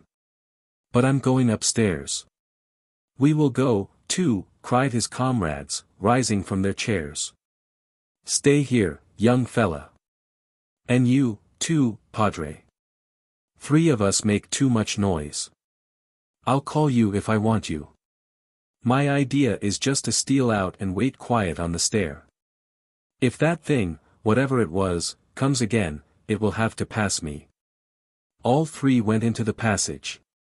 The 2 candles were throwing out little circles of light, and the stair was deeply illuminated, with heavy shadows at the top. Roxton sat down halfway up the stair, pistol in hand. He put his finger to his lips and impatiently waved his companions back to the room. Then they sat by the fire, waiting. Half an hour, 3/4, and then, suddenly it came. There was a sound as of rushing feet, the reverberation of a shot, a scuffle and a heavy fall, with a loud cry for help. Shaking with horror, they rushed into the hall. Lord Roxton was lying on his face amid a litter of plaster and rubbish. He seemed half dazed as they raised him, and was bleeding where the skin had been grazed from his cheek and hands. Looking up the stair, it seemed that the shadows were blacker and thicker at the top. "I'm all right," said Roxton, as they led him to his chair. "Just give me a minute to get my wind and I'll have another round with the devil, for if this is not the devil, then none ever walked the earth." "You shan't go alone this time," said Malone. "You never should," added the clergyman. "But tell us what happened." "I hardly know myself. I sat, as you saw, with my back to the top landing. Suddenly I heard a rush. I was aware of something dark right on the top of me. I half turned and fired. The next instant I was chucked down as if I had been a baby. All that plaster came showering down after me. That's as much as I can tell you." "Why should we go further in the matter?" said Malone. "You are convinced that this is more than human, are you not?" "There is no doubt of that." "Well, then, you have had your experience. What more can you want?" "Well, I, at least, want something more," said Mr. Mason. "I think our help is needed." "Strikes me that we shall need the help," said Lord Roxton, rubbing his knee. "We shall want a doctor before we get through. But I'm with you, Padre. I feel that we must see it through. If you don't like it, young fella," the mere suggestion was too much for Malone's Irish blood. "I am going up alone," he cried, making for the door. "No, indeed. I am with you." The clergyman hurried after him. "And you don't go without me," cried Lord Roxton, limping in the rear. They stood together in the candlelit, shadow-draped passage. Malone had his hand on the balustrade and his foot on the lower step, when it happened. What was it? They could not tell themselves. They only knew that the black shadows at the top of the staircase had thickened, had coalesced, had taken a definite, bat-like shape. Great God! They were moving. They were rushing swiftly and noiselessly downwards. Black as night, huge, ill-defined, semi-human and altogether evil and damnable. All 3 men screamed and blundered for the door. Lord Roxton caught the handle and threw it open. It was too late, the thing was upon them. They were conscious of a warm, glutinous contact, of a purulent smell, of a half-formed, dreadful face and of entwining limbs. An instant later all 3 were lying half-dazed and horrified, hurled outwards on to the gravel of the drive. The door had shut with a crash. Malone whimpered and Roxton swore, but the clergyman was silent as they gathered themselves together, each of them badly shaken and bruised, but with an inward horror which made all bodily ill seem insignificant. There they stood in a little group in the light of the sinking moon, their eyes turned upon the black square of the door. "That's enough," said Roxton, at last. "More than enough," said Malone. "I wouldn't enter that house again for anything Fleet Street could offer." "Are you hurt?" "Defiled, degraded, oh, it was loathsome." "Foul," said Roxton. "Did you get the reek of it? And the purulent warmth?" Malone gave a cry of disgust. "Featureless save for the dreadful eyes. Semi-materialized. Horrible. What about the lights?" Oh, damn the lights. Let them burn. I am not going in again. Well, Belchamber can come in the morning. Maybe he is waiting for us now at the inn. Yes, let us go to the inn. Let us get back to humanity. Malone and Roxton turned away, but the clergyman stood fast. He had drawn a crucifix from his pocket. You can go, said he. I am going back. What? Into the house? Yes, into the house. Padre, this is madness. It will break your neck. We were all like stuffed dolls in its clutch. Well, let it break my neck.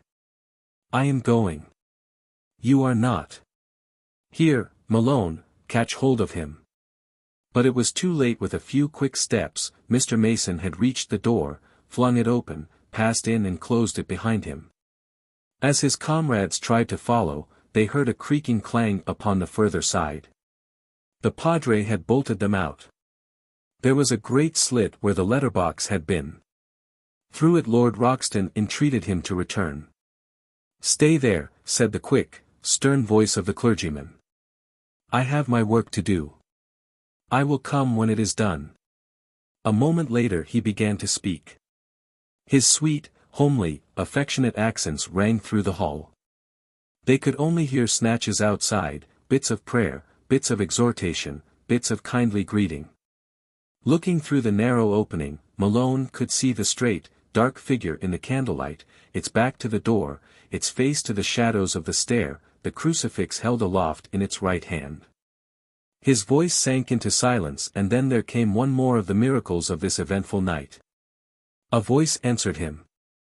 It was such a sound as neither of the auditors had heard before, a guttural, rasping, croaking utterance, indescribably menacing.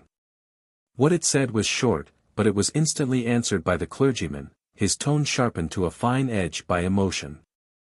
His utterance seemed to be exhortation and was at once answered by the ominous voice from beyond. Again and again, and yet again came the speech and the answer, sometimes shorter, sometimes longer, varying in every key of pleading, arguing, praying, soothing, and everything save upbraiding.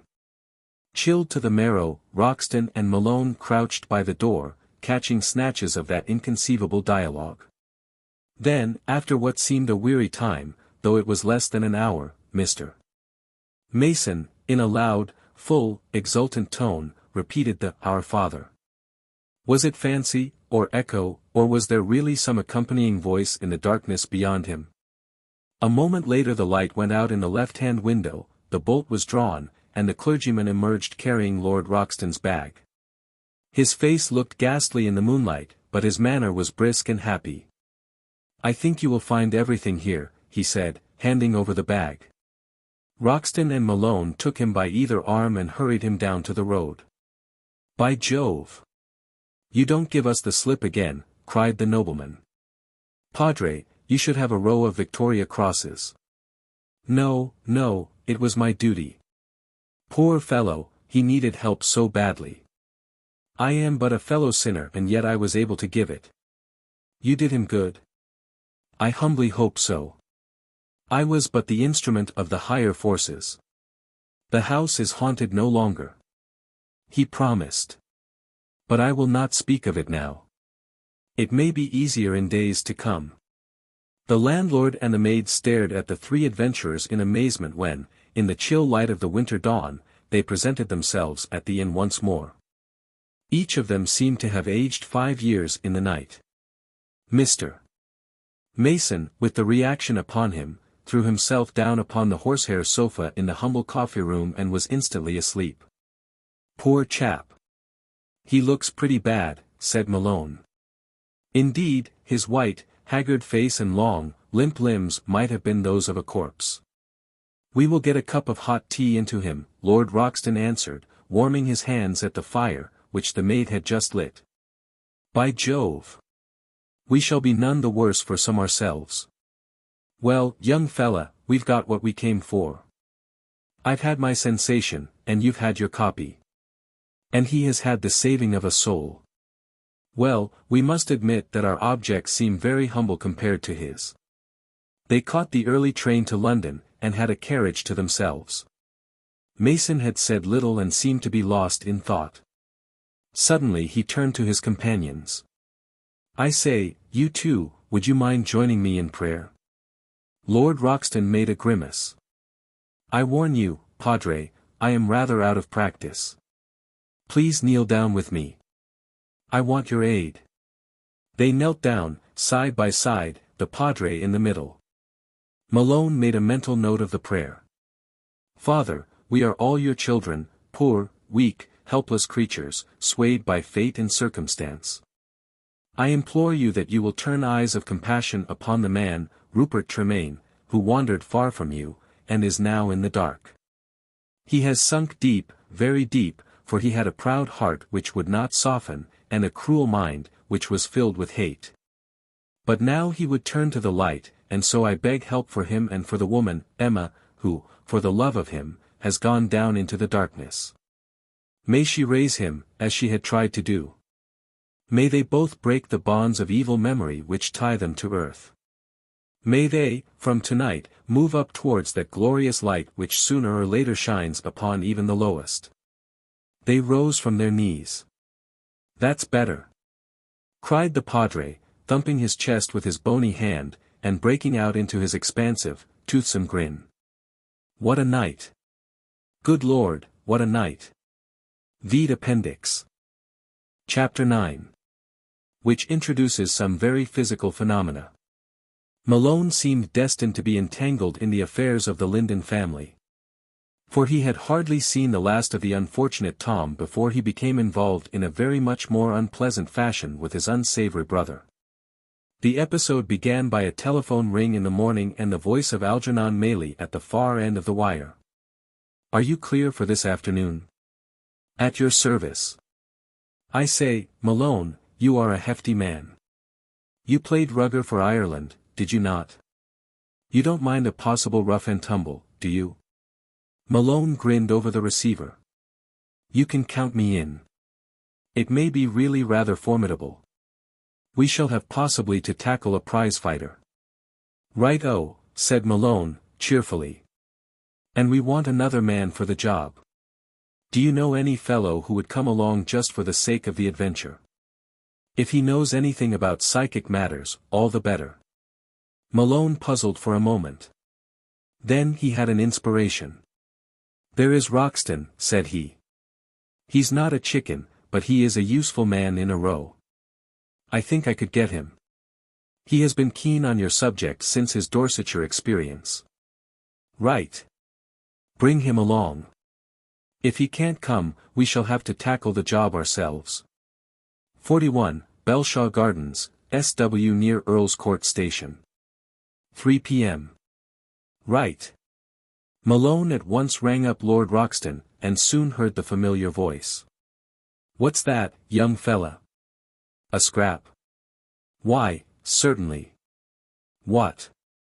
"I mean I had a golf match at Richmond Deer Park, but this sounds more attractive, what?" "Very good. I'll meet you there."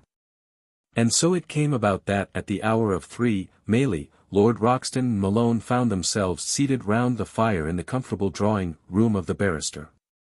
His wife, a sweet and beautiful woman, who was his helpmate in his spiritual as well as in his material life, was there to welcome them. "Now, dear, you are not on in this act," said Maley. "You will retire discreetly into the wings. Don't worry if you hear a row." "But I do worry, dear. You'll get hurt." Maley laughed. "I think your furniture may possibly get hurt. You have nothing else to fear, dear. And it's all for the good of the cause. That always settles it," he explained, as his wife reluctantly left the room. "I really think she would go to the stake for the cause. Her great, loving, womanly heart knows what it would mean for this grey earth if people could get away from the shadow of death, and realize the great happiness that is to come. By Jove! She is an inspiration to me. Well," he went on with a laugh, "I must not get on to that subject. We have something very different to think of, something as hideous and vile as she is beautiful and good. It concerns Tom Linden's brother. "I've heard of the fellow," said Malone. "I used to box a bit and I am still a member of the NSC. Silas Linden was very nearly champion in the welters. That's the man. He is out of a job and thought he would take up mediumship. Naturally I and other spiritualists took him seriously, for we all love his brother, and these powers often run in families, so that his claim seemed reasonable. So we gave him a trial last night." "Well, what happened?" "I suspected the fellow from the first. You understand that it is hardly possible for a medium to deceive an experienced spiritualist. When there is deception it is at the expense of outsiders. I watched him carefully from the first, and I seated myself near the cabinet. Presently he emerged clad in white. I broke the contact by prearrangement with my wife who sat next me, and I felt him as he passed me. He was, of course, in white. I had a pair of scissors in my pocket and snipped off a bit from the edge. Maley drew a triangular piece of linen from his pocket. There it is, you see. Very ordinary linen. I have no doubt the fellow was wearing his nightgown." "Why did you not have a show up at once?" asked Lord Roxton. "There were several ladies there, and I was the only really able-bodied man in the room." "Well, what do you propose?" "I have appointed that he come here at 3:30. He is due now. Unless he has noticed the small cut in his linen, I don't think he has any suspicion why I want him." "What will you do?" "Well, that depends on him. We have to stop him at any cost. That is the way our cause gets bemired. Some villain who knows nothing about it comes into it for money and so the labors of the honest mediums get discounted. The public very naturally brackets them all together. With your help I can talk to this fellow on equal terms, which I certainly could not do if I were alone. By Jove, here he is." There was a heavy step outside. The door was opened and Silas Linden, fake medium and ex-prize fighter, walked in. His small, piggy grey eyes under their shaggy brows looked round with suspicion at the three men. Then he forced a smile and nodded to Maley. "Good day, Mr. Maley. We had a good evening last night, had we not?" "Sit down, Linden," said Maley, indicating a chair. "It's about last night that I want to talk to you. You cheated us." Silas Linden's heavy face flushed red with anger. "What's that?" he cried, sharply. "You cheated us. You dressed up and pretended to be a spirit." "You are a damned liar," cried Linden. "I did nothing of the sort." Maley took the rag of linen from his pocket and spread it on his knee. "What about that?" he asked. "Well, what about it? It was cut out of the white gown you wore. I cut it out myself as you stood in front of me. If you examine the gown you will find the place. It's no use, Linden. The game is up. You can't deny it." For a moment the man was completely taken aback. Then he burst into a stream of horrible profanity. "What's the game?" he cried, glaring round him. "Do you think I am easy and that you can play me for a sucker? Is it a frame-up, or what? You've chose the wrong man for a try-on of that sort." "There is no use being noisy or violent, Linden," said Maley quietly. "I could bring you up in the police court tomorrow. I don't want any public scandal, for your brother's sake. But you don't leave this room until you have signed a paper that I have here on my desk." "Oh, I don't I? Who will stop me?" "We will." The three men were between him and the door. "You will. Well, try that." He stood before them with rage in his eyes and his great hands knotted. "Will you get out of the way?" They did not answer, but they all three gave the fighting snarl which is perhaps the oldest of all human expressions. The next instant Linden was upon them, his fists flashing out with terrific force. Maley, who had boxed in his youth, stopped one blow, but the next beat in his guard and he fell with a crash against the door. Lord Roxton was hurled to one side, but Malone, with a footballer's instinct, ducked his head and caught the prize-fighter round the knees. If a man is too good for you on his feet, then put him on his back, for he cannot be scientific there. Over went Linden, crashing through an armchair before he reached the ground. He staggered to one knee and got in a short jolt to the chin, but Malone had him down again and Roxton's bony hand had closed upon his throat. Silas Linden had a yellow streak in him and he was cowed. "Let up," he cried. "That's enough." He lay now spread-eagled upon his back. Malone and Roxton were bending over him. Maley had gathered himself together, pale and shaken after his fall. "I'm all right," he cried, in answer to a feminine voice at the other side of the door. "No, not yet, dear, but we shall soon be ready for you. Now, Linden, there's no need for you to get up, for you can talk very nicely where you are. You've got to sign this paper before you leave the room." "What is the paper?" croaked Linden, as Roxton's grip upon his throat relaxed. "I'll read it to you." Maley took it from the desk and read aloud. "I, Silas Linden, hereby admit that I have acted as a rogue and a scoundrel by simulating to be a spirit, and I swear that I will never again in my life pretend to be a medium. Should I break this oath, then this signed confession may be used for my conviction in the police court. Will you sign that?" "No, I am damned if I will." "Shall I give him another squeeze?" asked Lord Roxton. "Perhaps I could choke some sense into him, what?" "Not at all," said Maley.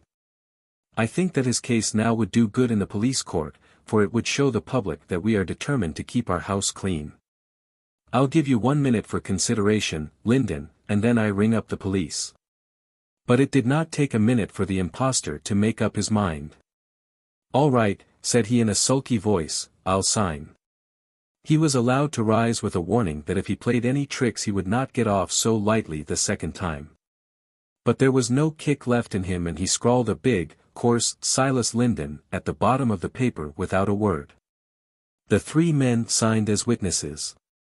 "Now, get out," said Maley, sharply. "Find some honest trade in future and leave sacred things alone. Keep your damned cant to yourself." Linden answered, and so departed, grumbling and swearing, into the outer darkness from which he had come. He had hardly passed before Mrs. Maley had rushed into the room to reassure herself as to her husband. Once satisfied as to this she mourned over her broken chair, for like all good women she took a personal pride and joy in every detail of her little menage. "Never mind, dear. It's a cheap price to pay in order to get that blackguard out of the movement. Don't go away, you fellows. I want to talk to you. And tea is just coming in." "Perhaps something stronger would be better," said Maley, and indeed, all 3 were rather exhausted, for it was sharp while it lasted. Roxton, who had enjoyed the whole thing immensely, was full of vitality, but Malone was shaken and Maley had narrowly escaped serious injury from that ponderous blow. "I have heard," said Maley, as they all settled down round the fire, "that this blackguard has sweated money out of poor Tom Linden for years. It was a form of blackmail, for he was quite capable of denouncing him. By Jove!" he cried, with sudden inspiration, "that would account for the police raid. Why should they pick Linden out of all the mediums in London? I remember now that Tom told me the fellow had asked to be taught to be a medium, and that he had refused to teach him." "Could he teach him?" asked Malone. Maley was thoughtful over this question. "Well, perhaps he could," he said at last. "But Silas Linden as a false medium would be very much less dangerous than Silas Linden as a true medium." "I don't follow you." "Mediumship can be developed," said Mrs. Maley. "One might almost say it was catching. That was what the laying on of hands meant in the early church," Maley explained. "It was the conferring of thaumaturgic powers. We can't do it now as rapidly as that. But if a man or woman sits with the desire of development, and especially if that sitting is in the presence of a real medium, the chance is that powers will come." "But why do you say that would be worse than false mediumship?" "Because it could be used for evil. I assure you, Malone, that the talk of black magic and of evil entities is not an invention of the enemy. Such things do happen and center round the wicked medium. You can get down into a region which is akin to the popular idea of witchcraft, it is dishonest to deny it. Like attracts like, explained Mrs. Maylie, who was quite as capable an exponent as her husband. You get what you deserve. If you sit with wicked people you get wicked visitors. Then there is a dangerous side to it. Do you know anything on earth which has not a dangerous side if it is mishandled and exaggerated? This dangerous side exists quite apart from orthodox spiritualism, and our knowledge is the surest way to counteract it. I believe that the witchcraft of the Middle Ages was a very real thing, and that the best way to meet such practices is to cultivate the higher powers of the spirit. To leave the thing entirely alone is to abandon the field to the forces of evil. Lord Roxton interposed in an unexpected way. When I was in Paris last year, said he, there was a fella called La Paix who dabbled in the black magic business. He held circles and the like. What I mean, there was no great harm in the thing, but it wasn't what you would call very spiritual, either. It's a side that I as a journalist would like to see something of, if I am to report impartially upon the subject, said Malone. Quite right. Maylie agreed. We want all the cards on the table. Well, young fella, if you would give me a week of your time and come to Paris, I'll introduce you to La Paix, said Roxton. It is a curious thing, but I also had a Paris visit in my mind for our friend here, said Maylie. I have been asked over by Dr. Maupuis of the Institut Metapsychique to see some of the experiments which he is conducting upon a Galician medium. It is really the religious side of this matter which interests me, and that is conspicuously wanting in the minds of these scientific men of the continent. But for accurate, careful examination of the psychic facts they are ahead of anyone except poor Crawford of Belfast, who stood in a class by himself. I promised Maupuis to run across and he has certainly been having some wonderful, in some respects, some rather alarming results. Why alarming? Well, his materializations lately have not been human at all. That is confirmed by photographs. I won't say more, for it is best that, if you go, you should approach it with an open mind. I shall certainly go, said Malone. I am sure my chief would wish it. T had arrived to interrupt the conversation in the irritating way that our bodily needs intrude upon our higher pursuits. But Malone was too keen to be thrown off his scent. You speak of these evil forces. Have you ever come in contact with them? Maylie looked at his wife and smiled. Continually, he said. It is part of our job. We specialize on it. I understood that when there was an intrusion of that kind you drove it away. Not necessarily. If we can help any lower spirit we do so, and we can only do it by encouraging it to tell us its troubles. Most of them are not wicked. They are poor, ignorant, stunted creatures who are suffering the effects of the narrow and false views which they have learned in this world. We try to help them, and we do. How do you know that you do? Because they report to us afterwards and register their progress. Such methods are often used by our people. They are called rescue circles. I have heard of rescue circles. Where could I attend one? This thing attracts me more and more. Fresh gulfs seem always opening. I would take it as a great favor if you would help me to see this fresh side of it. Maylie became thoughtful. We don't want to make a spectacle of these poor creatures. On the other hand, though we can hardly claim you yet as a spiritualist, you have treated the subject with some understanding and sympathy. He looked inquiringly at his wife, who smiled and nodded. Ah, you have permission. Well then, you must know that we run our own little rescue circle, and that at 5 o'clock today we have our weekly sitting. Mr. Turbane is our medium. We don't usually have anyone else except Mr. Charles Mason, the clergyman. But if you both care to have the experience, we shall be very happy if you will stay. Turbane should be here immediately after tea. He is a railway porter, you know, so his time is not his own.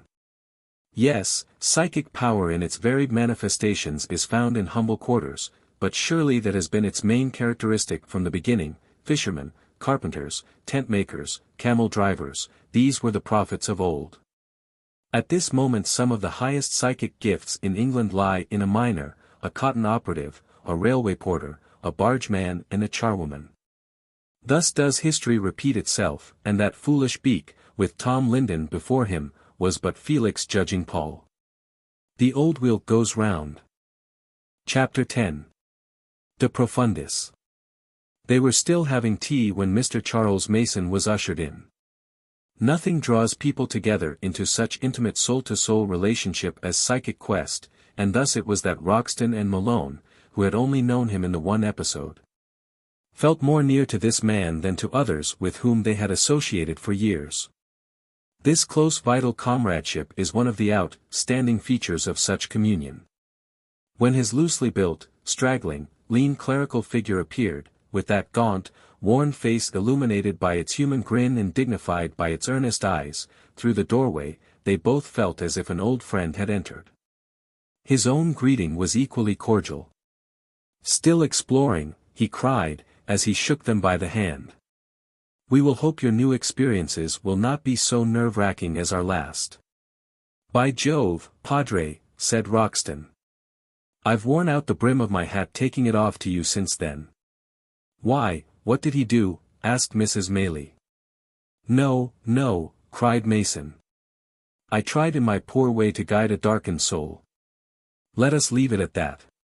But that is exactly what we are here for now, and what these dear people do every week of their lives. It was from Mr. Maylie here that I learned how to attempt it." "Well, certainly we have plenty of practice," said Maylie. "You have seen enough of it, Mason, to know that." "But I can't get the focus of this at all," cried Malone. "Could you clear my mind a little on the point?" "I accept, for the moment, your hypothesis that we are surrounded by material earth-bound spirits who find themselves under strange conditions which they don't understand, and who want counsel and guidance. That more or less expresses it, does it not?" The Maylies both nodded their agreement. "Well, their dead friends and relatives are presumably on the other side and cognizant of their benighted condition. They know the truth. Could they not minister to the wants of these afflicted ones far better than we can?" "It is a most natural question," Maylie answered. "Of course we put that objection to them and we can only accept their answer. They appear to be actually anchored to the surface of this earth, too heavy and gross to rise. The others are, presumably, on a spiritual level and far separated from them.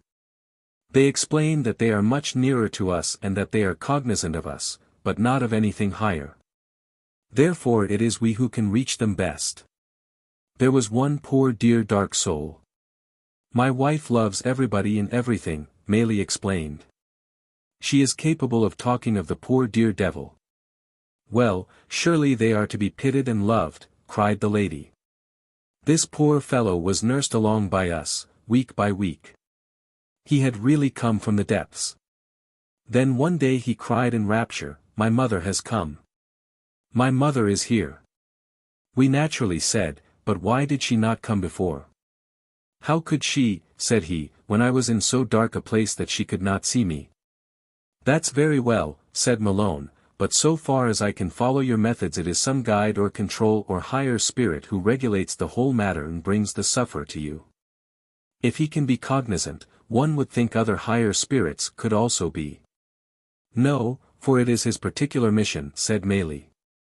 'To show how marked the divisions are, I can remember one occasion when we had a dark soul here.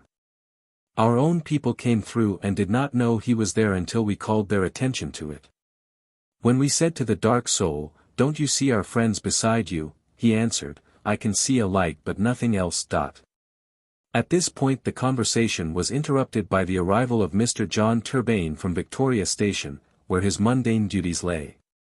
He was dressed now in civil garb and appeared as a pale, sad-faced, clean-shaven, plump-featured man with dreamy, thoughtful eyes, but no other indication of the remarkable uses to which he was put.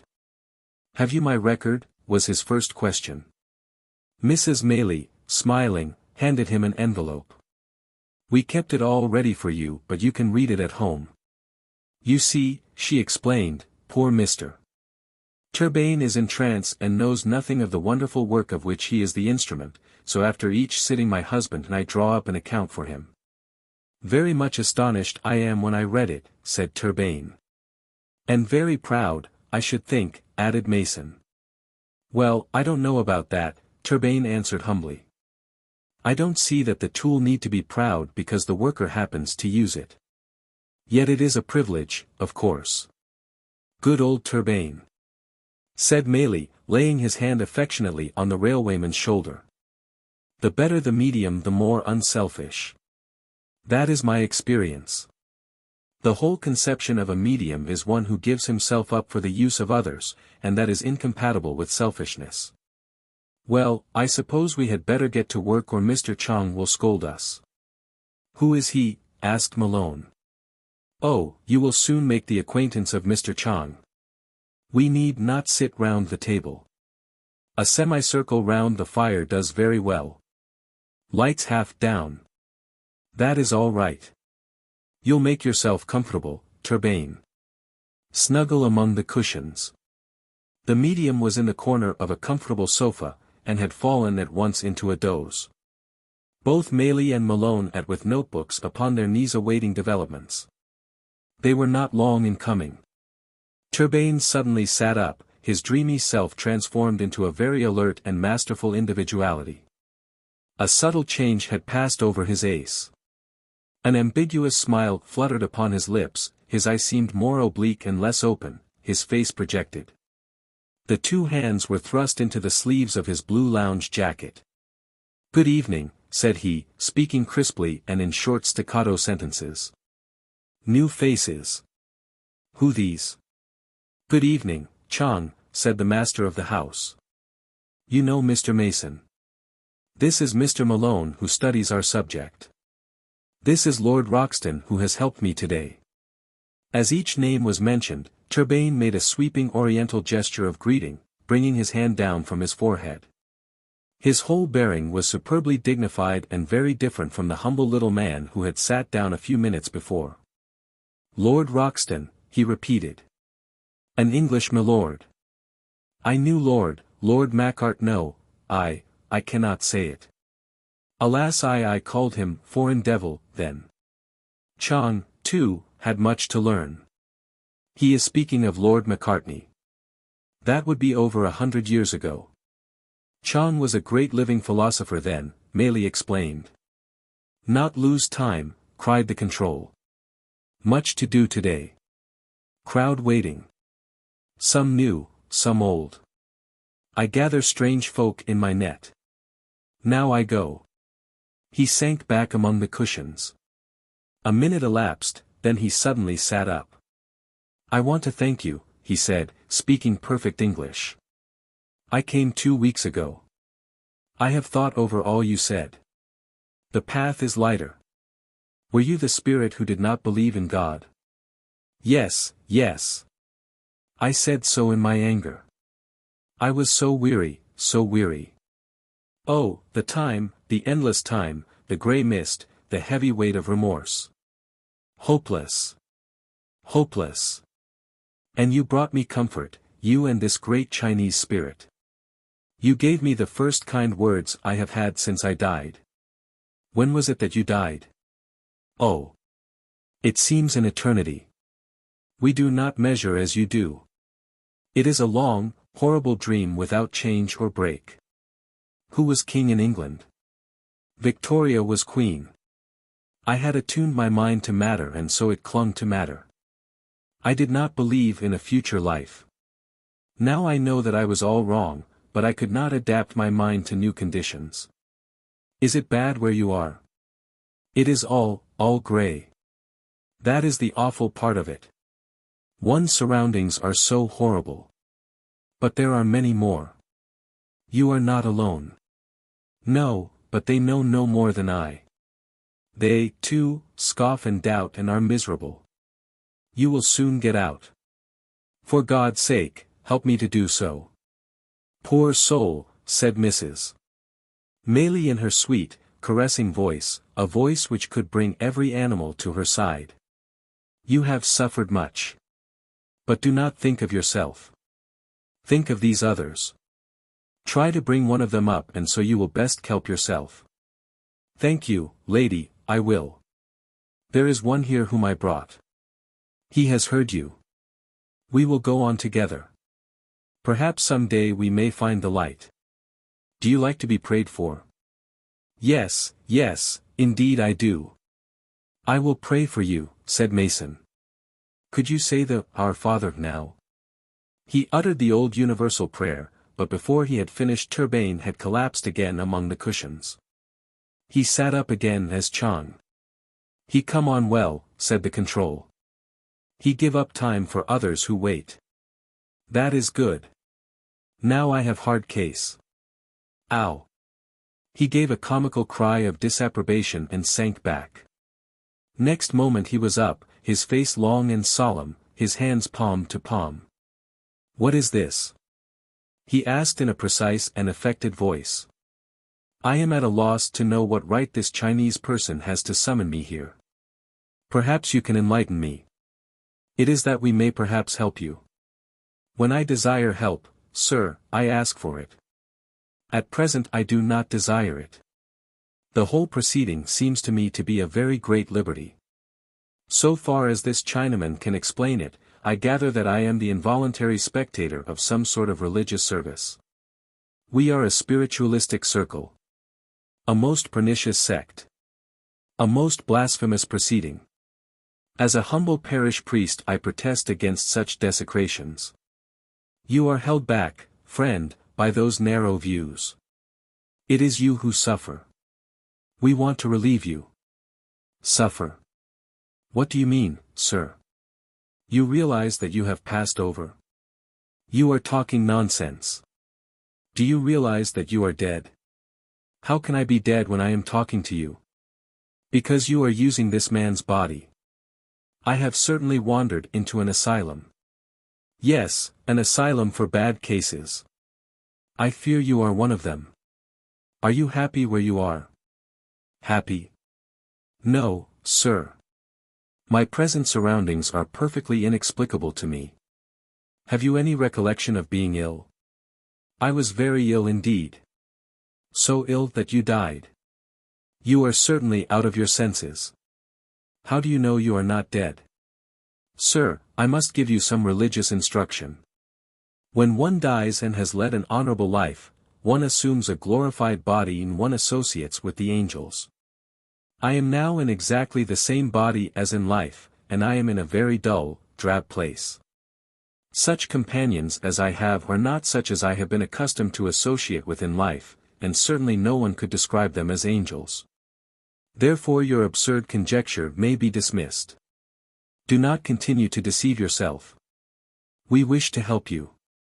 You can never progress until you realize your position. Really, you try my patience too far. Have I not said? The medium fell back among the cushions.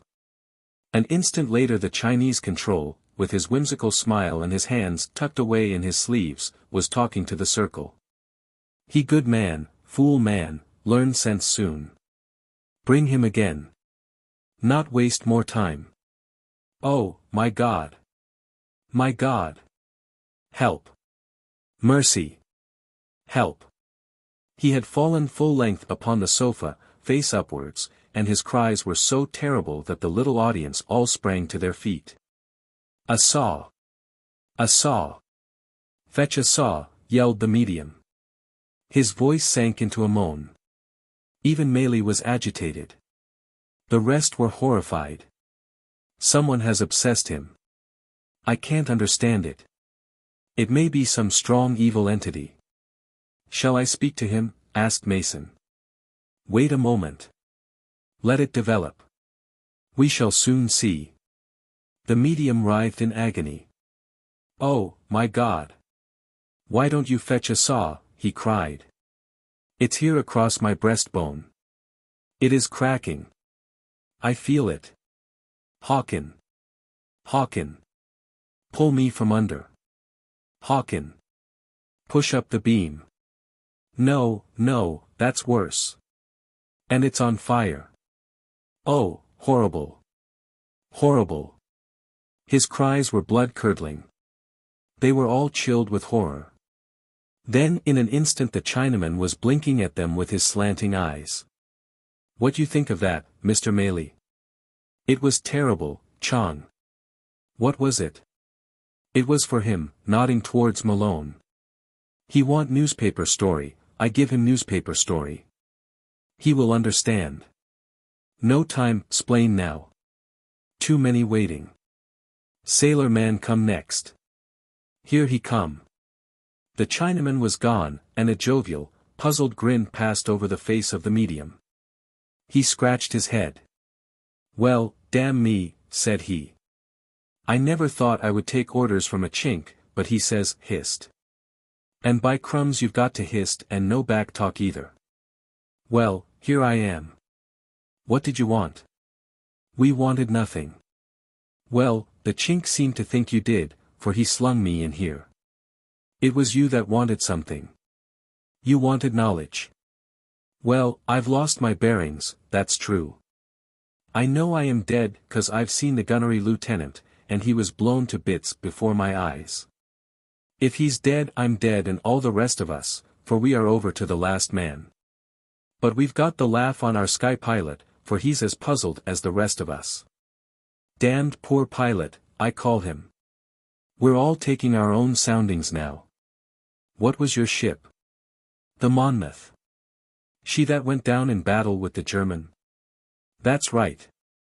South American waters. It was clean hell. Yes, it was hell. There was a world of emotion in his voice. Well, he added more cheerfully, I've heard our mates got level with them later. That is so, sir, is it not? Yes, they all went to the bottom. We've seen nothing of them this side. Just as well, maybe. We don't forget nothing. But you must, said Meili. That's what is the matter with you. That is why the Chinese control brought you through. We are here to teach you. Carry our message to your mates. Bless your heart, sir, they are all here behind me. Well, then, I tell you and them that the time for hard thoughts and worldly strife is over. Your faces are to be turned forward, not back. Leave this earth which still holds you by the ties of thought and let all your desire be to make yourself unselfish and worthy of a higher, more peaceful, more beautiful life. Can you understand? I hear you, sir.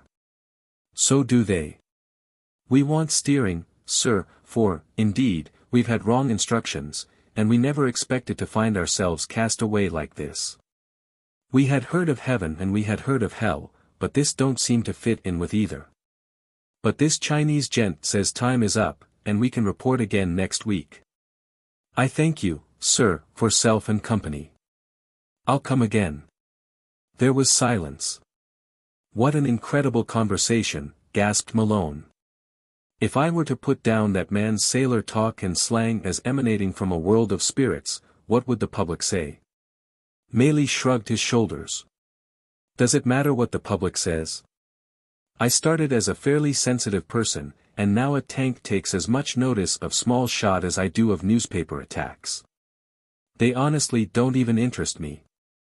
Let us just stick fast to truth as near as we can get it, and leave all else to find its own level. I don't pretend to know much of these things, said Roxton, but what strikes me most is that these folk are very decent ordinary people. What? Why should they be wandering about in the dark, and hauled up here by this Chinaman when they've done no particular harm in life? It is the strong earth tie and the absence of any spiritual nexus in each case, Meili explained. Here is a clergyman with his mind entangled with formulas and ritual. Here is a materialist who has deliberately attuned himself to matter. Here is a seaman brooding over revengeful thoughts. They are there by the million. Where? Asked Malone. Here, Meili answered. Actually on the surface of the earth. Well, you saw it for yourself, I understand, when you went down to Dorsetshire. That was on the surface, was it not? That was a very gross case, and that made it more visible and obvious, but it did not change the general law. I believe that the whole globe is infested with the earthbound, and that when a great cleansing comes, as is prophesied, it will be for their benefit as much as for that of the living. Malone thought of the strange visionary Miramar and his speech at the spiritualistic church on the first night of his quest. Do you, then, believe in some impending event? he asked. Meili smiled. That is rather a large subject to open up, he said. I believe, but here is Mr. Chung again. The control joined in the conversation. I heard you. I sit and listen, said he. You speak now of what is to come. Let it be. Let it be. The time is not yet. You will be told when it is good that you know. Remember this. All is best. Whatever come, all is best. God makes no mistakes. Now others here who wish your help, I leave you. Several spirits came through in quick succession. One was an architect who said that he had lived at Bristol. He had not been an evil man, but had simply banished all thoughts of the future. Now he was in the dark and needed guidance. Another had lived in Birmingham. He was an educated man but a materialist. He refused to accept the assurances of Meili, and was by no means convinced that he was really dead. Then came a very noisy and violent man of a crudely religious and narrow, intolerant type, who spoke repeatedly of the blood. What is this ribald nonsense? He asked several times. It is not nonsense. We are here to help, said Meili. Who wants to be helped by the devil? Is it likely that the devil would wish to help souls in trouble? It is part of his deceit. I tell you it is of the devil. Be warned. I will take no further part in it. The placid, whimsical Chinaman was back like a flash. Good man. Foolish man, he repeated once more. Plenty time. He learn better some day. Now I bring bad case, very bad case. Ow. He reclined his head in a cushion and did not raise it as the voice, a feminine voice, broke out. Janet. Janet T.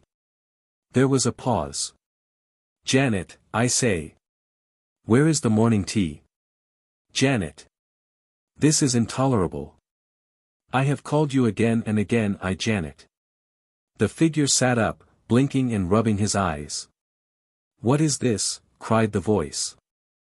Who are you? What right have you here? Are you aware that this is my house? No, friend, this is my house. Your house. How can it be your house when this is my bedroom? Go away this moment. No, friend. You do not understand your position. I will have you put out. What insolence! Janet. Janet. Will no one look after me this morning? Look round you, lady. Is this your bedroom? Turbane looked round with a wild stare. It is a room I never saw in my life. Where am I? What is the meaning of it? You look like a kind lady. Tell me, for God's sake, what is the meaning of it? Oh, I am so terrified, so terrified. Where are John and Janet? What do you last remember? I remember speaking severely to Janet. She is my maid, you know. She has become so very careless. Yes, I was very angry with her. I was so angry that I was ill. I went to bed feeling very ill. They told me that I should not get excited. How can one help getting excited? Yes, I remember being breathless. That was after the light was out. I tried to call Janet. But why should I be in another room? You passed over in the night. Passed over? Do you mean I died? Yes, lady, you died. There was a long silence. Then there came a shrill scream. No, no, no. It is a dream. A nightmare. Wake me. Wake me. How can I be dead? I was not ready to die. I never thought of such a thing. If I am dead, why am I not in heaven or hell? What is this room? This room is real room. Yes, lady, you have been brought here and allowed to use this man's body. A man. She convulsively felt the coat and passed her hand over the face. Yes, it is a man. Oh, I am dead. I am dead. What shall I do? You are here that we may explain to you. You have been, I judge, a worldly woman, a society woman. You have lived always for material things. I went to church. I was at St. Saviour's every Sunday. That is nothing. It is the inner daily life that counts. You were material. Now you are held down to the world. When you leave this man's body you will be in your own body once more and in your old surroundings. But no one will see you. You will remain there unable to show yourself. Your body of flesh will be buried. You will still persist, the same as ever. What am I to do? Oh, what can I do? You will take what comes in a good spirit and understand that it is for your cleansing. We only clear ourselves of matter by suffering. All will be well. We will pray for you. Oh, do. I need it so. Oh my God. The voice trailed away. Bad case, said the Chinaman, sitting up. Selfish woman. Bad woman. Live for pleasure. Hard on those around her. She have much to suffer. But you put her feet on the path. Now my medium tired. Plenty waiting, but no more to-day. Have we done good, Chang? Plenty good. Plenty good. Where are all these people, Chang? I tell you before. Yes, but I want these gentlemen to hear. 7 spheres round the world, heaviest below, lightest above. First sphere is on the earth. These people belong to that sphere. Each sphere is separate from the other. Therefore it is easier for you to speak with these people than for those in any other sphere. And easier for them to speak to us? Yes. That why you should be plenty careful when you do not know to whom you talk. Try the spirits. What sphere do you belong to, Chang? I come from number 4 sphere. Which is the first really happy sphere? Number 3. Summerland. Bible book called it the third heaven. Plenty sense in Bible book, but people do not understand. And the 7th heaven? Ah! That is where the Christs are. All come there at last, you, me, everybody. And after that? Too much question, Mr. Maley. Poor old Chang not knows so much as that. Now goodbye. God bless you. I go. It was the end of the sitting of the rescue circle. A few minutes later Turbane was sitting up smiling and alert, but with no apparent recollection of anything which had occurred. He was pressed for time and lived afar, so that he had to make his departure, unpaid save by the blessing of those who he had helped. Modest little unvenal man, where will he stand when we all find our real places in the order of creation upon the further side? The circle did not break up at once. The visitors wanted to talk, and the Maleys to listen. What I mean, said Roxton, it's deuced interestin' and all that, but there is a sort of variety show element in it. What? Difficult to be sure it's really real, if you take what I mean. That is what I feel also, said Malone. Of course on its face value it is simply unspeakable. It is a thing so great that all ordinary happenings become commonplace. That I grant. But the human mind is very strange. I've read that case Moreton Prince examined, and Miss Beecham and the rest, also the results of Charcot, the great Nancy hypnotic school. They could turn a man into anything. The mind seems to be like a rope which can be unraveled into its various threads. Then each thread is a different personality which may take dramatic form, and act and speak as such. That man is honest, and he could not normally produce these effects. But how do we know that he is not self-hypnotized, and that under those conditions one strand of him becomes Mr. Chang and another becomes a sailor and another a society lady, and so forth? Maley laughed. Every man his own Cinquevalli, said he, but it is a rational objection and has to be met. We have traced some of the cases, said Mrs. Maley. There is not a doubt of it, names, addresses, everything. Well, then, we have to consider the question of Turbane's normal knowledge. How can you possibly know what he has learned? I should think a railway porter is particularly able to pick up such information. You have seen one sitting, Maylie answered. If you had been present at as many as we and noted the cumulative effect of the evidence you would not be skeptical. That is very possible, Malone answered. And I dare say my doubts are very annoying to you. And yet one is bound to be brutally honest in a case like this. Anyhow, whatever the ultimate cause, I have seldom spent so thrilling an hour. Heavens! If it only is true, and if you had 1,000 circles instead of one, what regeneration would result? That will come, said Maylie in his patient, determined fashion. We shall live to see it. I am sorry the thing has not forced conviction upon you. However, you must come again. But it so chanced that a further experience became unnecessary. Conviction came in a full flood and in a strange fashion that very evening. Malone had hardly got back to the office, and was seated at his desk drawing up some sort of account from his notes of all that had happened in the afternoon, when Maylie burst into the room, his yellow beard bristling with excitement. He was waving an evening news in his hand. Without a word he seated himself beside Malone and turned the paper over. Then he began to read.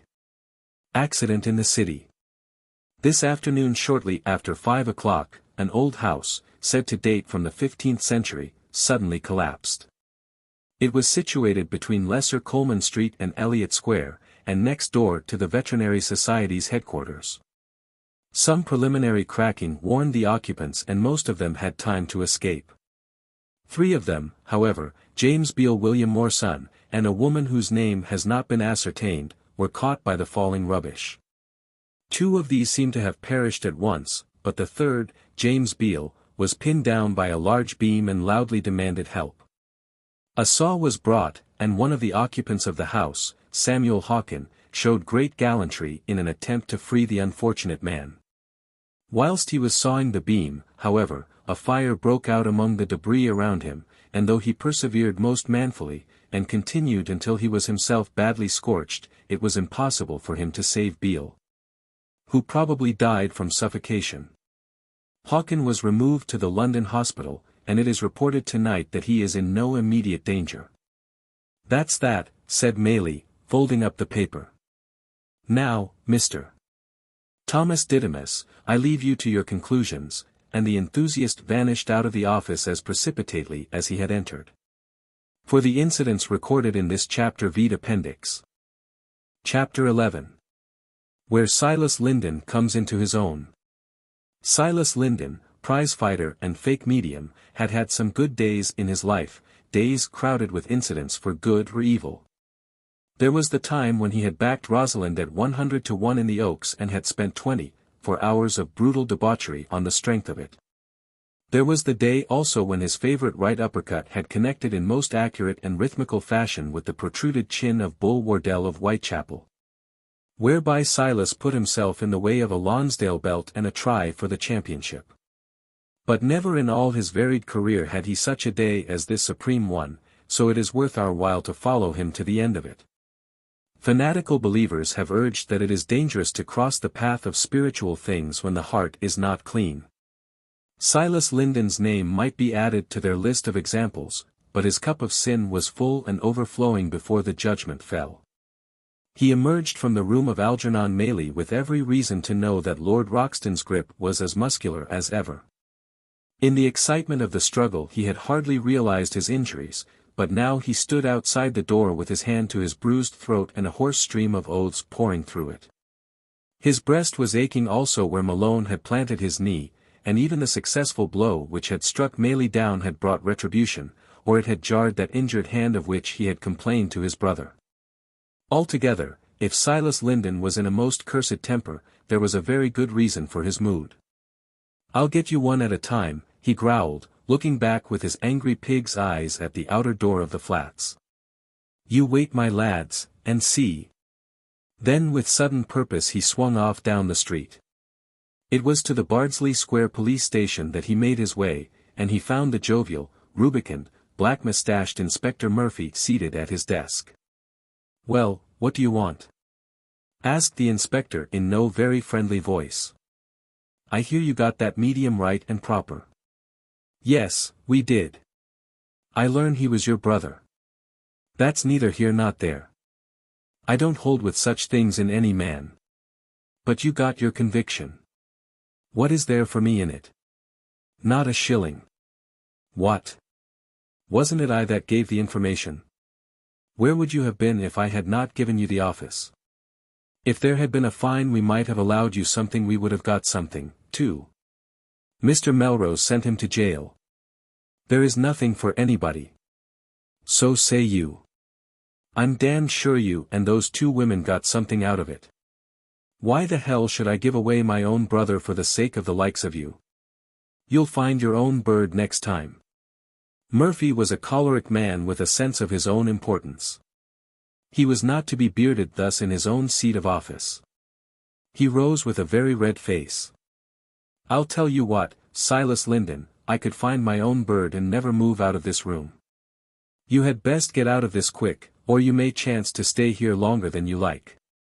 We've had complaints of your treatment of those two children of yours, and the children's protection folk are taking an interest.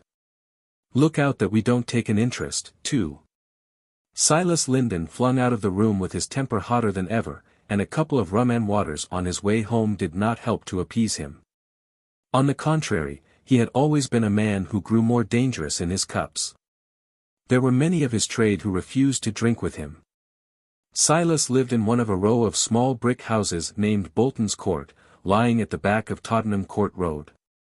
His was the end house of a cul-de-sac, with the side wall of a huge brewery beyond. These dwellings were very small, which was probably the reason why the inhabitants, both adults and children, spent most of their time in the street. Several of the elders were out now, and as Silas passed under the solitary lamp-post, they scowled at his thick-set figure, for though the morality of Bolton's Court was of no high order, it was none the less graduated, and Silas was at zero. A tall Jewish woman, Rebecca Levi, thin, aquiline and fierce-eyed, lived next to the prizefighter. She was standing at her door now, with a child holding her apron. Mr. Linden, she said as he passed, them children of yours want more care than they get. Little Marjorie was in here today. That child don't get enough to eat. You mind your own business, curse you, growled Silas. I've told you before now not to push that long, sheeny beak of yours into my affairs. If you was a man I'd know better how to speak to you. If I was a man maybe you wouldn't dare to speak to me so. I say it's a shame, Silas Linden, the way them children is treated. If it's a police court case, I'll know what to say. Oh, go to hell, said Silas, and kicked open his own unlatched door. A big, frowsy woman with a shock of dyed hair and some remains of a florid beauty, now long overripe, looked out from the sitting-room door. Oh, it's you, is it? Said she. Who did you think it was? The Duke of Wellington. I thought it was a mad bullock maybe got strayin' down the lane, and buttoned down our door. Funny, ain't you? Maybe I am, but I hain't got much to be funny about. Not a shilling in the booze, nor so much as a pint o' beer, and these damn children of yours forever upsettin' me. What have they been a-doin' of? Asked Silas with a scowl. When this worthy pair could get no change out of each other, they usually united their forces against the children. He had entered the sitting-room and flung himself down in the wooden armchair. They've been seein' number one again. How d'ye know that? I heard him say somethin' to her about it. Mother was there, he says. Then afterwards he 'ad one o' them sleepy fits. It's in the family. Yes, it is, retorted the woman. If you ain't sleepy fits you'd get some work to do, like other men. Oh, shut it, woman. What I mean is, that my brother Tom gets them fits, and this lad o' mine is said to be the livin' image of his uncle. So he had a trance, had he? What did you do? The woman gave an evil grin. I did what you did. What, the sealin' wax again? Not much of it. Just enough to wake 'im. It's the only way to break 'im of it. Silas shrugged his shoulders. Ave a care, my lass. There is talk of the pea-lice, and if they see those burns, you and I may be in the dock together. Silas Linden, you are a fool. Can't a parent serect his own child? Yes, but it ain't your own child, and stepmother's has a bad name, see? There's that Jew woman next door. She saw you when you took the clothes rope to little Marjorie last washing day. She spoke to me about it and again to-day about the food. What's the matter with the food? The greedy little bastards. They had a unchanged of bread each when I had my dinner. A bit of real starvin' would do them no 'arm, and I would ave less sauce. What, has Willie sauced you? Yes, when he woke up. After you dropped the hot sealin' wax on him.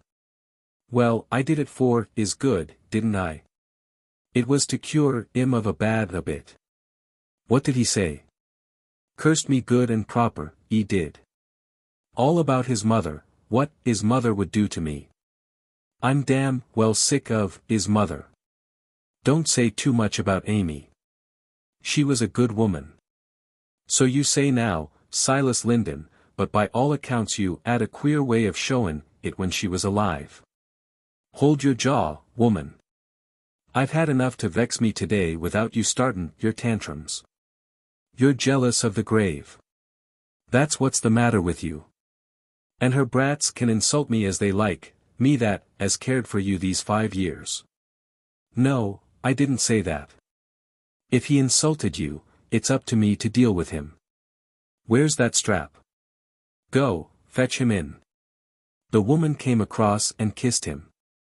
I've only you, Silas. Oh hell. Don't muck me about. I'm not in the mood. Go and fetch Willie in. You can bring Marjorie also. It takes the sauce out of her also, for I think she feels it more than he does. The woman left the room but was back, in a moment. Ease off again, said she. It fair gets on my nerves to see him.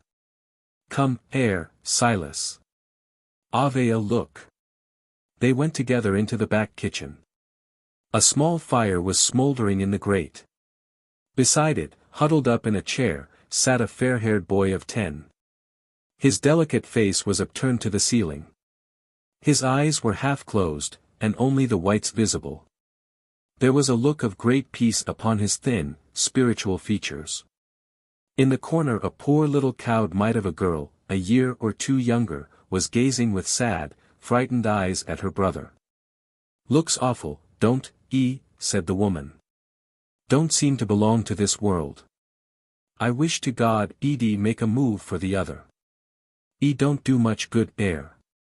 Here, wake up, cried Silas. None of your fwisheen. Wake up. Gee here. He shook him roughly by the shoulder, but the boy still slumbered on. The backs of his hands, which lay upon his lap, were covered with bright scarlet blotches. My word, you've dropped enough hot wax on him. D'you mean to tell me, Sarah, it took all that to wake him? Maybe I dropped 1 or 2 extra for luck. He does aggravate me so that I can hardly hold myself. But you wouldn't believe how little he can feel when he's like that. You can owl in his ear. It's all lost on him. See, air. She caught the lad by the hair and shook him violently. He groaned and shivered. Then he sank back into his serene trance. Say! Cried Silas, stroking his stubbled chin as he looked thoughtfully at his son, I think there is money in this if it is handled to rights. What about a turn on the halls, eh? The boy wonder or how is it done? There's a name for the bills. Then folk know his uncle's name, so they will be able to take him on trust. I thought you was going into the business yourself. That's a washout, snarled Silas. Don't you talk of it. It's finished. Been caught out already? I tell you not to talk about it, woman, the man shouted. I'm just in the mood to give you the hidin' of your life, so don't you get my goat, or you'll be sorry. He stepped across and pinched the boy's arm with all his force. By cripes, he's a wonder. Let us see how far it will go. He turned to the sinking fire and with the tongs he picked out a half-red ember. This he placed on the boy's head. There was a smell of burning hair, then of roasting flesh, and suddenly, with a scream of pain, the boy came back to his senses. "Mother! Mother!" he cried. The girl in the corner took up the cry. They were like two lambs bleating together. "Damn your mother!" cried the woman, shaking Marjorie by the collar of her frail black dress. "Stop squallin', you little stinker." She struck the child with her open hand across the face. Little Willie ran at her and kicked her shins until a blow from Silas knocked him into the corner. The brute picked up a stick and lashed the two cowering children, while they screamed for mercy, and tried to cover their little bodies from the cruel blows. "You stop that," cried a voice in the passage. "It's that blasted Jewess," said the woman. She went to the kitchen door. "What the hell are you doing in our house? Op it, quick, or it will be the worse for you. If I hear them children cry out once more, I'm off for the police. Get out of it. Op it, I tell you." The frosy stepmother bore down in full sail, but the lean, lank Jewess stood her ground. Next instant they met. Mrs. Silas Linden screamed, and staggered back with blood running down her face where 4 nails had left as many red furrows. Silas with an oath, pushed his wife out of the way, seized the intruder round the waist, and slung her bodily through the door. She lay in the roadway with her long gaunt limbs sprawling about like some half-slain fowl. Without rising, she shook her clenched hands in the air and screamed curses at Silas, who slammed the door and left her, while neighbors ran from all sides to hear particulars of the fray. Mrs. Linden, staring through the front blind, saw with some relief that her enemy was able to rise and to limp back to her own door, whence she could be heard delivering a long shrill harangue as to her wrongs. The wrongs of a Jew are not lightly forgotten, for the race can both love and hate. "She's all right, Silas. I thought maybe you had killed her. It's what she wants, the damned canting sheeny. It's bad enough to have her in the street without her daring to set foot inside my door. I'll cut the hide off that young Willie. He's the cause of it all." "Where is he?" "They ran up to their room. I heard them lock the door. A lot of good that will do them. I wouldn't touch 'em now, Silas. The neighbors is all up and about and we needn't ask for trouble." "You're right," he grumbled. "It will keep till I come back." "Where are you going?" "Down to the Admiral Vernon. There's a chance of a job as sparring partner to Long Davis. He goes into training on Monday and needs a man of my weight." "Well, I'll expect you when I see you. I get too much of that pub of yours." "I know what the Admiral Vernon means. It means the only place in God's earth where I get any peace or rest," said Silas. "A fat lot I get, or ever have had since I married you." "That's right. Grouse away," he growled. "If Grusin made a man happy, you'd be the champion." He picked up his hat and slouched off down the street, his heavy tread resounding upon the great wooden flap which covered the cellars of the brewery. Up in a dingy attic 2 little figures were seated on the side of a wretched straw-stuffed bed, their arms enlacing each other, their cheeks touching, their tears mingling. They had to cry in silence, for any sound might remind the ogre downstairs of their existence. Now and again one would break into an uncontrollable sob, and the other would whisper, "Hush! Hush! Oh hush!" Then suddenly they heard the slam of the outer door and that heavy tread booming over the wooden flap. They squeezed each other in their joy. Perhaps when he came back he might kill them, but for a few short hours at least they were safe from him. As to the woman, she was spiteful and vicious, but she did not seem so deadly as the man. In a dim way they felt that he had hunted their mother into her grave and might do as much for them. The room was dark save for the light which came through the single dirty window. It cast a bar across the floor, but all round was black shadow. Suddenly the little boy stiffened, clasped his sister with a tighter grip, and stared rigidly into the darkness. "She's coming," he muttered. "She's coming." Little Marjorie clung to him. "Oh, Wiley, is it mother? It is a light, a beautiful yellow light. Can you not see it, Marjorie?" But the little girl, like all the world, was without vision. To her all was darkness. "Tell me, Willie," she whispered, in a solemn voice. She was not really frightened, for many times before had the dead mother returned in the watches of the night to comfort her stricken children. "Yes. Yes, she is coming now." "Oh, mother. Mother. What does she say, Willie?" "Oh, she is beautiful. She is not crying. She is smiling. It is like the picture we saw of the angel. She looks so happy. Dear, dear mother. Now she is speaking. It is over, she says. It is all over. She says it again. Now she beckons with her hand. We are to follow. She has moved to the door. Oh, Willie, I dare not. Yes, yes, she nods her head. She bids us fear nothing now she has passed through the door. Come, Marjorie, come, or we shall lose her. The two little mites crept across the room and Willie unlocked the door. The mother stood at the head of the stair beckoning them onwards. Step by step they followed her down into an empty kitchen. The woman seemed to have gone out. All was still in the house. The phantom still beckoned them on. We are to go out. Oh, Willie, we have no hats. We must follow, Madge. She is smiling and waving. Father will kill us for this. She shakes her head. She says we are to fear nothing. Come. They threw open the door and were in the street. Down the deserted court they followed the gleaming gracious presence, and through a tangle of low streets, and so out into the crowded rush of Tottenham Court Road.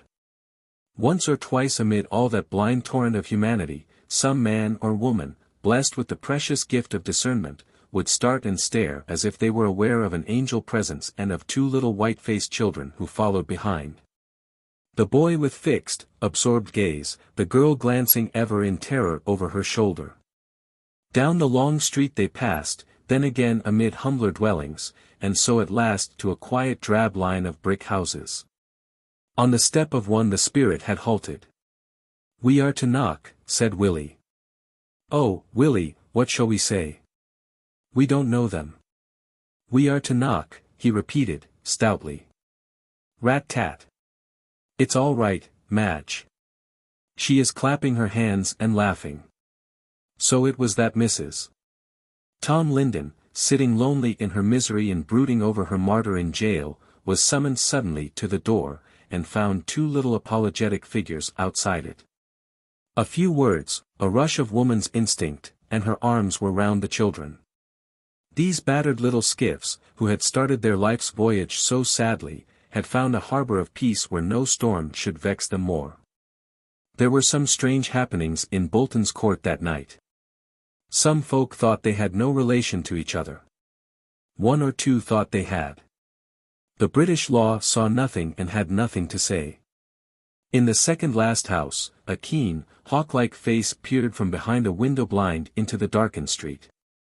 A shaded candle was behind that fearful face, dark as death, remorseless as the tomb. Behind Rebecca Levi stood a young man whose features showed that he sprang from the same Oriental race. For an hour, for a second hour, the woman had sat without a word, watching. At the entrance to the court there was a hanging lamp which cast a circle of yellow light. It was on this pool of radiance that her brooding eyes were fixed. Then suddenly she saw what she had waited for. She started and hissed out a word. The young man rushed from the room and into the street. He vanished through a side door into the brewery. Drunken Silas Linden was coming home. He was in a gloomy, sullen state of befuddlement. A sense of injury filled his mind. He had not gained the billet he sought. His injured hand had been against him. He had hung about the bar waiting for drinks and had got some, but not enough. Now he was in a dangerous mood.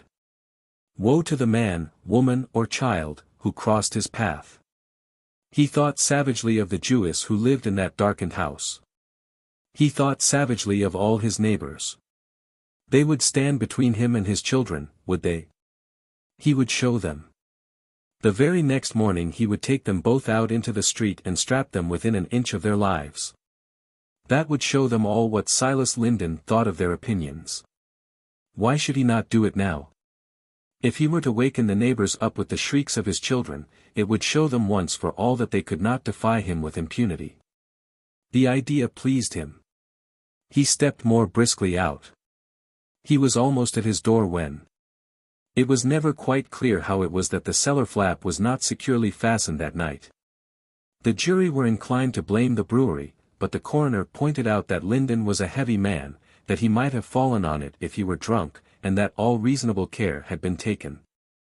It was an 18-foot fall upon jagged stones, and his back was broken. They did not find him till next morning, for, curiously enough, his neighbor, the Jewess, never heard the sound of the accident. The doctor seemed to think that death had not come quickly. There were horrible signs that he had lingered. Down in the darkness, vomiting blood and beer, the man ended his filthy life with a filthy death. One need not waste words or pity over the woman whom he had left. Relieved from her terrible mate, she returned to that music-hall stage from which he, by force of his virility and bull-like strength, had lured her. She tried to regain her place with "Hi! Hi! Hi! I'm the dernier Cri, the girl with the cartwheel hat." Which was the ditty which had won her name.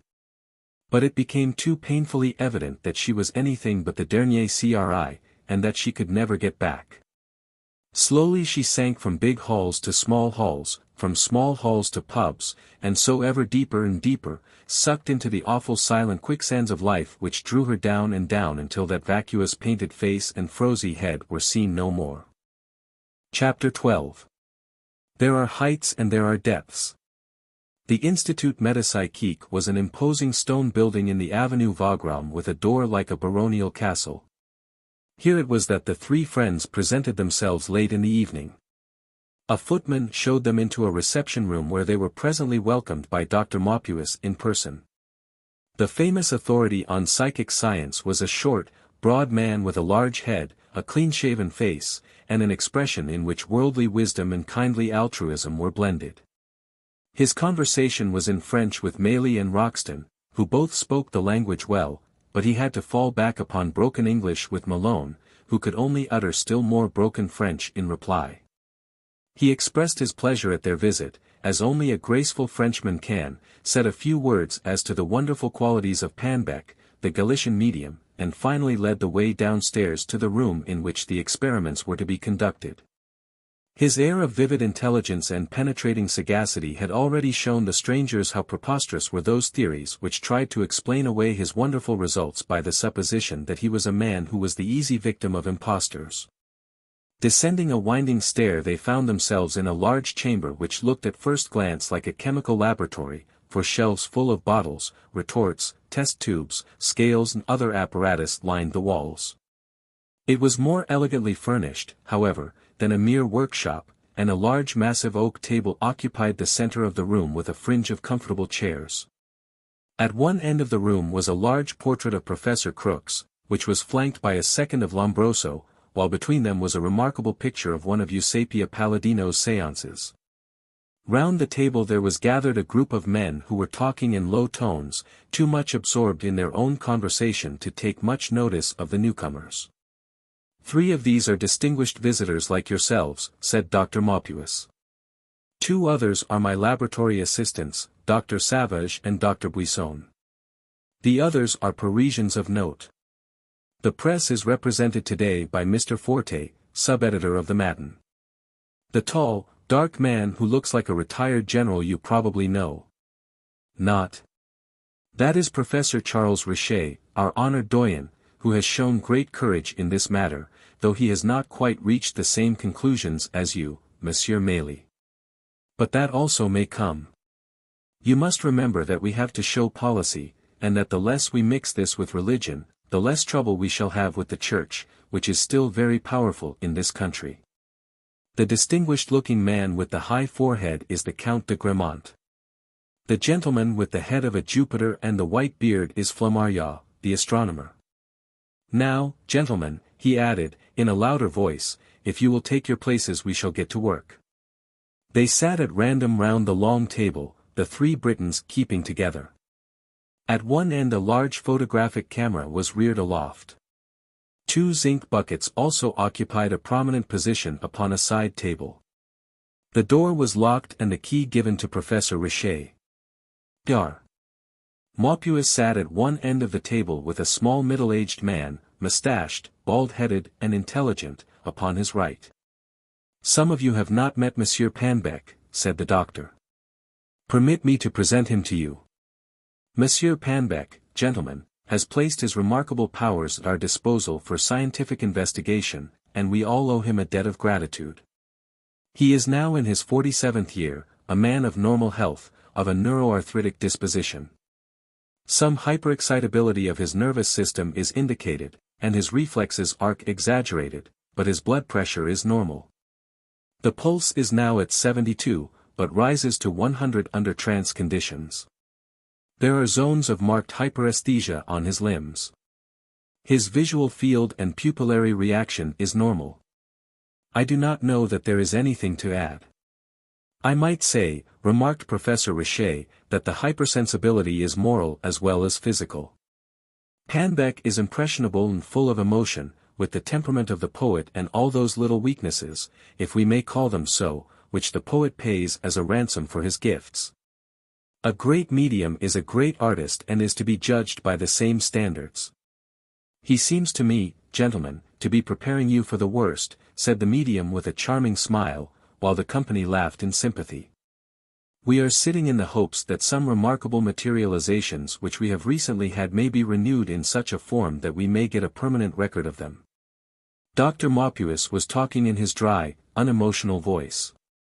These materializations have taken very unexpected forms of late, and I would beg the company to repress any feelings of fear, however strange these forms may be, as a calm and judicial atmosphere is most necessary. We shall now turn out the white light and begin with the lowest degree of red light until the conditions will admit of further illumination. The lamps were controlled from Dr. Maupuis' seat at the table. For a moment they were plunged in utter darkness. Then a dull red glow came in the corner, enough to show the dim outlines of the men round the table. There was no music and no religious atmosphere of any sort. The company conversed in whispers. This is different to your English procedure, said Malone. Very, Maley answered. It seems to me that we are wide open to anything which may come. It's all wrong. They don't realize the danger. What danger can there be? Well, from my point of view, it is like sitting at the edge of a pond which may have harmless frogs in it, or may have man-eating crocodiles. You can't tell what may come. Professor Richet, who spoke excellent English, overheard the words. I know your views, Mr. Maley, said he. Don't think that I treat them lightly. Some things which I have seen make me appreciate your comparison of the frog and the crocodile. In this very room I have been conscious of the presence of creatures which could, if moved to anger, make our experiment seem rather hazardous. I believe with you that evil people here might bring an evil reflection into our circle. I am glad, sir, that you are moving in our direction, said Maley, for like everyone else he regarded Richet as one of the world's great men. Moving, perhaps, and yet I cannot claim to be altogether with you yet. The latent powers of the human incarnate spirit may be so wonderful that they may extend to regions which seem at present to be quite beyond their scope. As an old materialist, I fight every inch of the ground, though I admit that I have lost several lines of trenches. My illustrious friend Challenger still holds his front intact, as I understand. Yes, sir, said Malone, and yet I have some hopes.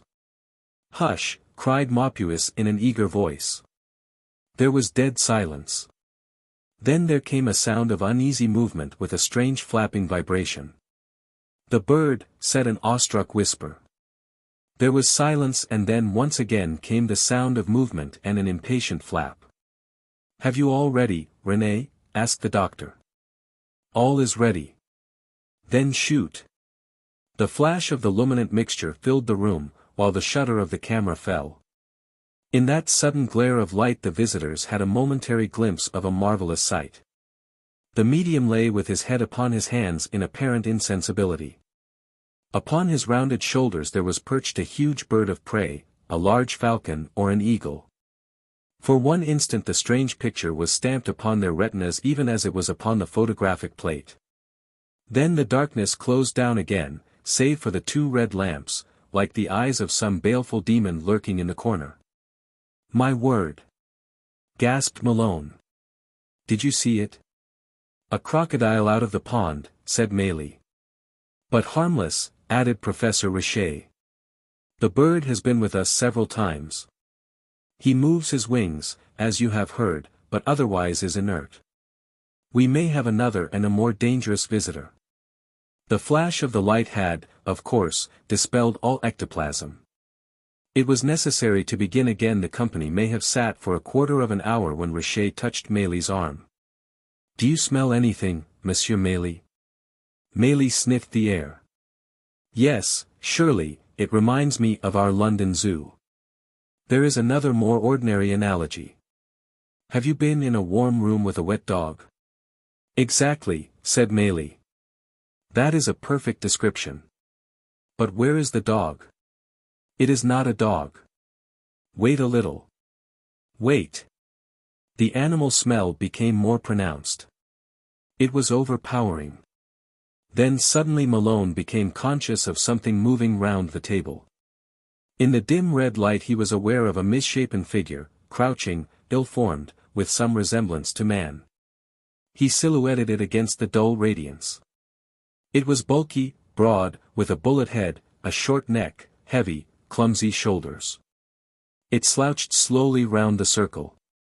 Then it stopped, and a cry of surprise, not unmixed with fear, came from one of the sitters. "Do not be alarmed," said Dr. Maupua's quiet voice. "It is the Pithecanthropus. He is harmless." Had it been a cat which had strayed into the room the scientist could not have discussed it more calmly. "It has long claws. It laid them on my neck," cried a voice. "Yes, yes. He means it as a caress." "You may have my share of his caresses," cried the sitter in a quavering voice. "Do not repulse him. It might be serious. He is well disposed. But he has his feelings, no doubt, like the rest of us." The creature had resumed its stealthy progress. Now it turned the end of the table and stood behind the three friends. Its breath came in quick puffs at the back of their necks. Suddenly Lord Roxton gave a loud exclamation of disgust. "Quiet. Quiet," said Maupuis. "It's licking my hand," cried Roxton. An instant later Malone was aware of a shaggy head extended between Lord Roxton and himself. With his left hand he could feel long, coarse hair. It turned towards him, and it needed all his self-control to hold his hand still when a long soft tongue caressed it. Then it was gone. "In heaven's name, what is it?" he asked. "We have been asked not to photograph it. Possibly the light would infuriate it." The command through the medium was definite. "We can only say that it is either an ape-like man or a man-like ape. We have seen it more clearly than tonight. The face is simian, but the brow is straight. The arms long, the hands huge, the body covered with hair." "Tom Linden gave us something better than that," whispered Maylie. He spoke low but Richet caught the words. "All nature is the field of our study, Mr. Maylie. It is not for us to choose. Shall we classify the flowers but neglect the fungi? But you admit it is dangerous." The X-rays were dangerous. How many martyrs lost their arms, joint by joint, before those dangers were realized? And yet it was necessary. So it is with us. We do not know yet what it is that we are doing. But if we can indeed show the world that this Pithecanthropus can come to us from the invisible, and depart again as it came, Then the knowledge is so tremendous that even if he tore us to pieces with those formidable claws, it would none the less be our duty to go forward with our experiments. Science can be heroic, said Maylie. Who can deny it? And yet I have heard these very scientific men tell us that we imperil our reason when we try to get in touch with spiritual forces. Gladly would we sacrifice our reason, or our lives, if we could help mankind. Should we not do as much for spiritual advance as they for material? The lights had been turned up and there was a pause for relaxation before the great experiment of the evening was attempted. The men broke into little groups, chatting in hushed tones over their recent experience. Looking round at the comfortable room with its up-to-date appliances, the strange bird and the stealthy monster seemed like dreams. And yet they had been very real, as was shown presently by the photographer, who had been allowed to leave and now rushed excitedly from the adjacent dark room waving the plate which he had just developed and fixed.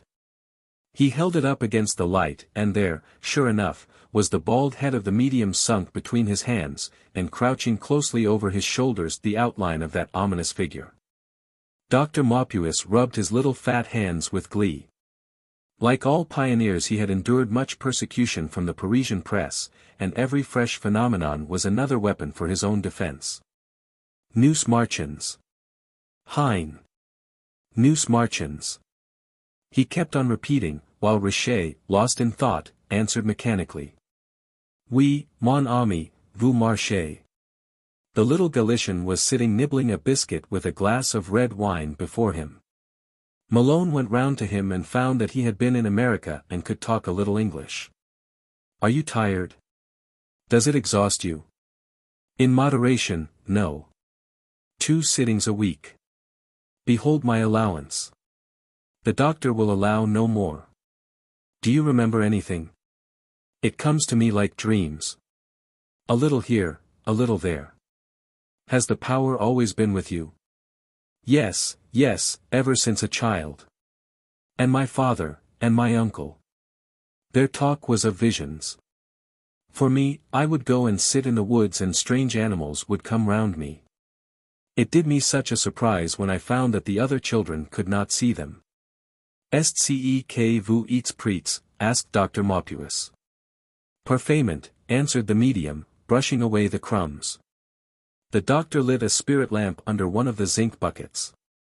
We are about to cooperate in an experiment, gentlemen, which should, once and for all, convince the world as to the existence of these ectoplasmic forms. Their nature may be disputed, but their objectivity will be beyond doubt from now onwards unless my plans miscarry.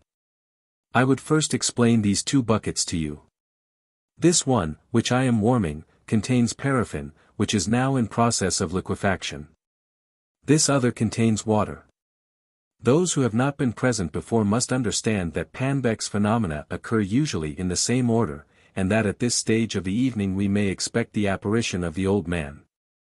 Tonight we lie in wait for the old man, and we shall, I hope, immortalize him in the history of psychic research.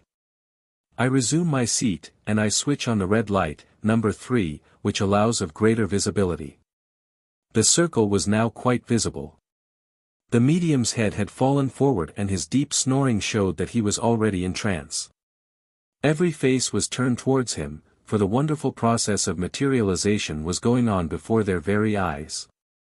At first it was a swirl of light, steam-like vapor which circled round his head. Then there was a waving, as of white diaphanous drapery, behind him. It thickened.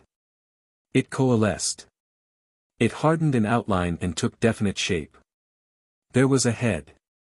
There were shoulders. Arms grew out from them. Yes, there could not be a doubt of it, there was a man, an old man, standing behind the chair. He moved his head slowly from side to side. He seemed to be peering in indecision towards the company. One could imagine that he was asking himself, where am I, and what am I here for? He does not speak, but he hears and has intelligence, said Dr. Maupuis, glancing over his shoulder at the apparition. We are here, sir, in the hope that you will aid us in a very important experiment. May we count upon your cooperation? The figure bowed his head in assent. We thank you. When you have attained your full power you will, no doubt, move away from the medium. The figure again bowed, but remained motionless. It seemed to Malone that it was growing denser every moment. He caught glimpses of the face. It was certainly an old man, heavy-faced, long-nosed, with a curiously projecting lower lip. Suddenly with a brusque movement it stood clear from Panbeck and stepped out into the room. "Now, sir," said Maupuis in his precise fashion. "You will perceive the zinc bucket upon the left.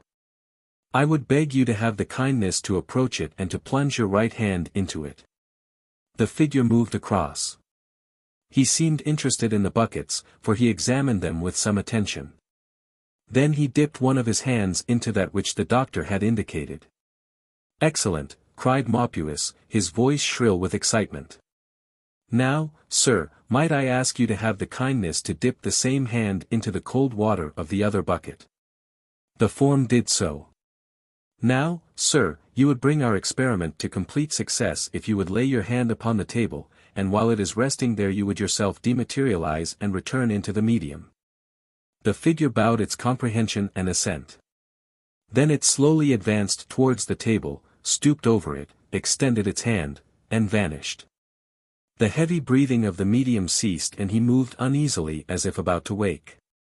Maupuis turned on the white light, and threw up his hands with a loud cry of wonder and joy which was echoed by the company. On the shining wooden surface of the table there lay a delicate yellow-pink glove of paraffin, broad at the knuckles, thin at the wrist, two of the fingers bent down to the palm. Maupuis was beside himself with delight. He broke off a small bit of the wax from the wrist and handed it to an assistant, who hurried from the room. "It is final," he cried. "What can they say now? Gentlemen, I appeal to you. You have seen what occurred. Can any of you give any rational explanation of that paraffin mold, save that it was the result of dematerialization of the hand within it?" "I can see no other solution," Richer answered. "But you have to do with very obstinate and very prejudiced people. If they cannot deny it, they will probably ignore it." "The press is here and the press represents the public," said Maupuis. "For the press English, Monsieur Malone," he went on in his broken way. "Is it that you can see any answer?" "I can see none," Malone answered. "And you, monsieur?" addressing the representative of the Matin. The Frenchman shrugged his shoulders. "For us who had the privilege of being present it was indeed convincing," said he, "and yet you will certainly be met with objections. They will not realize how fragile this thing is. They will say that the medium brought it on his person and laid it upon the table." Maupuis clapped his hands triumphantly. His assistant had just brought him a slip of paper from the next room. "Your objection is already answered," he cried, waving the paper in the air. "I had foreseen it and I had put some cholesterol among the paraffin in the zinc pail. You may have observed that I broke off a corner of the mold. It was for purpose of chemical analysis. This has now been done. It is here and cholesterol has been detected." "Excellent," said the French journalist. "You have closed the last hole. But what next?" "What we have done once we can do again," Maupuis answered. "I will prepare a number of these molds. In some cases I will have fists and hands. Then I will have plaster casts made from them. I will run the plaster inside the mold. It is delicate, but it can be done. I will have dozens of them so treated, and I will send them broadcast to every capital in the world that people may see with their own eyes. Will that not at last convince them of the reality of our conclusions?" "Do not hope for too much, my poor friend," said Richer, with his hand upon the shoulder of the enthusiast. "You have not yet realized the enormous vis inertio of the world. But as you have said, vous marchez toujours." "And our march is regulated," said Meili. "There is a gradual release to accommodate it to the receptivity of mankind." Richer smiled and shook his head. "Always transcendental, Monsieur Meili. Always seeing more than meets the eye and changing science into philosophy. I fear you are incorrigible. Is your position reasonable?" "Professor Richer," said Meili, very earnestly, I would beg you to answer the same question. I have a deep respect for your talents and complete sympathy with your caution, but have you not come to the dividing of the ways? You are now in the position that you must admit, that an intelligent apparition in human form, built up from the substance which you have yourself named ectoplasm, can walk the room and carry out instructions while the medium lays senseless under our eyes, and yet you hesitate to assert that spirit has an independent existence. Is that reasonable? Richer smiled and shook his head. Without answering he turned and bid farewell to Dr. Maupuus, and to offer him his congratulations. A few minutes later the company had broken up and our friends were in a taxi speeding towards their hotel. Malone was deeply impressed with what he had seen, and he sat up half the night drawing up a full account of it for the Central News. With the names of those who had endorsed the result, honorable names which no one in the world could associate with folly or deception. Surely, this will be a turning point and an epoch. So ran his dream. 2 days later he opened the great London dailies one after the other. Columns about football. Columns about golf. A full page as to the value of shares. A long and earnest correspondence in the Times about the habits of the lapwing. Not one word in any of them as to the wonders which he had seen and reported. Maylie laughed at his dejected face. "A mad world, my masters," said he. "A crazy world. But the end is not yet." Chapter 13. In which Professor Challenger goes forth to battle. Professor Challenger was in a bad humor, and when that was so his household were made aware of it. Neither were the effects of his wrath confined to those around him, for most of those terrible letters which appeared from time to time in the press, flaying and scarifying some unhappy opponent, were thunderbolt flashes from an offended Jove who sat in sombre majesty in his study throne on the heights of a Victoria flat. Servants would hardly dare to enter the room where, glooming and glowering, the maned and bearded head looked up from his papers as a lion from a bone. Only Enid could dare him at such a time, and even she felt occasionally that sinking of the heart which the bravest of tamers may experience as he unbars the gate of the cage. She was not safe from the acridity of his tongue, but at least she need not fear physical violence, which was well within the possibilities for others. Sometimes these berserk fits of the famous professor arose from material causes. Hepatic, sir, hepatic, he would explain in extenuation after some aggravated assault. But on this particular occasion he had a very definite cause for discontent. It was spiritualism. He never seemed to get away from the accursed superstition, a thing which ran counter to the whole work and philosophy of his lifetime.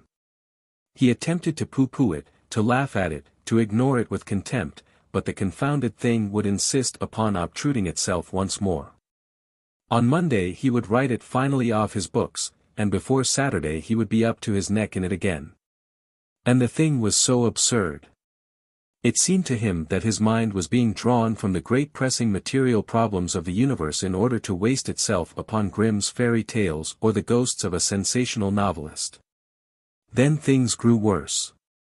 First Malone, who had in his simple fashion been an index figure representing the normal clear-headed human being, had in some way been bedeviled by these people and had committed himself to their pernicious views. Then Enid, his wee lamb, his one real link with humanity, had also been corrupted. She had agreed with Malone's conclusions. She had even hunted up a good deal of evidence of her own. In vain he had himself investigated a case and proved beyond a shadow of a doubt that the medium was a designing villain who brought messages from a widow's dead husband in order to get the woman into his power.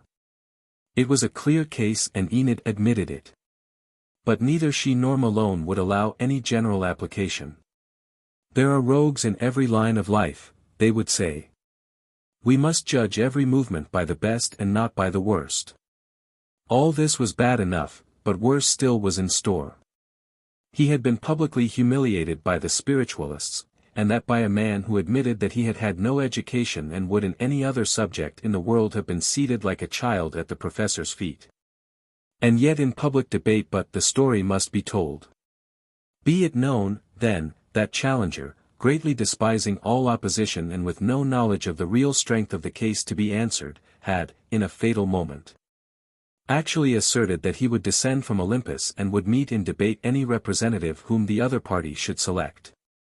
"I am well aware," he wrote, "that by such condescension I, like any other man of science of equal standing, run the risk of giving a dignity to these absurd and grotesque aberrations of the human brain which they could otherwise not pretend to claim, but we must do our duty to the public.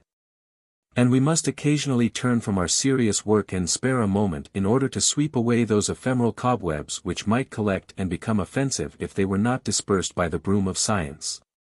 Thus, in a most self-confident fashion, did Goliath go forth to meet his tiny antagonist, an ex-printer's assistant and now the editor of what Challenger would describe as an obscure print devoted to matters of the spirit.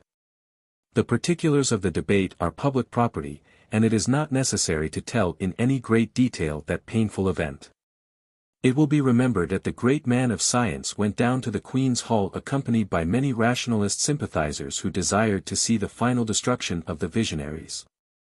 A large number of these poor deluded creatures also attended, hoping against hope that their champion might not be entirely immolated upon the altar of outraged science. Between them the two factions filled the hall, and glared at each other with as much enmity as did the Blues and the Greens 1,000 years before in the Hippodrome of Constantinople. There on the left of the platform were the solid ranks of those hard and unbending rationalists who look upon the Victorian agnostics as credulous, and refresh their faith by the periodical perusal of the Literary Gazette and the Freethinker. There, too, was Dr. Joseph Balmer, the famous lecturer upon the absurdities of religion, together with Mr. Edward Malone, who has insisted so eloquently upon man's claim to ultimate putridity of the body and extinction of the soul. On the other side Mailly's yellow beard flamed like an oriflamme. His wife sat on one side of him and Mervyn, the journalist, on the other, while dense ranks of earnest men and women from the Queen Square Spiritual Alliance, from the Psychic College, from the Stead Bureau, and from the outlying churches, assembled in order to encourage their champion in his hopeless task. The genial faces of Bolsover, the grocer, with his Hammersmith friends, Turbane, the railway medium, the Reverend Charles Mason, with his ascetic features, Tom Linden, now happily released from bondage, Mrs. Linden, the Crew Circle, Dr. Atkinson, Lord Roxton, Malone, and many other familiar faces were to be picked out amid that dense wall of humanity. Between the two parties, solemn and stolid and fat, sat Judge Gaverson of the King's Bench, who had consented to preside. It was an interesting and suggestive fact that in this critical debate at which the very core or vital center of real religion was the issue, the organized churches were entirely aloof and neutral. Drowsy and semi-conscious, they could not discern that the live intellect of the nation was really holding an inquisition upon their bodies to determine whether they were doomed to the extinction towards which they were rapidly drifting, or whether a resuscitation in other forms was among the possibilities of the future. In front, on one side, with his broad-browed disciples behind him, sat Professor Challenger, portentous and threatening, his Assyrian beard projected in his most aggressive fashion, a half-smile upon his lips, and his eyelids drooping insolently over his intolerant grey eyes. On the corresponding position on the other side was perched a drab and unpretentious person over whose humble head Challenger's hat would have descended to the shoulders. He was pale and apprehensive, glancing across occasionally in apologetic and deprecating fashion at his leonine opponent. Yet those who knew James Smith best were the least alarmed, for they were aware that behind his commonplace and democratic appearance there lay a knowledge of his subject, practical and theoretical, such as few living men possessed. The wise men of the Psychical Research Society are but children in psychic knowledge when compared with such practicing spiritualists as James Smith, men whose whole lives are spent in various forms of communion with the unseen. Such men often lose touch with the world in which they dwell and are useless for its everyday purposes, but the editorship of a live paper and the administration of a widespread, scattered community had kept Smith's feet solid upon earth. While his excellent natural faculties, uncorrupted by useless education, had enabled him to concentrate upon the one field of knowledge which offers in itself a sufficient scope for the greatest human intellect. Little as Challenger could appreciate it, the contest was really won between a brilliant discursive amateur and a concentrated highly specialized professional. It was admitted on all sides that Challenger's opening half-hour was a magnificent display of oratory and argument. His deep organ voice, such a voice as only a man with a 50-inch chest can produce, rose and fell in a perfect cadence which enchanted his audience. He was born to sway an assembly, an obvious leader of mankind. In turn he was descriptive, humorous and convincing. He pictured the natural growth of animism among savages cowering under the naked sky, unable to account for the beat of the rain or the roar of the thunder. And seeing a benevolent or malicious intelligence behind those operations of nature which science had now classified and explained. Hence on false premises was built up that belief in spirits or invisible beings outside ourselves, which by some curious atavism was re-emerging in modern days among the less educated strata of mankind. It was the duty of science to resist retrogressive tendencies of the sort, and it was a sense of that duty which had reluctantly drawn him from the privacy of his study to the publicity of this platform. He rapidly sketched the movement as depicted by its maligners. It was a most unsavory story as he told it, a story of cracking toe joints, of phosphorescent paint, of muslin ghosts, of a nauseous sordid commission trade betwixt dead men's bones on one side, and widows' tears upon the other. These people were the hyenas of the human race who battened upon the graves. Cheers from the rationalists and ironical laughter from the spiritualists. They were not all rogues. Thank you, Professor. From a stentorian opponent, but the others were fools, laughter. Was it exaggeration to call man a fool who believed that his grandmother could rap out absurd messages with the leg of a dining-room table? Had any savages descended to so grotesque a superstition? These people had taken dignity from death and had brought their own vulgarity into the serene oblivion of the tomb. It was a hateful business. He was sorry to have to speak so strongly, but only the knife or the cautery could deal with so cancerous a growth. Surely man need not trouble himself with grotesque speculations as to the nature of life beyond the grave. We had enough to do in this world. Life was a beautiful thing. The man who appreciated its real duties and beauties would have sufficient to employ him without dabbling in pseudo-sciences which had their roots in frauds. Exposed already 100 times and yet finding fresh crowds of foolish devotees whose insane credulity and irrational prejudice made them impervious to all argument. Such is a most bald and crude summary of this powerful opening argument. The materialists roared their applause, the spiritualists looked angry and uneasy, while their spokesman rose, pale but resolute, to answer the ponderous onslaught. His voice and appearance had none of those qualities which made Challenger magnetic, but he was clearly audible and made his points in a precise fashion like a workman who is familiar with his tools. He was so polite and so apologetic at first that he gave the impression of having been cowed.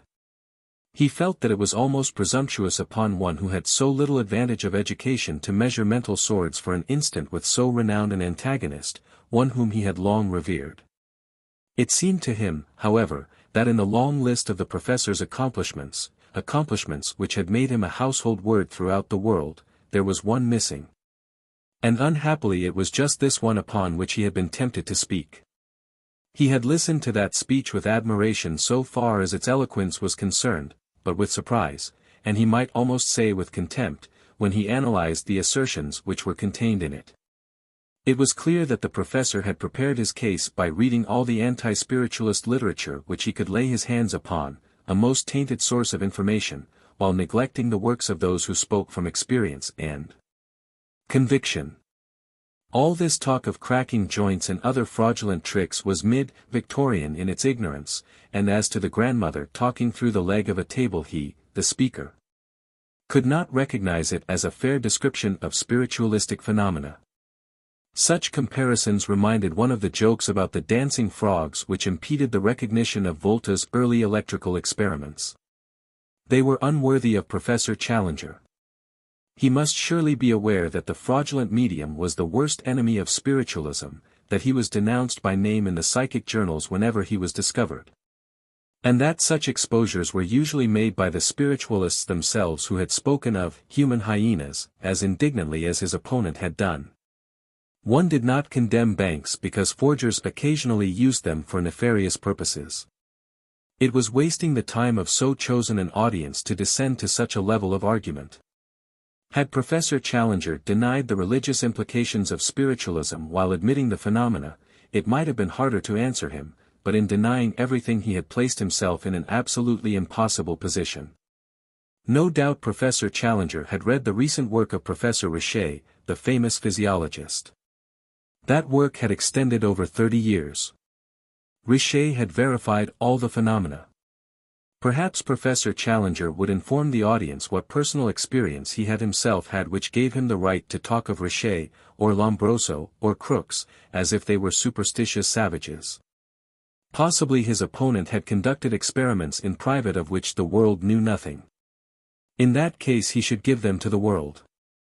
Until he did so, it was unscientific and really indecent to deride men, hardly inferior in scientific reputation to himself, who actually had done such experiments and laid them before the public.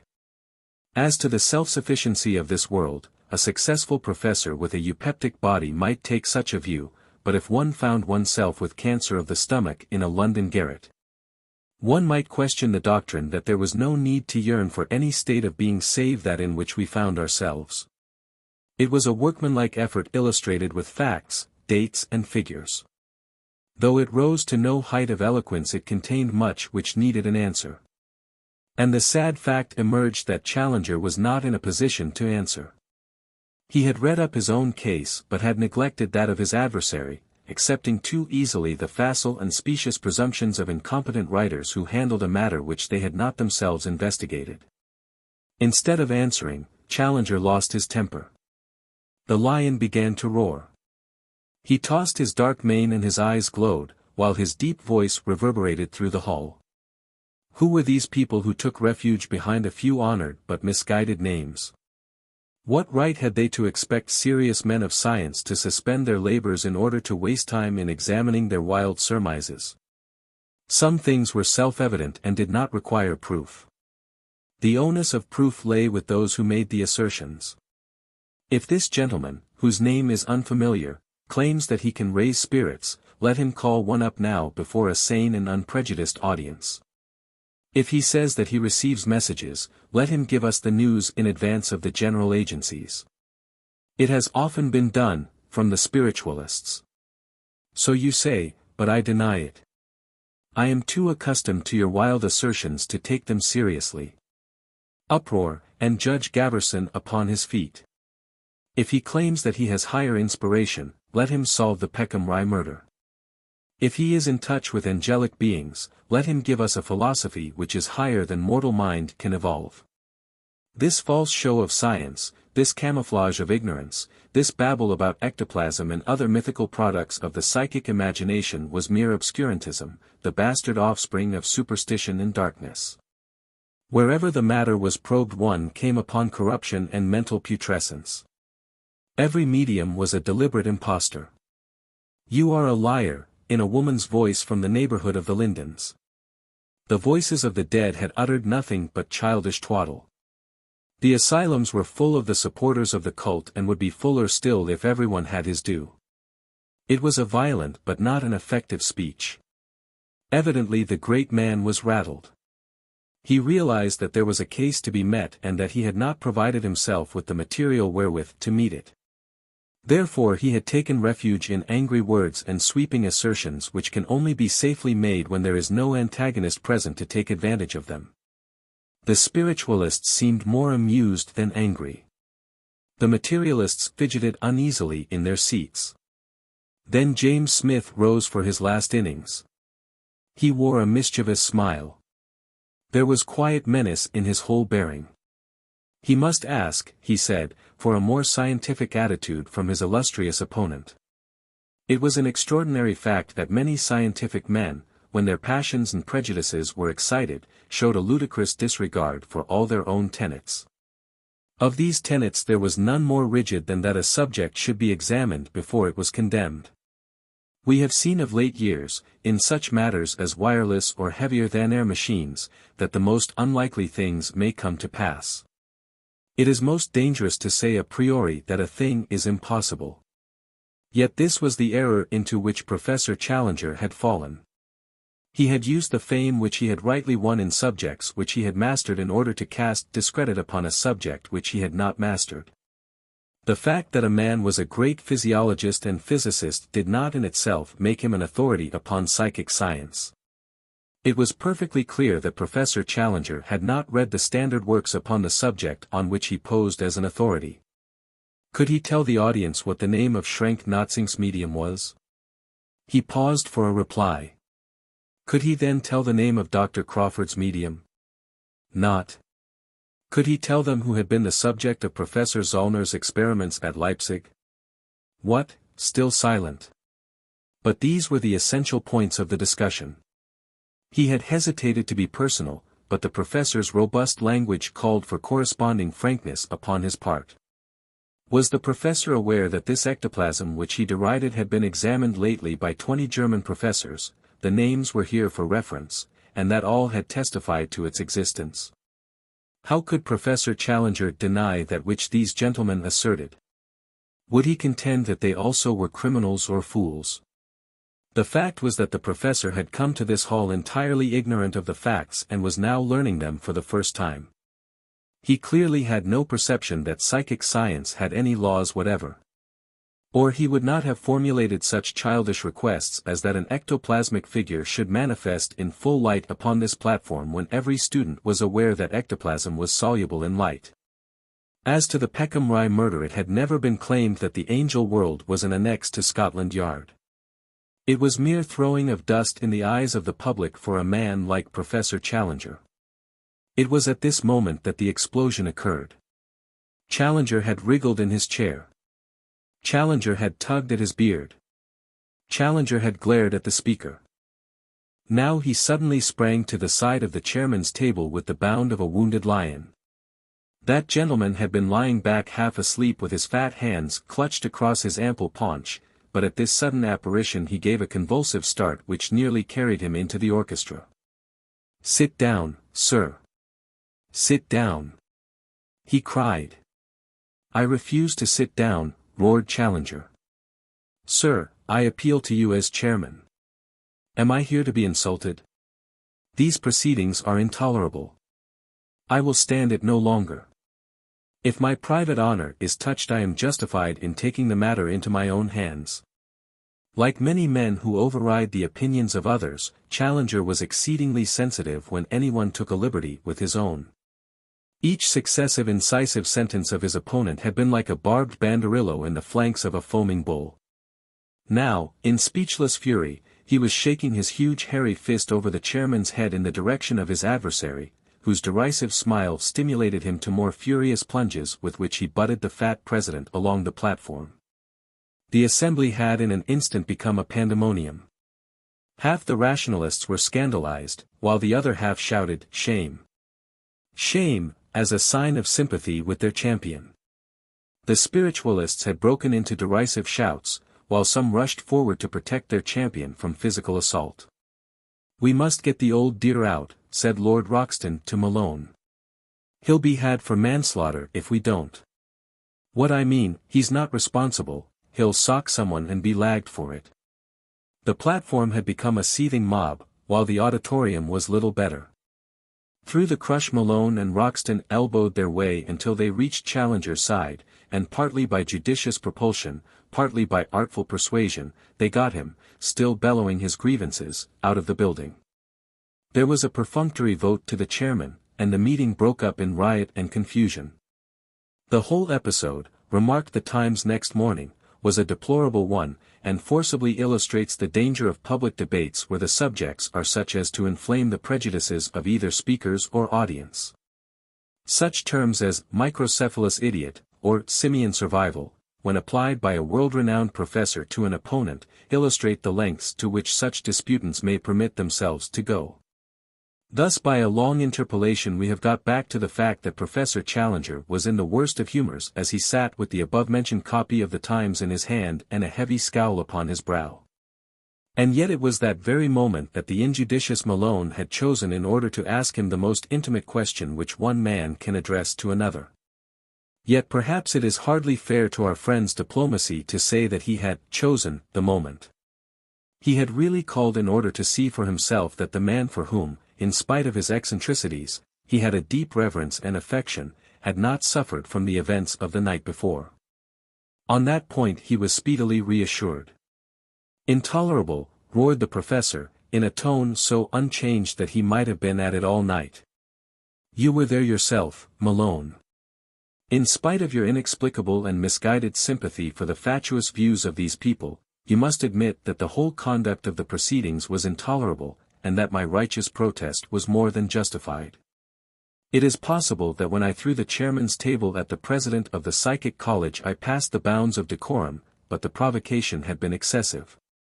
You will remember that this Smith or Brown person, his name is most immaterial, dared to accuse me of ignorance and of throwing dust in the eyes of the audience."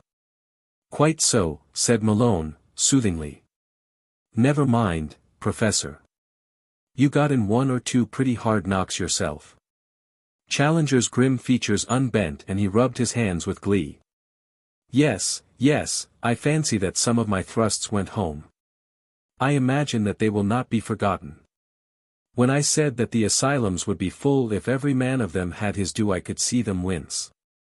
They all yelped, I remember, like a kennelful of puppies. It was their preposterous claim that I should read their hair-brained literature which caused me to display some little heat. But I hope, my boy, that you have called round this morning in order to tell me that what I said last night has had some effect upon your own mind, and that you have reconsidered these views which are, I confess, a considerable tax upon our friendship. Malone took his plunge like a man. I had something else in my mind when I came here, said he. You must be aware that your daughter Enid and I have been thrown together a good deal of late. To me, sir, she has become the one woman in the world, and I shall never be happy until she is my wife. I am not rich, but a good sub-editorship has been offered to me and I could well afford to marry. You have known me for some time and I hope you have nothing against me. I trust, therefore, that I may count upon your approval in what I am about to do. Challenger stroked his beard and his eyelids drooped dangerously over his eyes.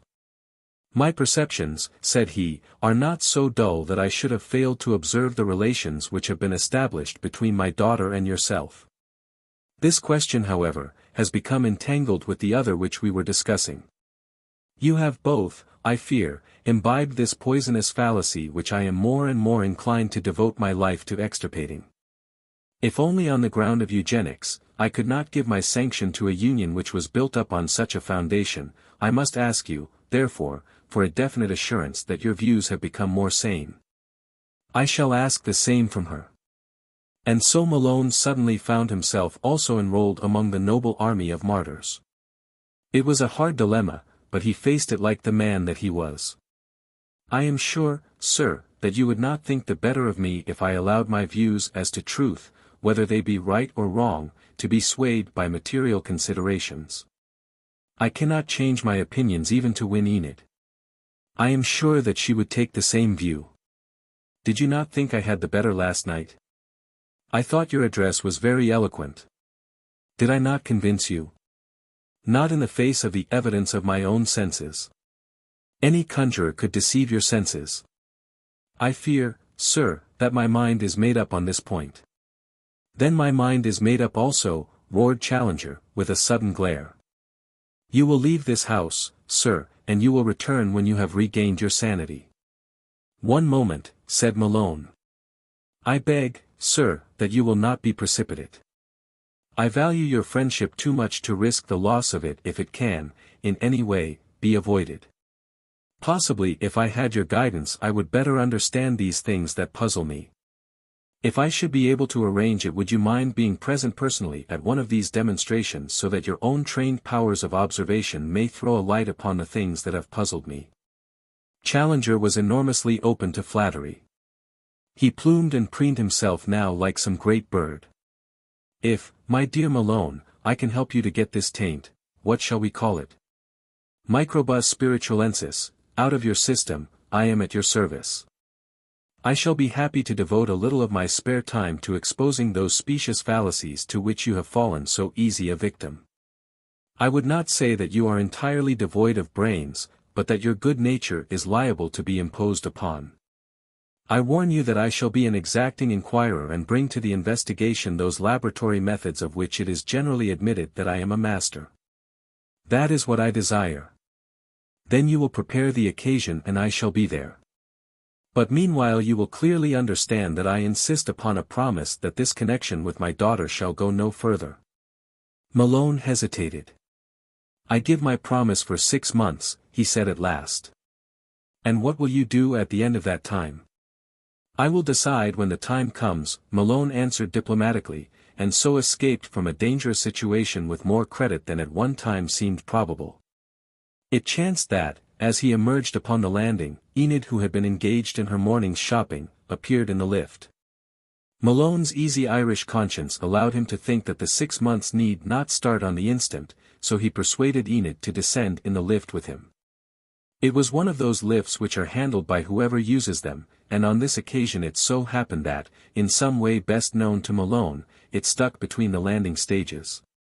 And in spite of several impatient rings it remained stuck for a good quarter of an hour. When the machinery resumed its functions, and when Enid was able at last to reach her home and Malone the street, the lovers had prepared themselves to wait for 6 months with every hope of a successful end to their experiment. Chapter 14. In which Challenger meets a strange colleague. Professor Challenger was not a man who made friends easily. In order to be his friend you had also to be his dependent. He did not admit of equals. But as a patron he was superb. With his Jovian air, his colossal condescension, his amused smile, his general suggestion of the god descending to the mortal, he could be quite overpowering in his amiability. But he needed certain qualities in return. Stupidity disgusted him. Physical ugliness alienated him. Independence repulsed him. He coveted the man whom all the world would admire, but who in turn would admire the Superman above him. Such a man was Dr. Ross Scotton, and for this reason he had been Challenger's favorite pupil. And now he was sick unto death. Dr. Atkinson of St. Mary's, who had already played some minor part in this record, was attending him, and his reports were increasingly depressing. The illness was that dread disease disseminated sclerosis, and Challenger was aware that Atkinson was no alarmist when he said that a cure was a most remote and unlikely possibility. It seemed a terrible instance of the unreasonable nature of things that a young man of science, capable before he reached his prime of 2 such works as the embryology of the sympathetic nervous system or the fallacy of the opsonic index, should be dissolved into his chemical elements with no personal or spiritual residue whatever. And yet the professor shrugged his huge shoulders, shook his massive head, and accepted the inevitable. Every fresh message was worse than the last, and, finally, there was an ominous silence. Challenger went down once to his young friend's lodging in Gower Street. It was a racking experience, and he did not repeat it. The muscular cramps which are characteristic of the complaint were tying the sufferer into knots, and he was biting his lips to shut down the screams which might have relieved his agony at the expense of his manhood. He seized his mentor by the hand as a drowning man seizes a plank. Is it really as you have said? Is there no hope beyond the 6 months of torture which I see lying before me? Can you with all your wisdom and knowledge see no spark of light or life in the dark shadow of eternal dissolution? Face it, my boy, face it, said Challenger. Better to look fact in the face than to console oneself with fancies. Then the lips parted and the long-pent scream burst forth. Challenger rose and rushed from the room. But now an amazing development occurred. It began by the appearance of Miss Delicia Freeman. One morning there came a knock at the door of the Victoria flat. The austere and taciturn Austen, looking out at the level of his eyes, perceived nothing at all. On glancing downwards, however, he was aware of a small lady, whose delicate face and bright bird-like eyes were turned upwards to his own. "I want to see the professor," said she, diving into her handbag for a card. "Can't see you," said Austen. "Oh, yes, he can," the small lady answered serenely. There was not a newspaper office, a statesman's sanctum, or a political chancellery which had ever presented a barrier strong enough to hold her back where she believed that there was good work to be done. "Can't see you," repeated Austen. "Oh, but really I must, you know," said Miss Freeman, and made a sudden dive past the butler. With unerring instinct she made for the door of the sacred study, knocked, and forthwith entered. The lion head looked up from behind a desk littered with papers. The lion eyes glared. "What is the meaning of this intrusion?" the lion roared. The small lady was, however, entirely unabashed. She smiled sweetly at the glowering face. "I am so glad to make your acquaintance," she said. "My name is Delicia Freeman." "Austen," shouted the professor. The butler's impassive face appeared round the angle of the door. "What is this, Austen? How did this person get here?" "I couldn't keep her out," wailed Austen. "Come, miss, we've had enough of it." "No, no. You must not be angry, you really must not," said the lady sweetly.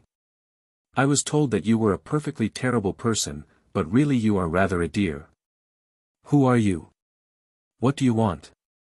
Are you aware that I am one of the most busy men in London?" Miss Freeman fished about in her bag once more. She was always fishing in that bag, extracting sometimes a leaflet on Armenia, sometimes a pamphlet on Greece, sometimes a note on Zen animissions, and sometimes a psychic manifesto. On this occasion it was a folded bit of writing paper which emerged. "From Dr. Roxton," she said. It was hastily folded and roughly scribbled, so roughly as to be hardly legible. Challenger bent his heavy brows over it. "Please, dear friend and guide, listen to what this lady says. I know it is against all your views. And yet I had to do it. You said yourself that I had no hope. I have tested it and it works. I know it seems wild and crazy. But any hope is better than no hope. If you were in my place you would have done the same. Will you not cast out prejudice and see for yourself? Dr. Felkin comes at 3. J. Roxton." Challenger read it twice over and sighed. "The brain was clearly involved in a lesion. He says I am to listen to you. What is it? Cut it as short as you can." "It's a spirit doctor," said the lady. Challenger bounded in his chair. "Good God, am I never to get away from this nonsense?" he cried. "Can they not let this poor devil lie quiet on his deathbed but they must play their tricks upon him?" Miss Delicia clapped her hands and her quick little eyes twinkled with joy. "It's not his deathbed. He is going to get well." "Who said so?" "Dr. Felkin. He never is wrong." Challenger snorted. "Have you seen him lately?" she asked. "Not for some weeks. But you wouldn't recognize him. He is nearly cured. Cured. Cured of diffused sclerosis in a few weeks. Come and see. You want me to aid and abet in some infernal quackery. The next thing, I should see my name on this rascal's testimonials. I know the breed. If I did come I should probably take him by the collar and throw him down the stair." The lady laughed heartily. "He would say with Aristides, 'Strike, but hear me.' You will hear him first, however, I am sure. Your pupil is a real chip of yourself. He seems quite ashamed of getting well in such an unorthodox way. It was I who called Dr. Felkin in against his wish." "Oh, you did you? You took a great deal upon yourself." "I am prepared to take any responsibility, so long as I know I am right. I spoke to Dr. Atkinson. He knows a little of psychic matters. He is far less prejudiced than most of you scientific gentlemen. He took the view that when a man was dying, in any case it could matter little what you did. So Dr. Felkin came. And pray how did this quack doctor proceed to treat the case? That is what Dr. Roxton wants you to see." She looked at a watch which she dragged from the depths of the bag. "In an hour he will be there. I'll tell your friend you are coming." I am sure you would not disappoint him. Oh. She dived into the bag again. Here is a recent note upon the Bessarabian question. It is much more serious than people think. You will just have time to read it before you come. So goodbye, dear Professor, and au revoir. She beamed at the scowling lion and departed. But she had succeeded in her mission, which was a way she had. There was something compelling in the absolutely unselfish enthusiasm of this small person who would, at a moment's notice, take on anyone from a Mormon elder to an Albanian brigand, loving the culprit and mourning the sin. Challenger came under the spell, and shortly after 3 he stumped his way up the narrow stair and blocked the door of the humble bedroom where his favorite pupil lay stricken. Ross Scotton lay stretched upon the bed in a red dressing gown, and his teacher saw, with a start of surprised joy, that his face had filled out and that the light of life and hope had come back into his eyes. "Yes, I'm beating it," he cried. "Ever since Felkin held his first consultation with Atkinson I have felt the life force stealing back into me. Oh, Chief, it is a fearful thing to lie awake at night and feel these cursed microbes nibbling away at the very roots of your life. I could almost hear them at it. And the cramps when my body, like a badly articulated skeleton, would all get twisted into one rigid tangle. But now, except some dyspepsia and urticaria of the palms, I am free from pain. And all on account of this dear fellow here who has helped me." He motioned with his hand as if alluding to someone present. Challenger looked round with a glare, expecting to find some smug charlatan behind him. But no doctor was there. A frail young woman, who seemed to be a nurse, quiet, unobtrusive, and with a wealth of brown hair, was dozing in a corner. Miss Delicia, smiling demurely, stood in the window. "I am glad you are better, my dear boy," said Challenger. "But do not tamper with your reason. Such a complaint has its natural systole and diastole. Talk to him, Dr. Felkin. Clear his mind for him," said the invalid. Challenger looked up at the cornice and round at the skirting. His pupil was clearly addressing some doctor in the room and yet none was visible. Surely his aberration had not reached the point when he thought that actual floating apparitions were directing his cure. "Indeed, it needs some clearing," said a deep and virile voice at his elbow. He bounded round. It was the frail young woman who was talking. "Let me introduce you to Dr. Felkin," said Miss Delicia, with a mischievous laugh. "What tomfoolery is this?" cried Challenger. The young woman rose and fumbled at the side of her dress. Then she made an impatient gesture with her hand. "Time was, my dear colleague, when a snuff-box was as much part of my equipment as my phlebotomy case. I lived before the days of Laennec, and we carried no stethoscope, but we had our little chirurgical battery, none the less. But the snuff-box was a peace offering and I was about to offer it to you, but, alas! It has had its day." Challenger stood with staring eyes and dilated nostrils while this speech was delivered. Then he turned to the bed. "Do you mean to say that this is your doctor, that you take the advice of this person?" The young girl drew herself up very stiffly.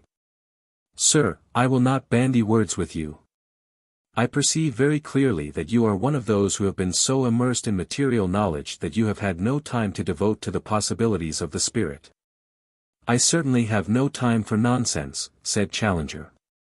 "My dear Chief," cried a voice from the bed, "I beg you to bear in mind how much Dr. Felkin has already done for me. You saw how I was a month ago, and you see how I am now. You would not offend my best friend. I certainly think, Professor, that you owe dear Dr.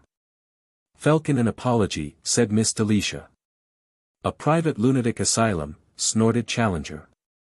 Then, playing up to his part, he assumed the ponderous elephantine irony which was one of his most effective weapons in dealing with recalcitrant students. "Perhaps, young lady, or shall I say elderly and most venerable professor, you will permit a mere raw earthly student, who has no more knowledge than this world can give, to sit humbly in a corner and possibly to learn a little from your methods and your teaching."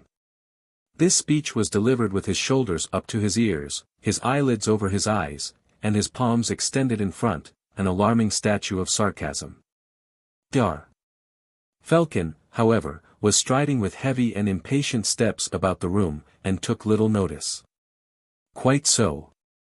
Quite so," she said carelessly. "Get into the corner and stay there. Above all, stop talking, as this case calls for all my faculties." He turned with a masterful air towards the patient. "Well, well, you are coming along. In 2 months you will be in the classroom." "Oh, it is impossible," cried Roxton, with a half-sob. "Not so. I guarantee it. I do not make false promises." "I'll answer for that," said Miss Delicia. "I say, dear doctor, do tell us who you were when you were alive." "Tut-I-tut. The unchanging woman. They gossiped in my time and they gossip still. No. No. We will have a look at our young friend here. Pulse. The intermittent beat has gone. That is something gained. Temperature, obviously normal. Blood pressure, still higher than I like. Digestion, much to be desired. What you moderns call a hunger strike would not be amiss. Well, the general conditions are tolerable. Let us see the local center of the mischief. Pull your shirt down, sir. Lie on your face. Excellent." She passed her fingers with great force and precision down the upper part of the spine, and then dug in her knuckles with a sudden force which made the sufferer yelp. "That is better. There is, as I have explained, a slight want of alignment in the cervical vertebrae which has, as I perceive it, the effect of lessening the foramina through which the nerve roots emerge. This has caused compression, and as these nerves are really the conductors of vital force, it has upset the whole equilibrium of the part supplied. My eyes are the same as your clumsy X-rays, and I clearly perceive that the position is almost restored, and the fatal constriction removed. I hope, sir, to Challenger, that I make the pathology of this interesting case intelligible to you." Challenger grunted his general hostility and disagreement. "I will clear up any little difficulties which may linger in your mind. But, meantime, my dear lad, you are a credit to me, and I rejoice in your progress. You will present my compliments to my colleague of Earth, Dr. Atkinson, and tell him that I can suggest nothing more. The medium is a little weary, poor girl, so I will not remain longer today. But you said you would tell us who you were." "Indeed, there is little to say. I was a very undistinguished practitioner. I sat under the great Abernethy in my youth, and perhaps imbibed something of his methods. When I passed over in early middle age I continued my studies, and was permitted, if I could find some suitable means of expression, to do something to help humanity. You understand, of course, that it is only by serving in self-abnegation that we advance in the higher world. This is my service, and I can only thank kind fate that I was able to find in this girl a being whose vibrations so correspond with my own that I can easily assume control of her body." "And where is she?" asked the patient. "She is waiting beside me and will presently re-enter her own frame. As to you, sir," turning to Challenger, "you are a man of character and learning, but you are clearly embedded in that materialism which is the special curse of your age. Let me assure you that the medical profession, which is supreme upon earth for the disinterested work of its members, has yielded too much to the dogmatism of such men as you, and has unduly neglected that spiritual element in man which is far more important than your herbs and your minerals. There is a life force, sir, and it is in the control of this life force that the medicine of the future lies. If you shut your mind to it, it can only mean that the confidence of the public will turn to those who are ready to adopt every means of cure, whether they have the approval of your authorities or not." Never could young Roxton forget that scene. The professor, the master, the supreme chief, he who had to be addressed with bated breath sat with half-opened mouth and staring eyes, leaning forward in his chair. While in front of him the slight young woman shaking her mop of brown hair and wagging an admonitory forefinger, spoke to him as a father speaks to a refractory child. So intense was her power that Challenger, for the instant, was constrained to accept the situation. He gasped and grunted, but no retort came to his lips. The girl turned away and sat down on a chair. "He is going," said Miss Delicia. "But not yet gone," replied the girl with a smile. "Yes, I must go, for I have much to do. This is not my only medium of expression, and I am due in Edinburgh in a few minutes. But be of good heart, young man. I will set my assistant with 2 extra batteries to increase your vitality so far as your system will permit. As to you, sir, to Challenger, I would implore you to beware of the egotism of brain and the self-concentration of intellect. Store what is old, but be ever receptive to what is new, and judge it not as you may wish it, but as God has designed it." She gave a deep sigh and sank back in her chair. There was a minute of dead silence while she lay with her head upon her breast. Then, with another sigh and a shiver, she opened a pair of very bewildered blue eyes. "Well, has he been?" she asked in a gentle feminine voice. "Indeed, yes," cried the patient. "He was great. He says I shall be in the classroom in 2 months. Splendid. Any directions for me?"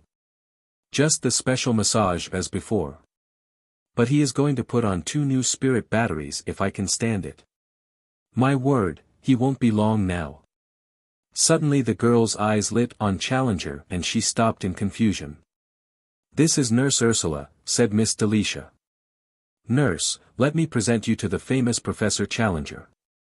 Challenger was great in his manner towards women, especially if the particular woman happened to be a young and pretty girl.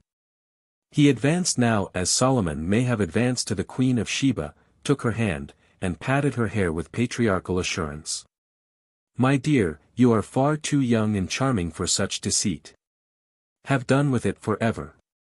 Be content to be a bewitching nurse and resign all claim to the higher functions of doctor. Where, may I ask, did you pick up all this jargon about cervical vertebrae and posterior foramina?" Nurse Ursula looked helplessly round as one who finds herself suddenly in the clutches of a gorilla. "She does not understand a word you say," cried the man on the bed. "Oh, Chief, you must make an effort to face the real situation. I know what a readjustment it means. In my small way I have had to undergo it myself. But, believe me, you see everything through a prism instead of through plate glass until you understand the spiritual factor." Challenger continued his paternal attentions, though the frightened lady had begun to shrink from him. "Come now," said he, "who was the clever doctor with whom you acted as nurse, the man who taught you all these fine words? You must feel that it is hopeless to deceive me. You will be much happier, dear child, when you have made a clean breast of it all, and when we can laugh together over the lecture which you inflicted upon me." An unexpected interruption came to check Challenger's exploration of the young woman's conscience or motives. The invalid was sitting up, a vivid red patch against his white pillows, and he was speaking with an energy which was in itself an indication of his coming cure. "Professor Challenger," he cried, "you are insulting my best friend. Under this roof at least she shall be safe from the sneers of scientific prejudice. I beg you to leave the room if you cannot address Nurse Ursula in a more respectful manner." Challenger glared, but the peacemaking Delicia was at work in a moment. "You are far too hasty, dear Dr. Ross Scotton," she cried. "Professor Challenger has had no time to understand this. You were just as skeptical yourself at first. How can you blame him?" "Yes, yes, that is true," said the young doctor. "It seemed to me to open the door to all the quackery in the universe, indeed it does, but the fact remains. One thing I know that whereas I was blind now I see," quoted Miss Delicia. "Ah, Professor, you may raise your eyebrows and shrug your shoulders, but we've dropped something into your big mind this afternoon which will grow and grow until no man can see the end of it." She dived into the bag. "There is a little slip here, brain versus soul. I do hope, dear Professor, that you will read it and then pass it on." Chapter 15. In which traps are laid for a great quarry. Malone was bound in honor not to speak of love to Enid Challenger, but looks can speak, and so their communications had not broken down completely. In all other ways he adhered closely to the agreement, though the situation was a difficult one. It was the more difficult since he was a constant visitor to the professor, and now that the irritation of the debate was over, a very welcome one. The one object of Malone's life was to get the great man's sympathetic consideration of those psychic subjects which had gained such a hold upon himself. This he pursued with assiduity, but also with great caution, for he knew that the lava was thin, and that a fiery explosion was always possible. Once or twice it came and caused Malone to drop the subject for a week or two, until the ground seemed a little more firm. Malone developed a remarkable cunning in his approaches. One favorite device was to consult Challenger upon some scientific point, on the zoological importance of the Straits of Banda, for example, or the insects of the Malay archipelago. And lead him on until Challenger in due course would explain that our knowledge on the point was due to Alfred Russel Wallace. Oh, really? To Wallace the spiritualist. Malone would say in an innocent voice, on which Challenger would glare and change the topic. Sometimes it was lodged that Malone would use as a trap. I suppose you think highly of him. The first brain in Europe, said Challenger. He is the greatest authority on ether, is he not? Undoubtedly. Of course, I only know him by his psychic works. Challenger would shut up like a clam. Then Malone would wait a few days and remark casually, have you ever met Lombroso? Yes, at the Congress at Milan. I have been reading a book of his. Criminology, I presume? No, it was called After Death, what? I have not heard of it. It discusses the psychic question. Ah, a man of Lombroso's penetrating brain would make short work of the fallacies of these charlatans. No, it is written to support them. Well, even the greatest mind has its inexplicable weakness. Thus, with infinite patience and cunning did Malone drop his little drops of reason in the hope of slowly wearing away the casing of prejudice, but no very visible effects could be seen. Some stronger measure must be adopted, and Malone determined upon direct demonstration. But how, when, and where? Those were the all-important points upon which he determined to consult Algernon Mailly. One spring afternoon found him back in that drawing-room where he had once rolled upon the carpet in the embrace of Silas Linden. He found the Reverend Charles Mason, and Smith, the hero of the Queen's Hall debate, in deep consultation with Mailly upon a subject which may seem much more important to our descendants than those topics which now bulk large in the eyes of the public. It was no less than whether the psychic movement in Britain was destined to take a Unitarian or a Trinitarian course. Smith had always been in favor of the former, as had the old leaders of the movement and the present organized spiritualist churches. On the other hand, Charles Mason was a loyal son of the Anglican Church, and was the spokesman of a host of others, including such weighty names as Lodge and Barrett among the laymen, or Wilberforce, Poyas and Chambers among the clergy, who clung fast to the old teachings while admitting the fact of spirit communication. Mailly stood between the two parties, and, like the zealous referee in a boxing match who separates the two combatants, he always took a chance of getting a knock from each. Malone was only too glad to listen, for now that he realized that the future of the world might be bound up in this movement, every phase of it was of intense interest to him. Mason was holding forth in his earnest but good-humored way as he entered. The people are not ready for a great change. It is not necessary.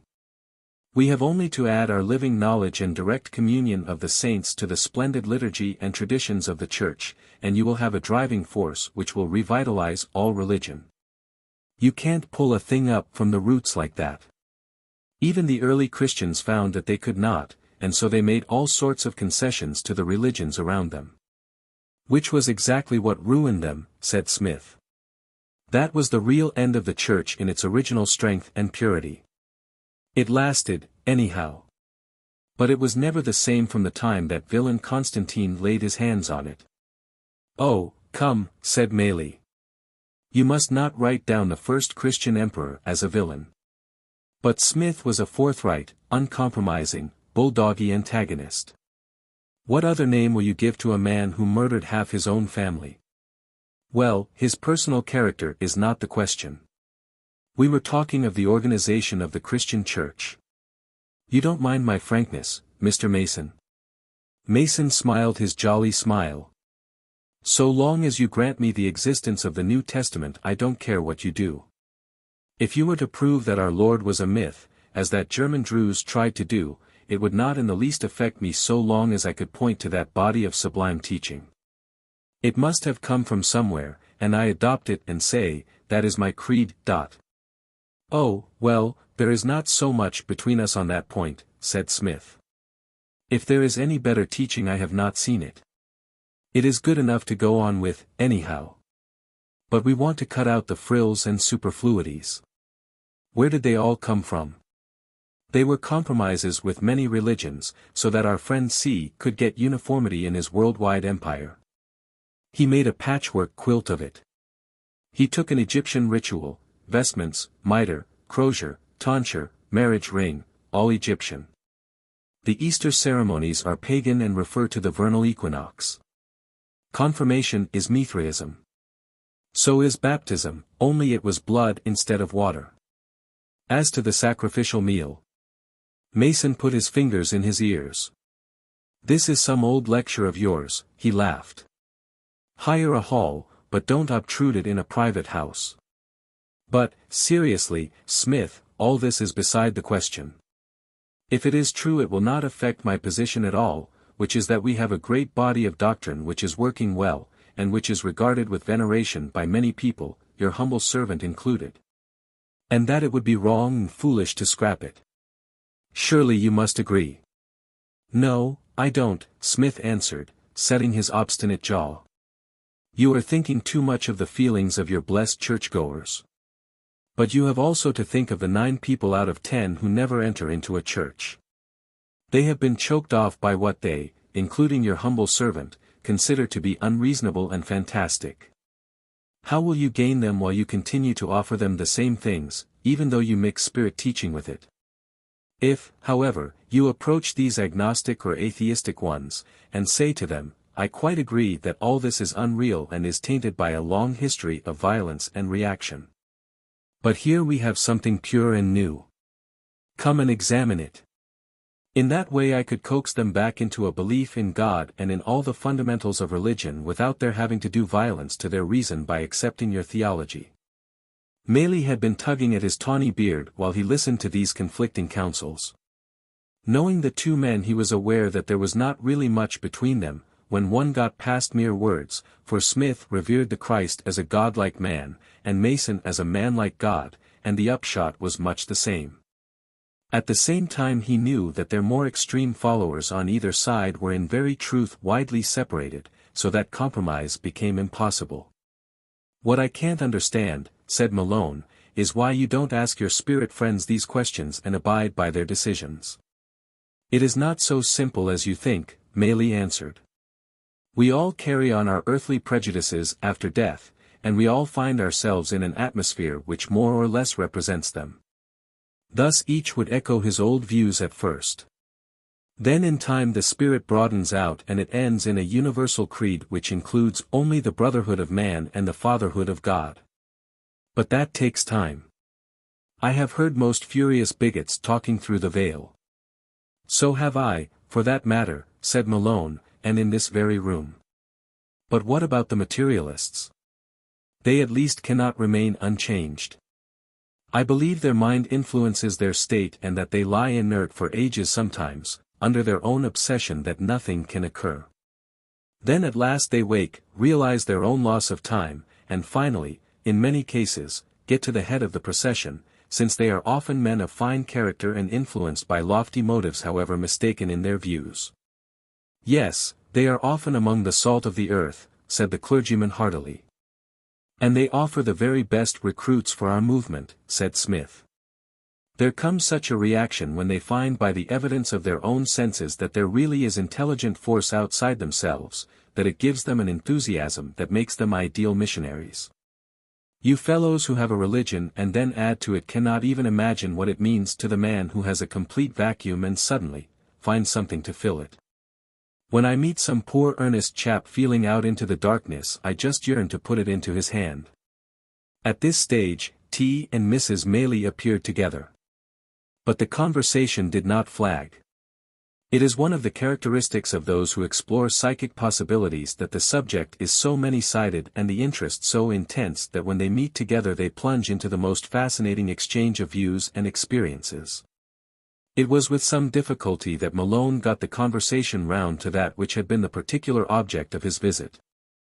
He could have found no group of men more fit to advise him, and all were equally keen that so great a man as Challenger should have the best available. Where should it be? On that they were unanimous. The large séance room of the Psychic College was the most select, the most comfortable, in every way the best appointed in London. When should it be? The sooner the better. Every spiritualist and every medium would surely put any engagement aside in order to help on such an occasion. Who should the medium be? Ah! There was the rub. Of course, the Bolsover circle would be ideal. It was private and unpaid, but Bolsover was a man of quick temper and Challenger was sure to be very insulting and annoying. The meeting might end in riot and fiasco. Such a chance should not be taken. Was it worthwhile to take him over to Paris?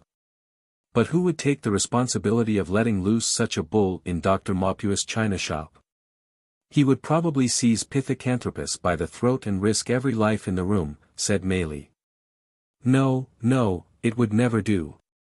There is no doubt that Banderby is the strongest physical medium in England, said Smith. But we all know what his personal character is. You could not rely upon him. Why not? Asked Malone. What's the matter with him? Smith raised his hand to his lips. He has gone the way that many a medium has gone before him.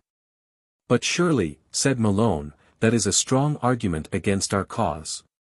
How can a thing be good if it leads to such a result? Do you consider poetry to be good? Why, of course I do. Yet Poe was a drunkard, and Coleridge an addict, and Byron a rake, and Verlaine a degenerate. You have to separate the man from the thing. The genius has to pay a ransom for his genius in the instability of his temperament. A great medium is even more sensitive than a genius. Many are beautiful in their lives. Some are not. The excuse for them is great. They practice a most exhausting profession and stimulants are needed. Then they lose control. But their physical mediumship carries on all the same. Which reminds me of a story about Banderby, said Maylie. Perhaps you have not seen him, Malone. He is a funny figure at any time, a little, round, bouncing man who has not seen his own toes for years. When drunk he is funnier still. A few weeks ago I got an urgent message that he was in the bar of a certain hotel, and too far gone to get home unassisted. A friend and I set forth to rescue him. We got him home after some unsavory adventures, and what would the man do but insist upon holding a séance? We tried to restrain him, but the trumpet was on a side table, and he suddenly switched off the light. In an instant the phenomena began. Never were they more powerful. But they were interrupted by Princeps, his control, who seized the trumpet and began belaboring him with it. You rascal! You drunken rascal! How dare you! The trumpet was all dinted with the blows. Banderby ran bellowing out of the room, and we took our departure. Well, it wasn't the medium that time, at any rate, said Mason.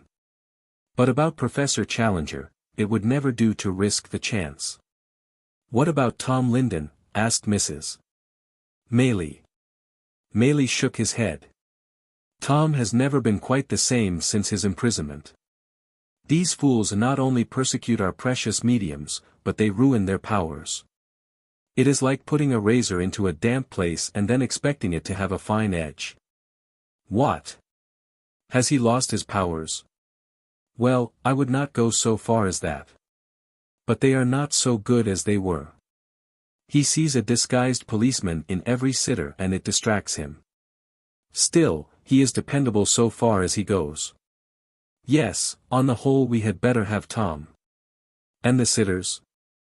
I expect Professor Challenger may wish to bring a friend or two of his own. They will form a horrible block of vibrations. We must have some of our own sympathetic people to counteract it. There is Delisha Freeman.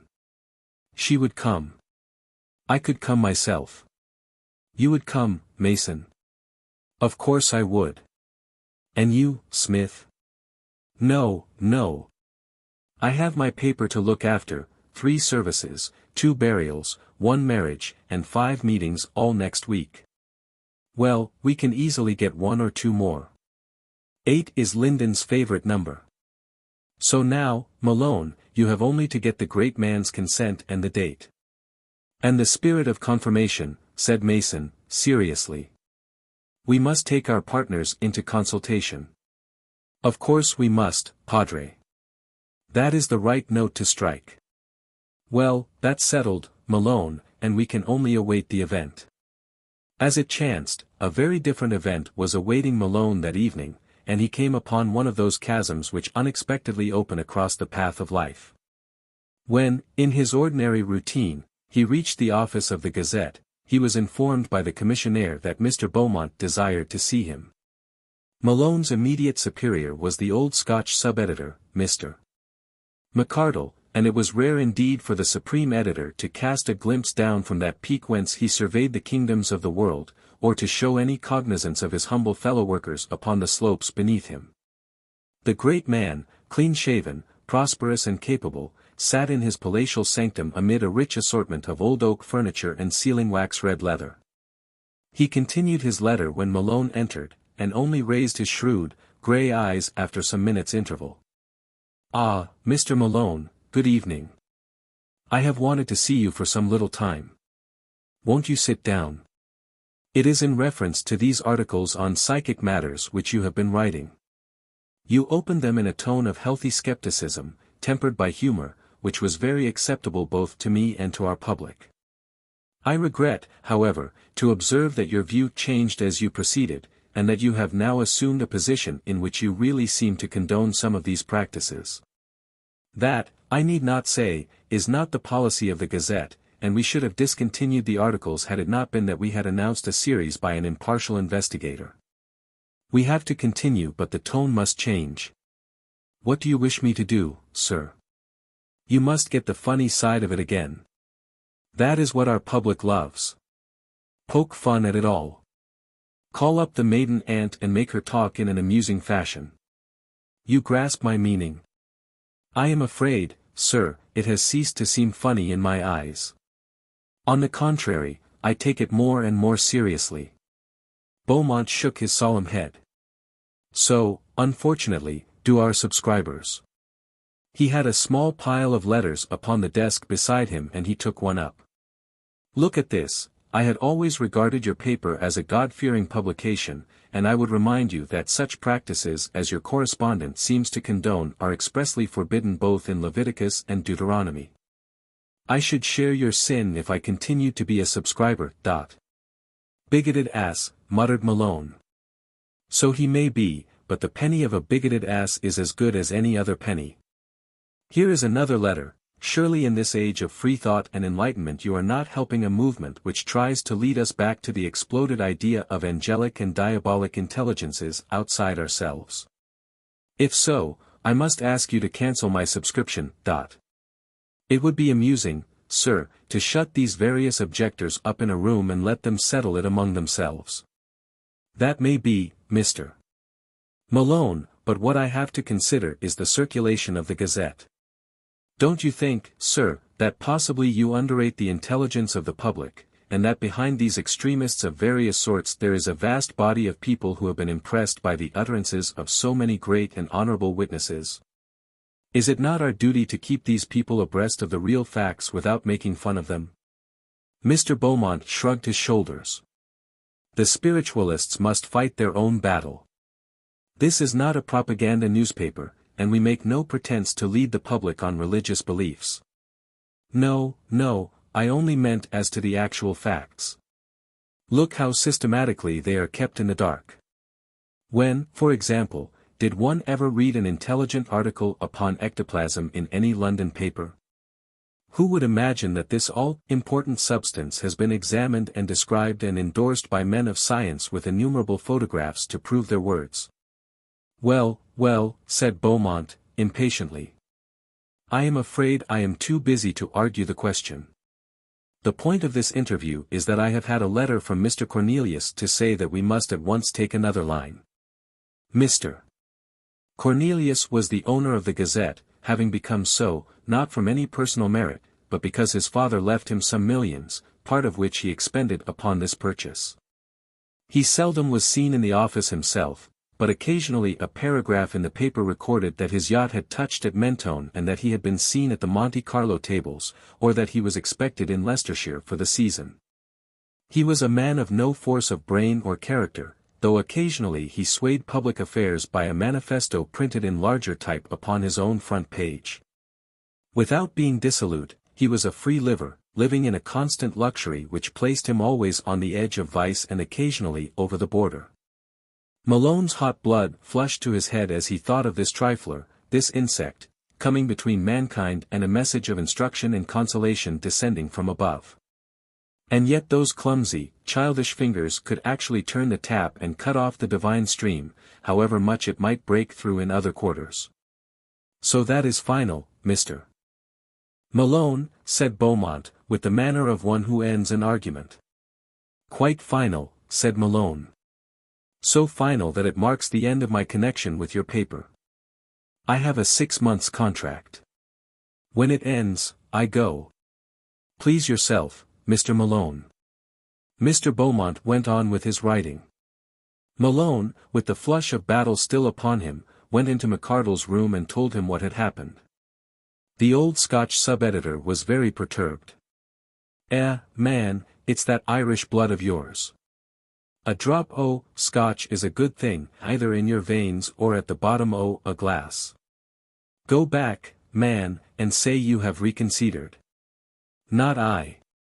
The idea of this man Cornelius, with his pot-belly and red face, and, well, you know all about his private life, the idea of such a man dictating what folk are to believe, and asking me to make fun of the holiest thing on this earth. Man, you'll be ruined. Well, better men than I have been ruined over this cause. But I'll get another job. Not if Cornelius can stop you. If you get the name of an insubordinate dog there is no place for you in Fleet Street. It's a damned shame, cried Malone. The way this thing has been treated is a disgrace to journalism. It's not Britain alone. America is worse. We seem to have the lowest, most soulless folk that ever lived on the press, good-hearted fellows too, but material to a man. And these are the leaders of the people. It's awful. McArdle put a fatherly hand upon the young man's shoulder. Well, lad, we take the world as we find it. We didn't make it and we're no responsible. Give it time. Give it time. We're in such a hurry. Gang hame, now, think it over, remember your career, that young leady of yours, and then come back and eat the old pie that all of us have to eat if we are to keep our places in the world. Chapter 16. In which Challenger has the experience of his lifetime. So now the nets were set and the pit was dug and the hunters were all ready for the great quarry. But the question was whether the creature would allow himself to be driven in the right direction. Had Challenger been told that the meeting was really held in the hope of putting convincing evidence before him as to the truth of spirit intercourse with the aim of his eventual conversion, it would have roused mingled anger and derision in his breast.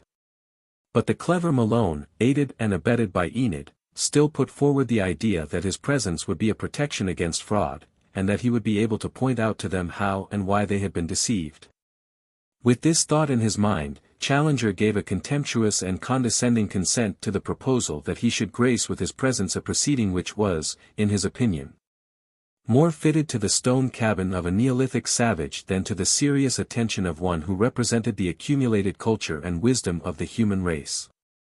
Enid accompanied her father, and he also brought with him a curious companion who was strange both to Malone and to the rest of the company.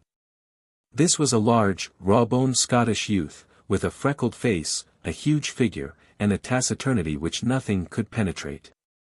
No question could discover where his interests in psychic research might lie, and the only positive thing obtained from him was that his name was Nickel.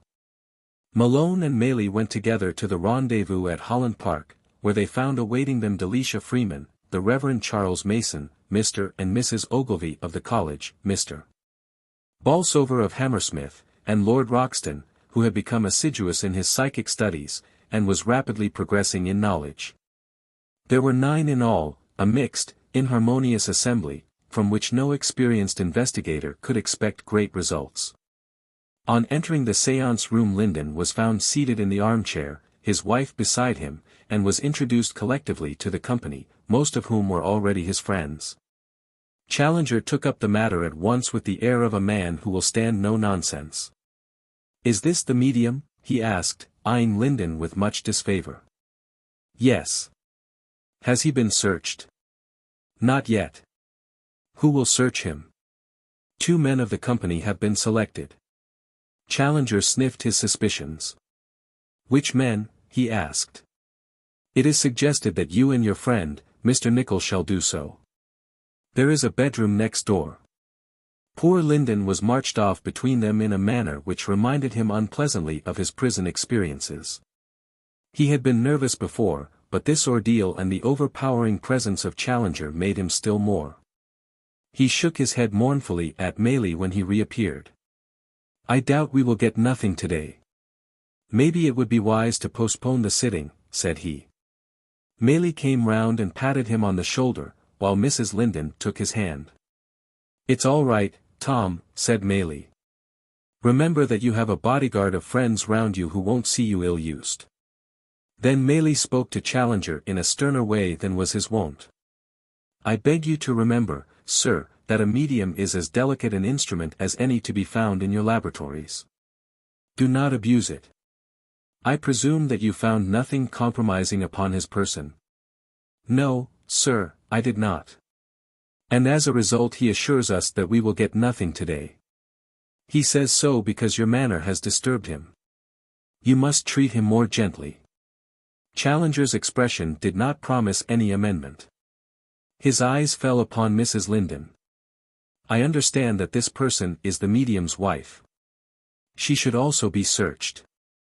"That is a matter of course," said the Scotsman Ogilvy. "My wife and your daughter will take her out. But I beg you, Professor Challenger, to be as harmonious as you can, and to remember that we are all as interested in the results as you are, so that the whole company will suffer if you should disturb the conditions." Mr. Bolsover, the grocer, rose with as much dignity as if he were presiding at his favorite temple. "I move," said he, "that Professor Challenger be searched." Challenger's beard bristled with anger. "Search me? What do you mean, sir?" Bolsover was not to be intimidated. "You are here not as our friend but as our enemy. If you was to prove fraud it would be a personal triumph for you, see? Therefore I, for one, says as you should be searched."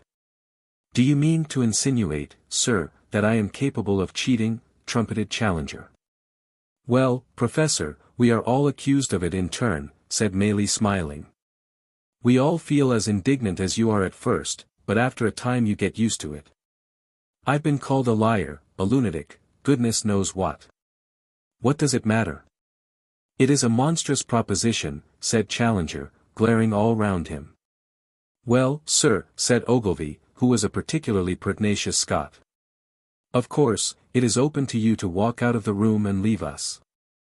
But if you sit, you must sit under what we consider to be scientific conditions. It is not scientific that a man who is known to be bitterly hostile to the movement should sit with us in the dark with no check as to what he may have in his pockets." "Come, come," cried Malone. "Surely we can trust to the honor of Professor Challenger." "That's all very well," said Bolsover. "I did not observe that Professor Challenger trusted so very much to the honor of Mr. and Mrs. Linden." "We have cause to be careful," said Ogilvy. "I can assure you that there are frauds practiced on mediums just as there are frauds practiced by mediums. I could give you plenty of examples."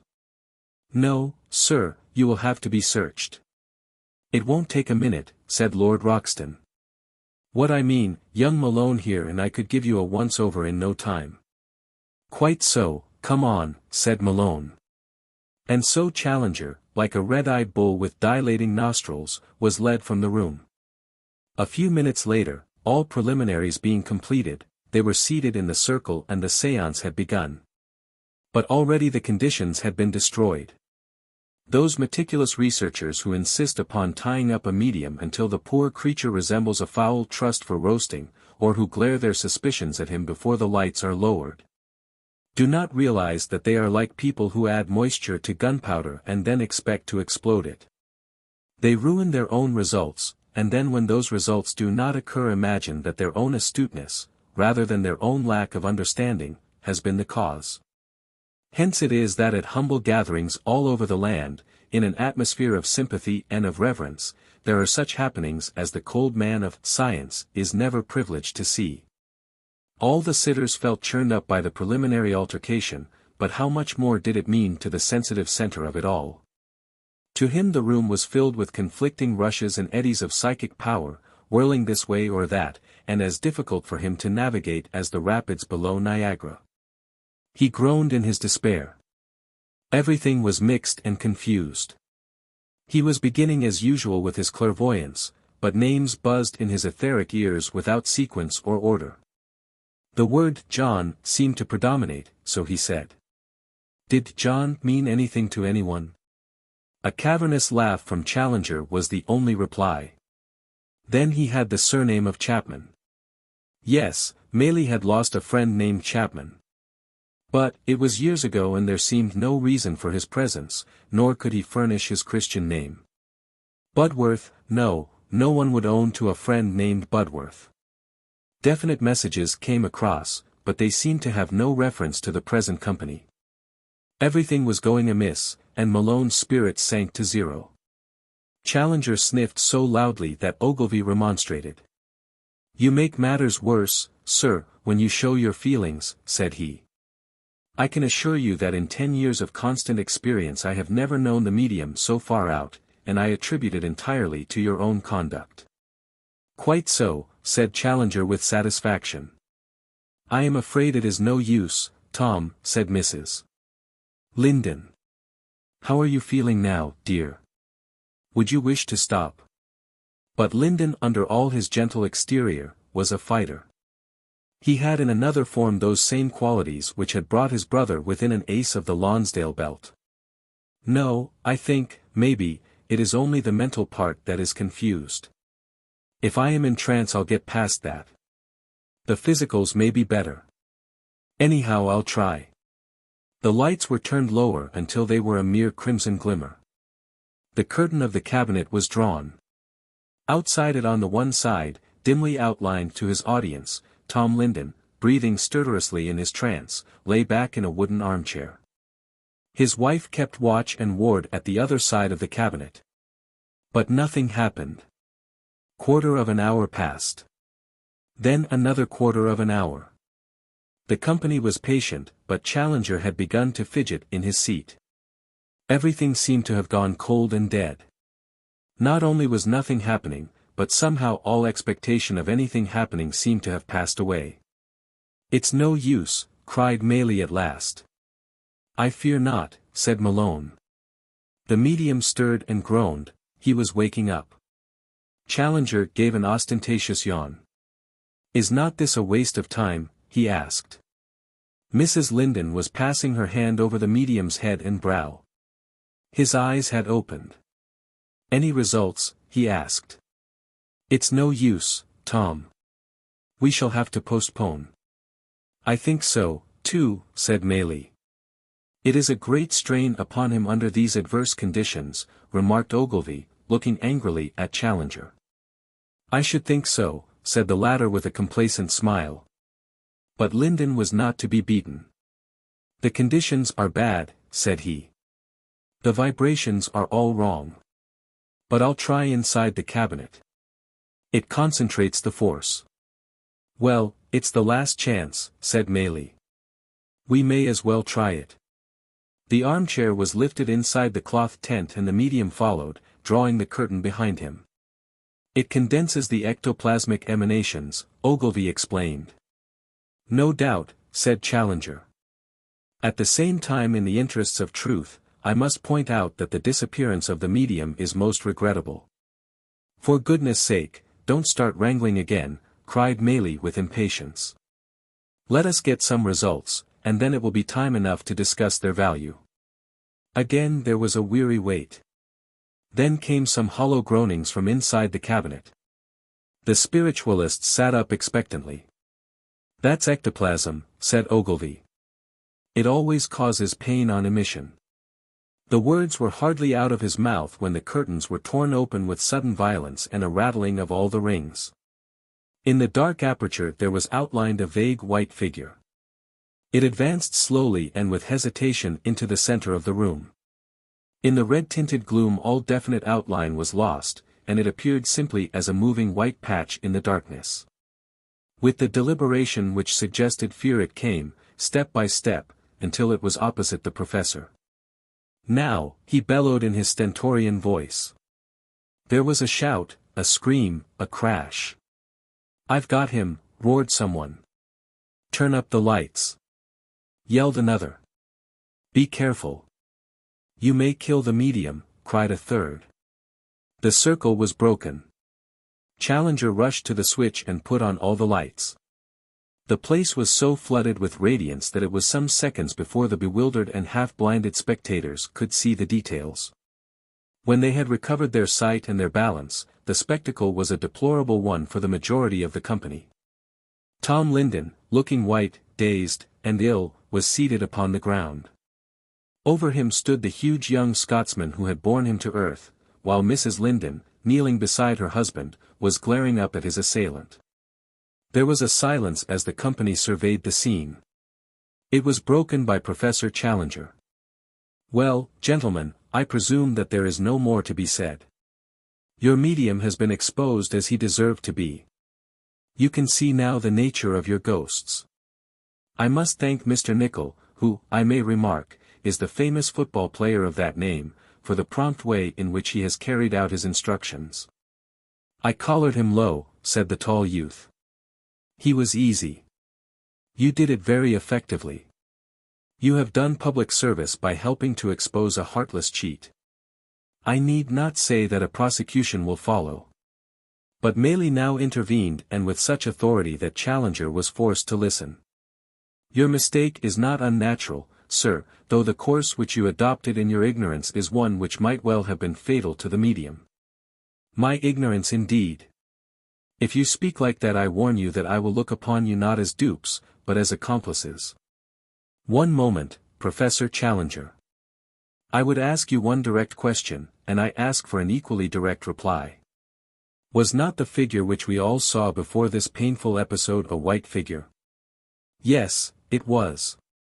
You see now that the medium is entirely dressed in black. Where is the white garment? It is immaterial to me where it is. No doubt his wife and himself are prepared for all eventualities. They have their own means of secreting the sheet, or whatever two may have been. These details can be explained in the police court.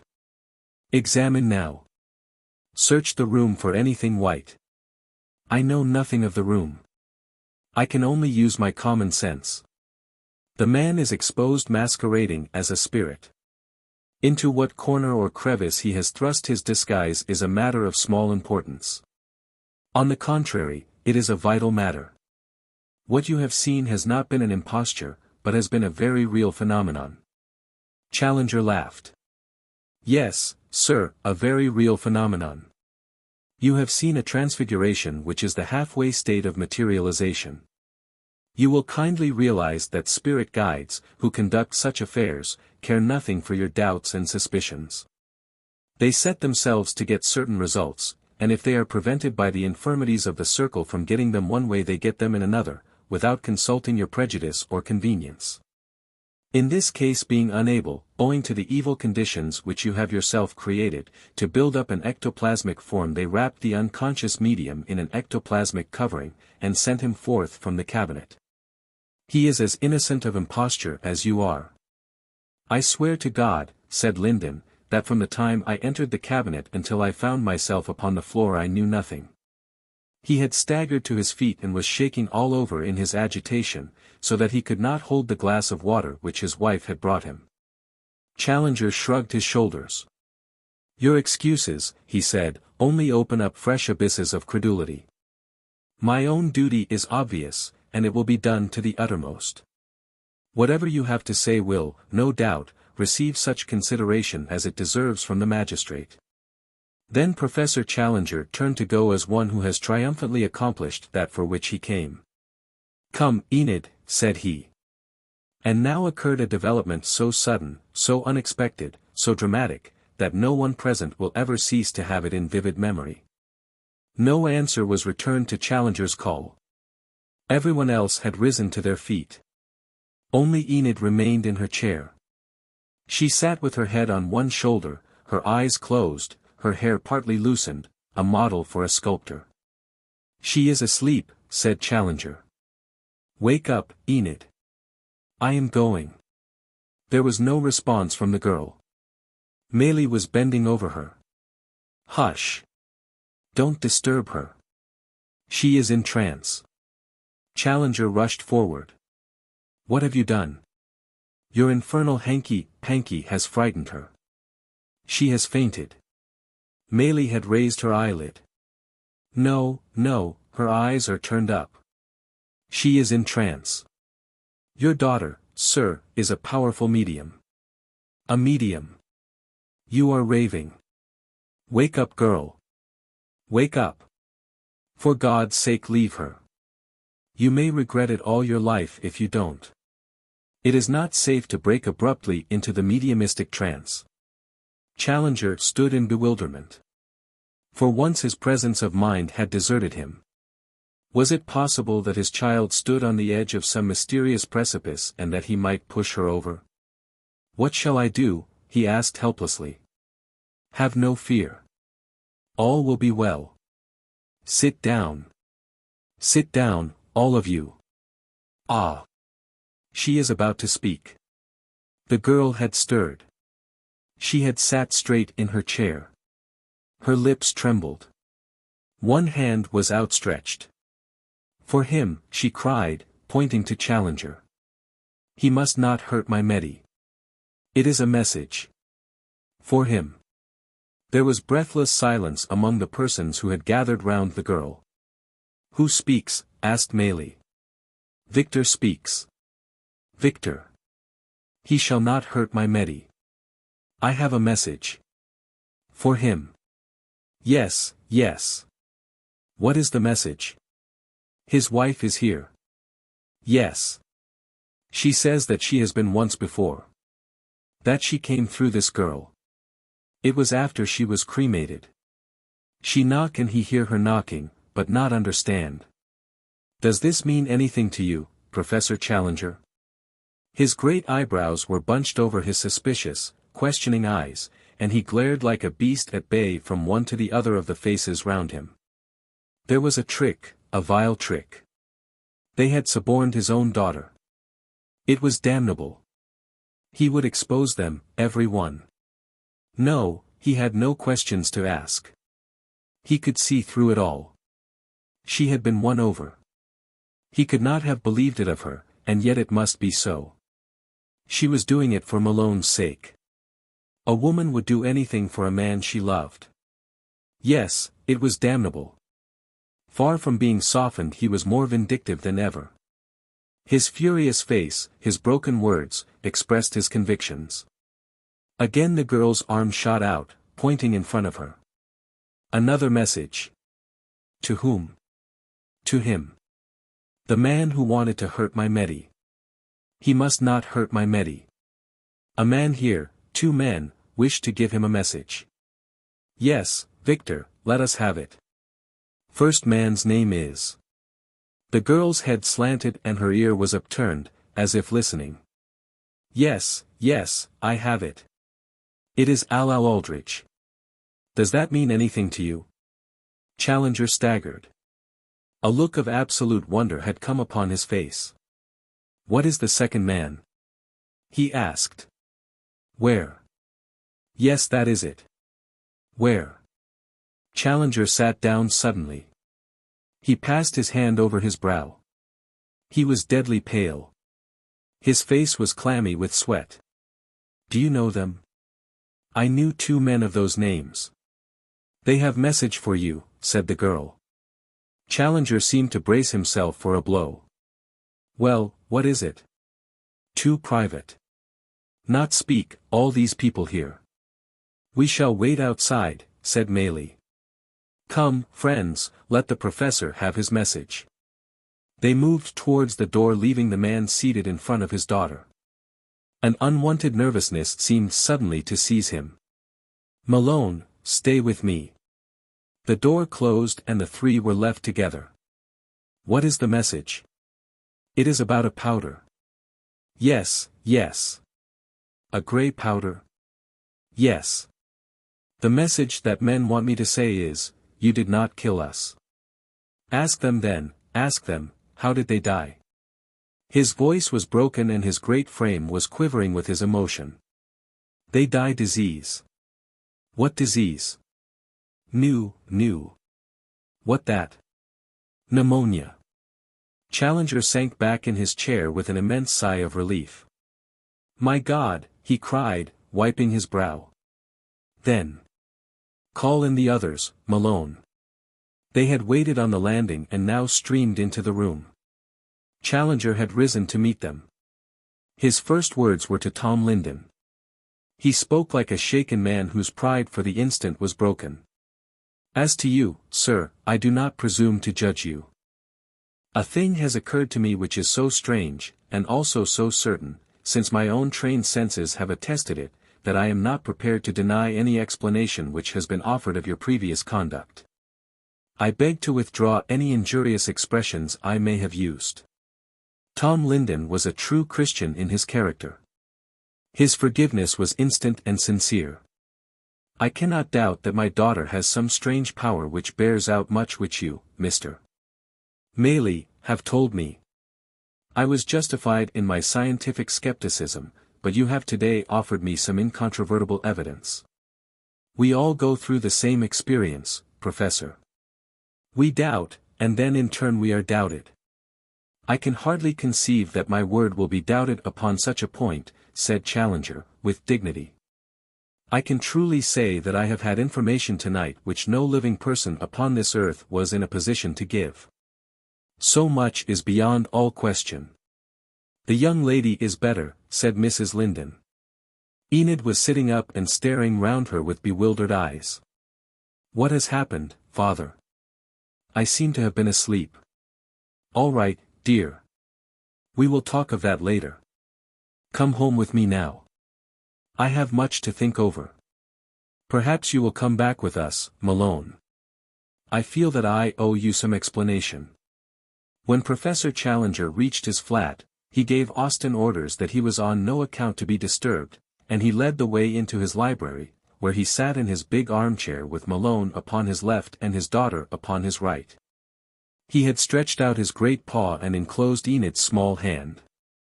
My dear, he said, after a long silence, I cannot doubt that you are possessed of a strange power, for it has been shown to me tonight with a fullness and a clearness which is final. Since you have it, I cannot deny that others may have it also, and the general idea of mediumship has entered within my conceptions of what is possible. I will not discuss the question, for my thoughts are still confused upon the subject, and I will need to thrash the thing out with you, young Malone, and with your friends, before I can get a more definite idea. I will only say that my mind has received a shock, and that a new avenue of knowledge seems to have opened up before me. We shall be proud indeed, said Malone, if we can help you. Challenger gave a wry smile. Yes, I have no doubt that a headline in your paper, Conversion of Professor Challenger, would be a triumph. I warn you that I have not got so far.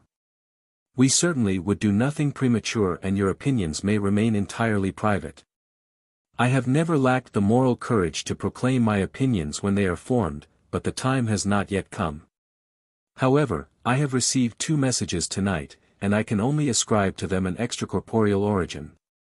I take it for granted, Enid, that you were indeed insensible. I assure you, father, that I knew nothing. Quite so. You have always been incapable of deceit. First there came a message from your mother. She assured me that she had indeed produced those sounds which I heard and of which I have told you. It is clear now that you were the medium and that you were not in sleep but in trance.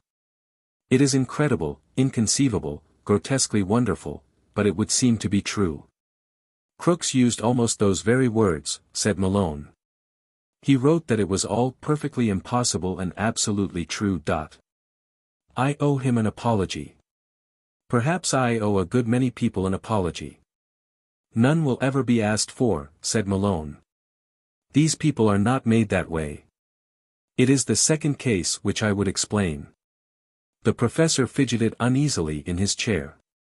It is a matter of great privacy, one to which I have never alluded, and which no one on earth could have known.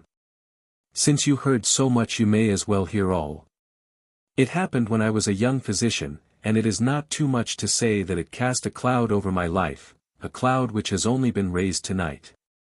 Others may try to explain what has occurred by telepathy, by subconscious mind action, by what they will, but I cannot doubt, it is impossible to doubt, that a message has come to me from the dead. There was a new drug under discussion at that time. It is useless to enter into details which you would be incapable of appreciating. Suffice it that it was of the Datura family, which supplies deadly poisons as well as powerful medicines. I had received one of the earliest specimens, and I desired my name to be associated with the first exploration of its properties. I gave it to two men, Ware and Aldrich. I gave it in what I thought was a safe dose. They were patients, you understand, in my ward in a public hospital. Both were found dead in the morning. I had given it secretly. None knew of it. There was no scandal, for they were both very ill, and their death seemed natural. But in my own heart I had fears. I believed that I had killed them. It has always been a dark background to my life. You heard yourselves tonight that it was from the disease, and not from the drug, that they died. Poor Dad! Whispered Enid, patting the great hirsute hand. Poor Dad! What you must have suffered! Challenger was too proud a man to stand pity, even from his own daughter. He pulled away his hand. I worked for science, he said. Science must take risks. I do not know that I am to blame. And yet, my heart is very light tonight. Chapter 17. Where the mists clear away. Malone had lost his billet and had found his way in Fleet Street blocked by the rumor of his independence. His place upon the staff had been taken by a young and drunken Jew, who had at once won his spurs by a series of highly humorous articles upon psychic matters. Peppered with assurances that he approached the subject with a perfectly open and impartial mind. His final device of offering £5,000 if the spirits of the dead would place the 3 first horses in the coming Derby, and his demonstration that ectoplasm was in truth the froth of bottle porter artfully concealed by the medium, are newspaper stunts which are within the recollection of the reader. But the path which closed on one side had opened on the other. Challenger, lost in his daring dreams and ingenious experiments, had long needed an active, clear-headed man to manage his business interests, and to control his worldwide patents. There were many devices, the fruits of his life's work, which brought in income, but had to be carefully watched and guarded. His automatic alarm for ships in shallow waters, his device for deflecting a torpedo, his new and economical method of separating nitrogen from the air, his radical improvements in wireless transmission and his novel treatment of pitch blende, were all money-makers. Enraged by the attitude of Cornelius, the professor placed the management of all these in the hands of his prospective son-in-law, who diligently guarded his interests. Challenger had himself altered. His colleagues, and those about him, observed the change without clearly perceiving the cause. He was gentler, humbler, and more spiritual man. Deep in his soul was the conviction that he, the champion of scientific method and of truth, had, in fact, for many years been unscientific in his methods. And a formidable obstruction to the advance of the human soul through the jungle of the unknown. It was this self-condemnation which had wrought the change in his character. Also, with characteristic energy, he had plunged into the wonderful literature of the subject, and as, without the prejudice which had formerly darkened his brain, he read the illuminating testimony of Hare, De Morgan, Crookes, Lombroso, Barrett, Lodge, and so many other great men, he marveled that he could ever for one instant have imagined that such a consensus of opinion could be founded upon error. His violent and wholehearted nature made him take up the psychic cause with the same vehemence, and even occasionally the same intolerance with which he had once denounced it. And the old lion bared his teeth and roared back at those who had once been his associates.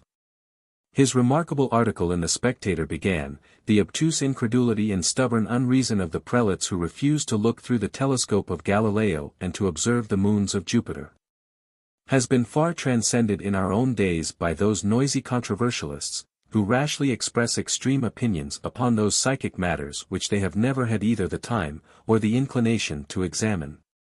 While in a final sentence he expressed his conviction that his opponents did not in truth represent the thought of the 20th century, but might rather be regarded as mental fossils dug from some early Pliocene horizon.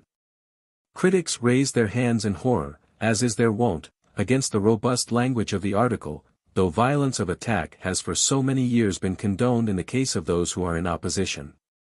So we may leave Challenger, his black mane slowly turning to grey, but his great brain growing ever stronger and more virile as it faces such problems as the future had in store, a future which had ceased to be bounded by the narrow horizon of death, and which now stretches away into the infinite possibilities and developments of continued survival of personality, character and work. The marriage had taken place. It was a quiet function, but no prophet could ever have foretold the guests whom Enid's father had assembled in the Whitehall rooms. They were a happy crowd, all welded together by the opposition of the world, and united in one common knowledge. There was the Rev. Charles Mason, who had officiated at the ceremony, and if ever a saint's blessing consecrated a union, so it had been that morning. Now in his black garb with his cheery toothsome smile, he was moving about among the crowd carrying peace and kindliness with him. The yellow-bearded Maley, the old warrior, scarred with many combats and eager for more, stood beside his wife, the gentle squire who bore his weapons and nerved his arm. There was Dar Maupuis from Paris, trying to make the waiter understand that he wanted coffee, and being presented with toothpicks, while the gaunt Lord Roxton viewed his efforts with cynical amusement. There, too, was the good Bolsover with several of the Hammersmith circle, and Tom Linden with his wife, and Smith, the fighting bulldog from the north, and Dr. Atkinson, and Marvin the psychic editor with his kind wife, and the two Ogilvies, and little Miss Delicia with her bag and her tracts, and Dr. Ross Scotton, now successfully cured, and Dr. Felkin who had cured him so far as his earthly representative, Nurse Ursula, could fill his place. All these and many more were visible to our 2-inch spectrum of color, and audible to our 4 octaves of sound. How many others, outside those narrow limitations, may have added their presence and their blessing, who shall say? One last scene before we close the record. It was in a sitting room of the Imperial Hotel at Folkestone. At the window sat Mr. and Mrs. Edward Malone gazing westwards down channel at an angry evening sky. Great purple tentacles, threatening forerunners from what lay unseen and unknown beyond the horizon, were writhing up towards the zenith. Below, the little Dieppe boat was panting eagerly homewards. Far out the great ships were keeping mid-channel as scenting danger to come. The vague threat of that menacing sky acted subconsciously upon the minds of both of them. "Tell me, Enid," said Malone, "of all our wonderful psychic experiences, which is now most vivid in your mind?" "It is curious that you should ask, Ned, for I was thinking of it at that moment. I suppose it was the association of ideas with that terrible sky. It was of Miramar I was thinking, the strange mystery man with his words of doom. And so was I. Have you heard of him since?" "Once and once only. It was on a Sunday morning in Hyde Park. He was speaking to a little group of men. I mixed with the crowd and listened. It was the same morning. How did they take it? Did they laugh? Well, you have seen and heard him. You could not laugh, could you? No, indeed. But you don't take it seriously, Ned, do you? Look at the solid old earth of England. Look at our great hotel and the people on the leas, and the stodgy morning papers and all the settled order of a civilized land. Do you really think that anything could come to destroy it all? Who knows? Miramar is not the only one who says so. Does he call it the end of the world?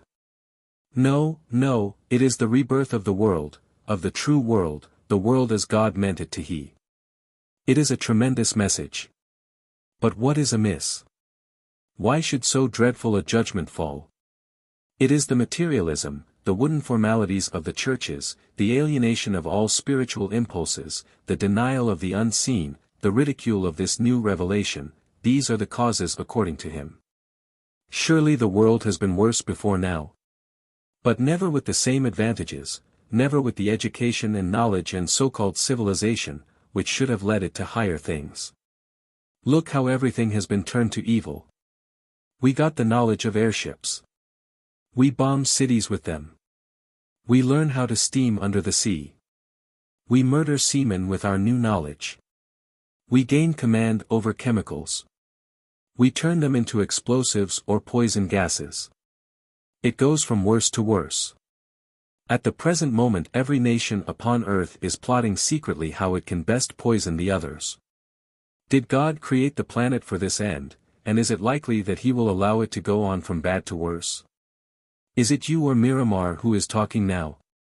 Well, I have myself been brooding over the matter, and all my thoughts seem to justify his conclusions. I read a spirit message which Charles Mason wrote. It was, the most dangerous condition for a man or a nation is when his intellectual side is more developed than his spiritual. Is that not exactly the condition of the world today? And how will it come? Ah, there I can only take Miramar's word for it. He speaks of a breaking of all the files. There is war, famine, pestilence, earthquake, flood, tidal waves, all ending in peace and glory unutterable. The great purple streamers were right across the sky. A dull crimson glare, a lurid angry glow, was spreading in the west. Enid shuddered as she watched it. One thing we have learned, said he. It is that two souls, where real love exists, go on and on without a break through all the spheres. Why, then, should you and I fear death, or anything which life or death can bring? She smiled and put her hand in his. Why indeed, said she. Appendices. Note on Chapter 2. Clairvoyance in spiritualist churches. This phenomenon, as exhibited in spiritualistic churches or temples, as the spiritualists usually call them, varies very much in quality. So uncertain is it that many congregations have given it up entirely, as it has become rather a source of scandal than of edification. On the other hand there are occasions, the conditions being good, the audience sympathetic and the medium in good form, when the results are nothing short of amazing. I was present on one occasion when Mr. Tom Tyrrell, of Blackburn, speaking in a sudden call at Doncaster, a town with which he was unfamiliar, got not only the descriptions but even the names of a number of people which were recognized by the different individuals to whom he pointed. I have known Mr. Vout Peters also to give 40 descriptions in a foreign city, Liege, where he had never been before, with only one failure, which was afterwards explained. Such results are far above coincidence. What their true raison d'etre may be has yet to be determined. It has seemed to me sometimes that the vapor which becomes visible as a solid in ectoplasm, may in its more volatile condition fill the hall. And that a spirit coming within it may show up as an invisible shooting star comes into view when it crosses the atmosphere of the earth. No doubt the illustration is only an analogy but it may suggest a line of thought. I remember being present on 2 occasions in Boston, Massachusetts, when clergymen gave clairvoyance from the steps of the altar, and with complete success. It struck me as an admirable reproduction of those apostolic conditions when they taught, not only by words but also by power. All this has to come back into the Christian religion before it will be revitalized and restored to its pristine power. It cannot, however, be done in a day. We want less faith and more knowledge. Note on Chapter 9. Earthbound Spirits. This chapter may be regarded as sensational, but as a fact there is no incident in it for which chapter and verse may not be given. The incident of Nell Gwyn, mentioned by Lord Roxton, was told me by Colin Cornwallis West as having occurred in a country house of his own. Visitors had met the wraith in the passages and had afterwards, when they saw the portrait of Nell Gwyn which hung in a sitting-room, exclaimed, "Why, there is the woman I met." The adventure of the terrible occupant of the deserted house is taken with very little change from the experience of Lord St. Audrey's in a haunted house near Torquay. This gallant soldier told the story himself in the Weekly Dispatch, December 1921, and it is admirably retold in Mrs. Violet Tweedale's Phantoms of the Dawn. As to the conversation carried on between the clergyman and the earthbound spirit, the same authoress has described a similar one when recording the adventures of Lord and Lady Winford in Glamis Castle, Ghosts I Have Seen, page 175. Whence such a spirit draws its stock of material energy is an unsolved problem. It is probably from some mediumistic individual in the neighborhood. In the extremely interesting case quoted by the Reverend Chas. Mason in the narrative and very carefully observed by the Psychic Research Society of Reykjavik in Iceland, the formidable earthbound creature proclaimed how it got its vitality. The man was in life a fisherman of rough and violent character who had committed suicide. He attached himself to the medium, followed him to the séances of the society, and caused indescribable confusion and alarm, until he was exorcised by some such means as described in the story. A long account appeared in the Proceedings of the American Society of Psychic Research and also in the organ of the Psychic College, Psychic Research for January, 1925. Iceland, it may be remarked, is very advanced in psychic science, and in proportion to its population or opportunities is probably ahead of any other country. The Bishop of Reykjavik is president of the Psychic Society, which is surely a lesson to our own prelates whose disassociation from the study of such matters is little less than a scandal. The matter relates to the nature of the soul and to its fate in the beyond, yet there are, I believe, fewer students of the matter among our spiritual guides than among any other profession. Note on Chapter 10. Rescue Circles. The scenes in this chapter are drawn very closely either from personal experience or from the reports of careful and trustworthy experimenters. Among the latter are Mr. Tozer of Melbourne, and Mr. Macfarlane of Southsea, both of whom have run methodical circles for the purpose of giving help to earthbound spirits. Detailed accounts of experiences which I have personally had in the former circles are to be found in chapters 4 and 6 of my Wanderings of a Spiritualist. I may add that in my own domestic circle, under my wife's mediumship, we have been privileged to bring hope and knowledge to some of these unhappy beings. Full reports of a number of these dramatic conversations are to be found in the last 100 pages of the late Admiral Usborne Moore's Glimpses of the Next State. It should be said that the Admiral was not personally present at these sittings, but that they were carried out by people in whom he had every confidence, and that they were confirmed by sworn affidavits of the sitters. The high character of Mr. Leander Fisher, says the Admiral, is sufficient voucher for their authenticity. The same may be said of Mr. E. G. Randall, who has published many such cases. He is one of the leading lawyers of Buffalo, while Mr. Fisher is a professor of music in that city. The natural objection is that, granting the honesty of the investigators, the whole experience may be in some way subjective and have no relation to real facts. Dealing with this, the Admiral says, I made inquiries as to whether any of the spirits, thus brought to understand that they had entered a new state of consciousness, had been satisfactorily identified. The reply was that many had been discovered, but after several had been verified it was considered useless to go on searching for the relatives and places of abode in earth life of the remainder.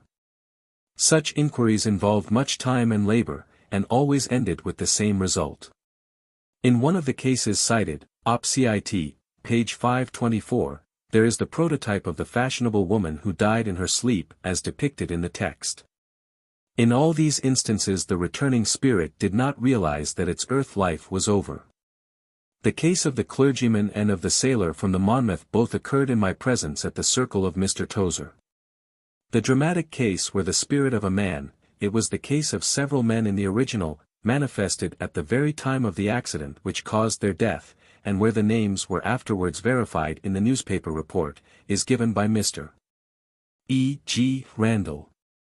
Another example given by that gentleman may be added for the consideration of those who have not realized how cogent is the evidence, and how necessary for us to reconsider our views of death.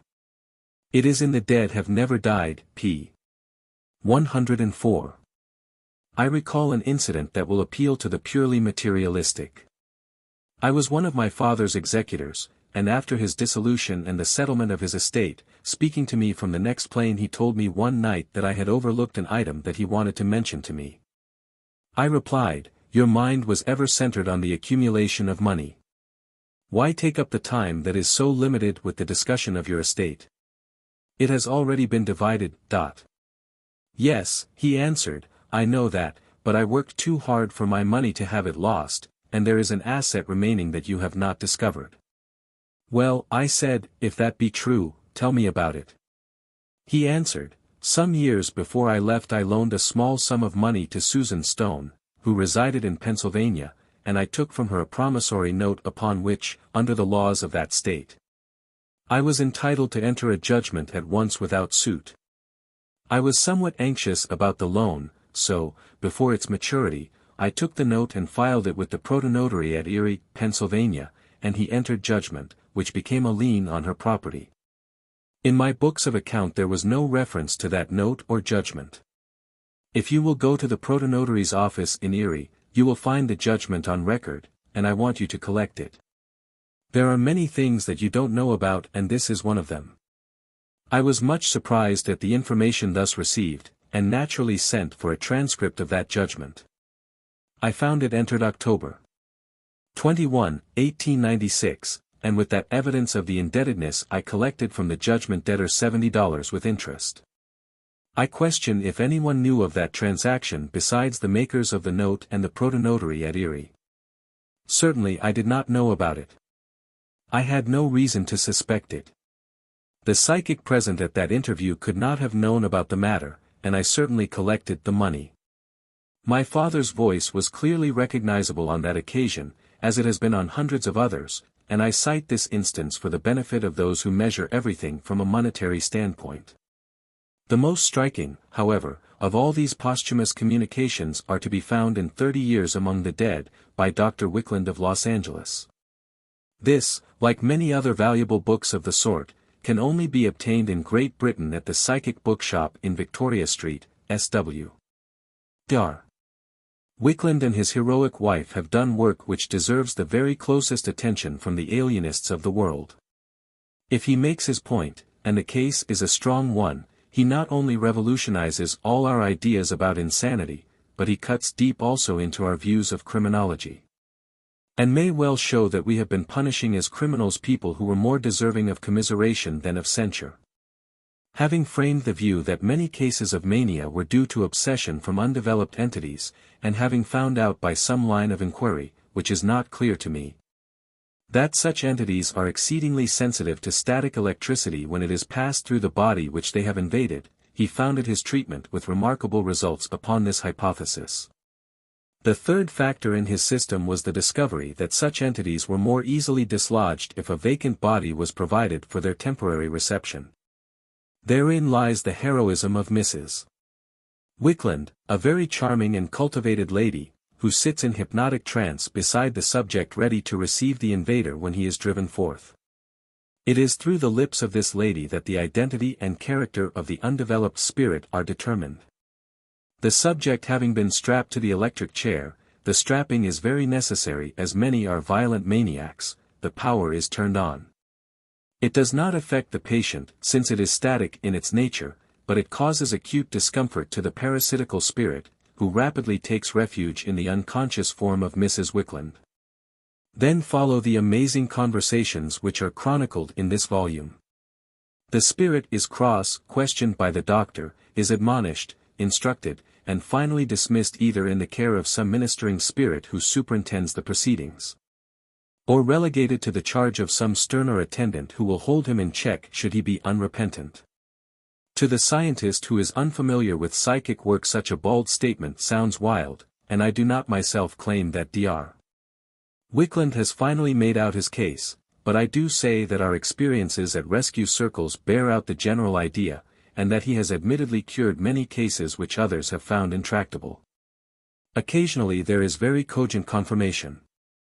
Thus in the case of one female spirit who bitterly bewailed that she had not taken enough carbolic acid the week before, the name and address being correctly given, op. cit., page 39. It is not apparently everyone who is open to this invasion, but only those who are in some peculiar way psychic sensitives. The discovery, when fully made out, will be one of the root facts of the psychology in jurisprudence of the future. Note on Chapter 12. Dr. Maupuis's experiments. The Dr. Maupuis of the narrative is, as every student of psychic research will realize, the late Dr. Gellie, whose splendid work on this subject will ensure his permanent fame. His was a brain of the first order, coupled with a moral courage which enabled him to face with equanimity the cynicism and levity of his critics. With rare judgment he never went further than the facts carried him, and yet never flinched from the furthest point which his reason and the evidence would justify. By the munificence of Mr. Jean Meyer he had been placed at the head of the Institut Metapsychique, admirably equipped for scientific work, and he got the full value out of that equipment. When a British Jean Meyer makes his appearance he will get no return for his money if he does not choose a progressive brain to drive his machine. The great endowment left to the Stanford University of California has been practically wasted, because those in charge of it were not gays or riches. The account of Pithecanthropus is taken from the Bulletin de l'Institut Metapsychique. A well-known lady has described to me how the creature pressed between her and her neighbor, and how she placed her hand upon his shaggy skin. An account of this séance is to be found in Gellie's Lectoplasme et la Clairvoyance, Felix Alca, p. 345, on page 296 is a photograph of the strange bird of prey upon the medium's head. It would take the credulity of a macabre to imagine that all this is imposture. These various animal types may assume very bizarre forms. In an unpublished manuscript by Colonel Ockerowitz, which I have been privileged to see, some new developments are described which are not only formidable but also unlike any creature with which we are acquainted. Since animal forms of this nature have materialized under the mediumship both of Kluski and of Guzik, their formation would seem to depend rather upon one of the sitters than upon either of the mediums unless we can disconnect them entirely from the circle. It is usually an axiom among spiritualists that the spirit visitors to a circle represent in some way the mental and spiritual tendency of the circle. Thus, in nearly 40 years of experience, I have never heard an obscene or blasphemous word at a séance because such séances have been run in a reverent and religious fashion. The question therefore may arise whether sittings which are held for purely scientific and experimental purposes, without the least recognition of their extreme religious significance, may not evoke less desirable manifestations of psychic force. The high character, however, of men like Richer and Gellie ensure that the general tendency shall be good. It might be argued that a subject with such possibilities had better be left alone. The answer seems to be that these manifestations are, fortunately, very rare, whereas the daily comfort of spirit intercourse illumines thousands of lives. We do not abandon exploration because the land explored contains some noxious creatures. To abandon the subject would be to hand it over to such forces of evil as chose to explore it while depriving ourselves of that knowledge which would aid us in understanding and counteracting their results.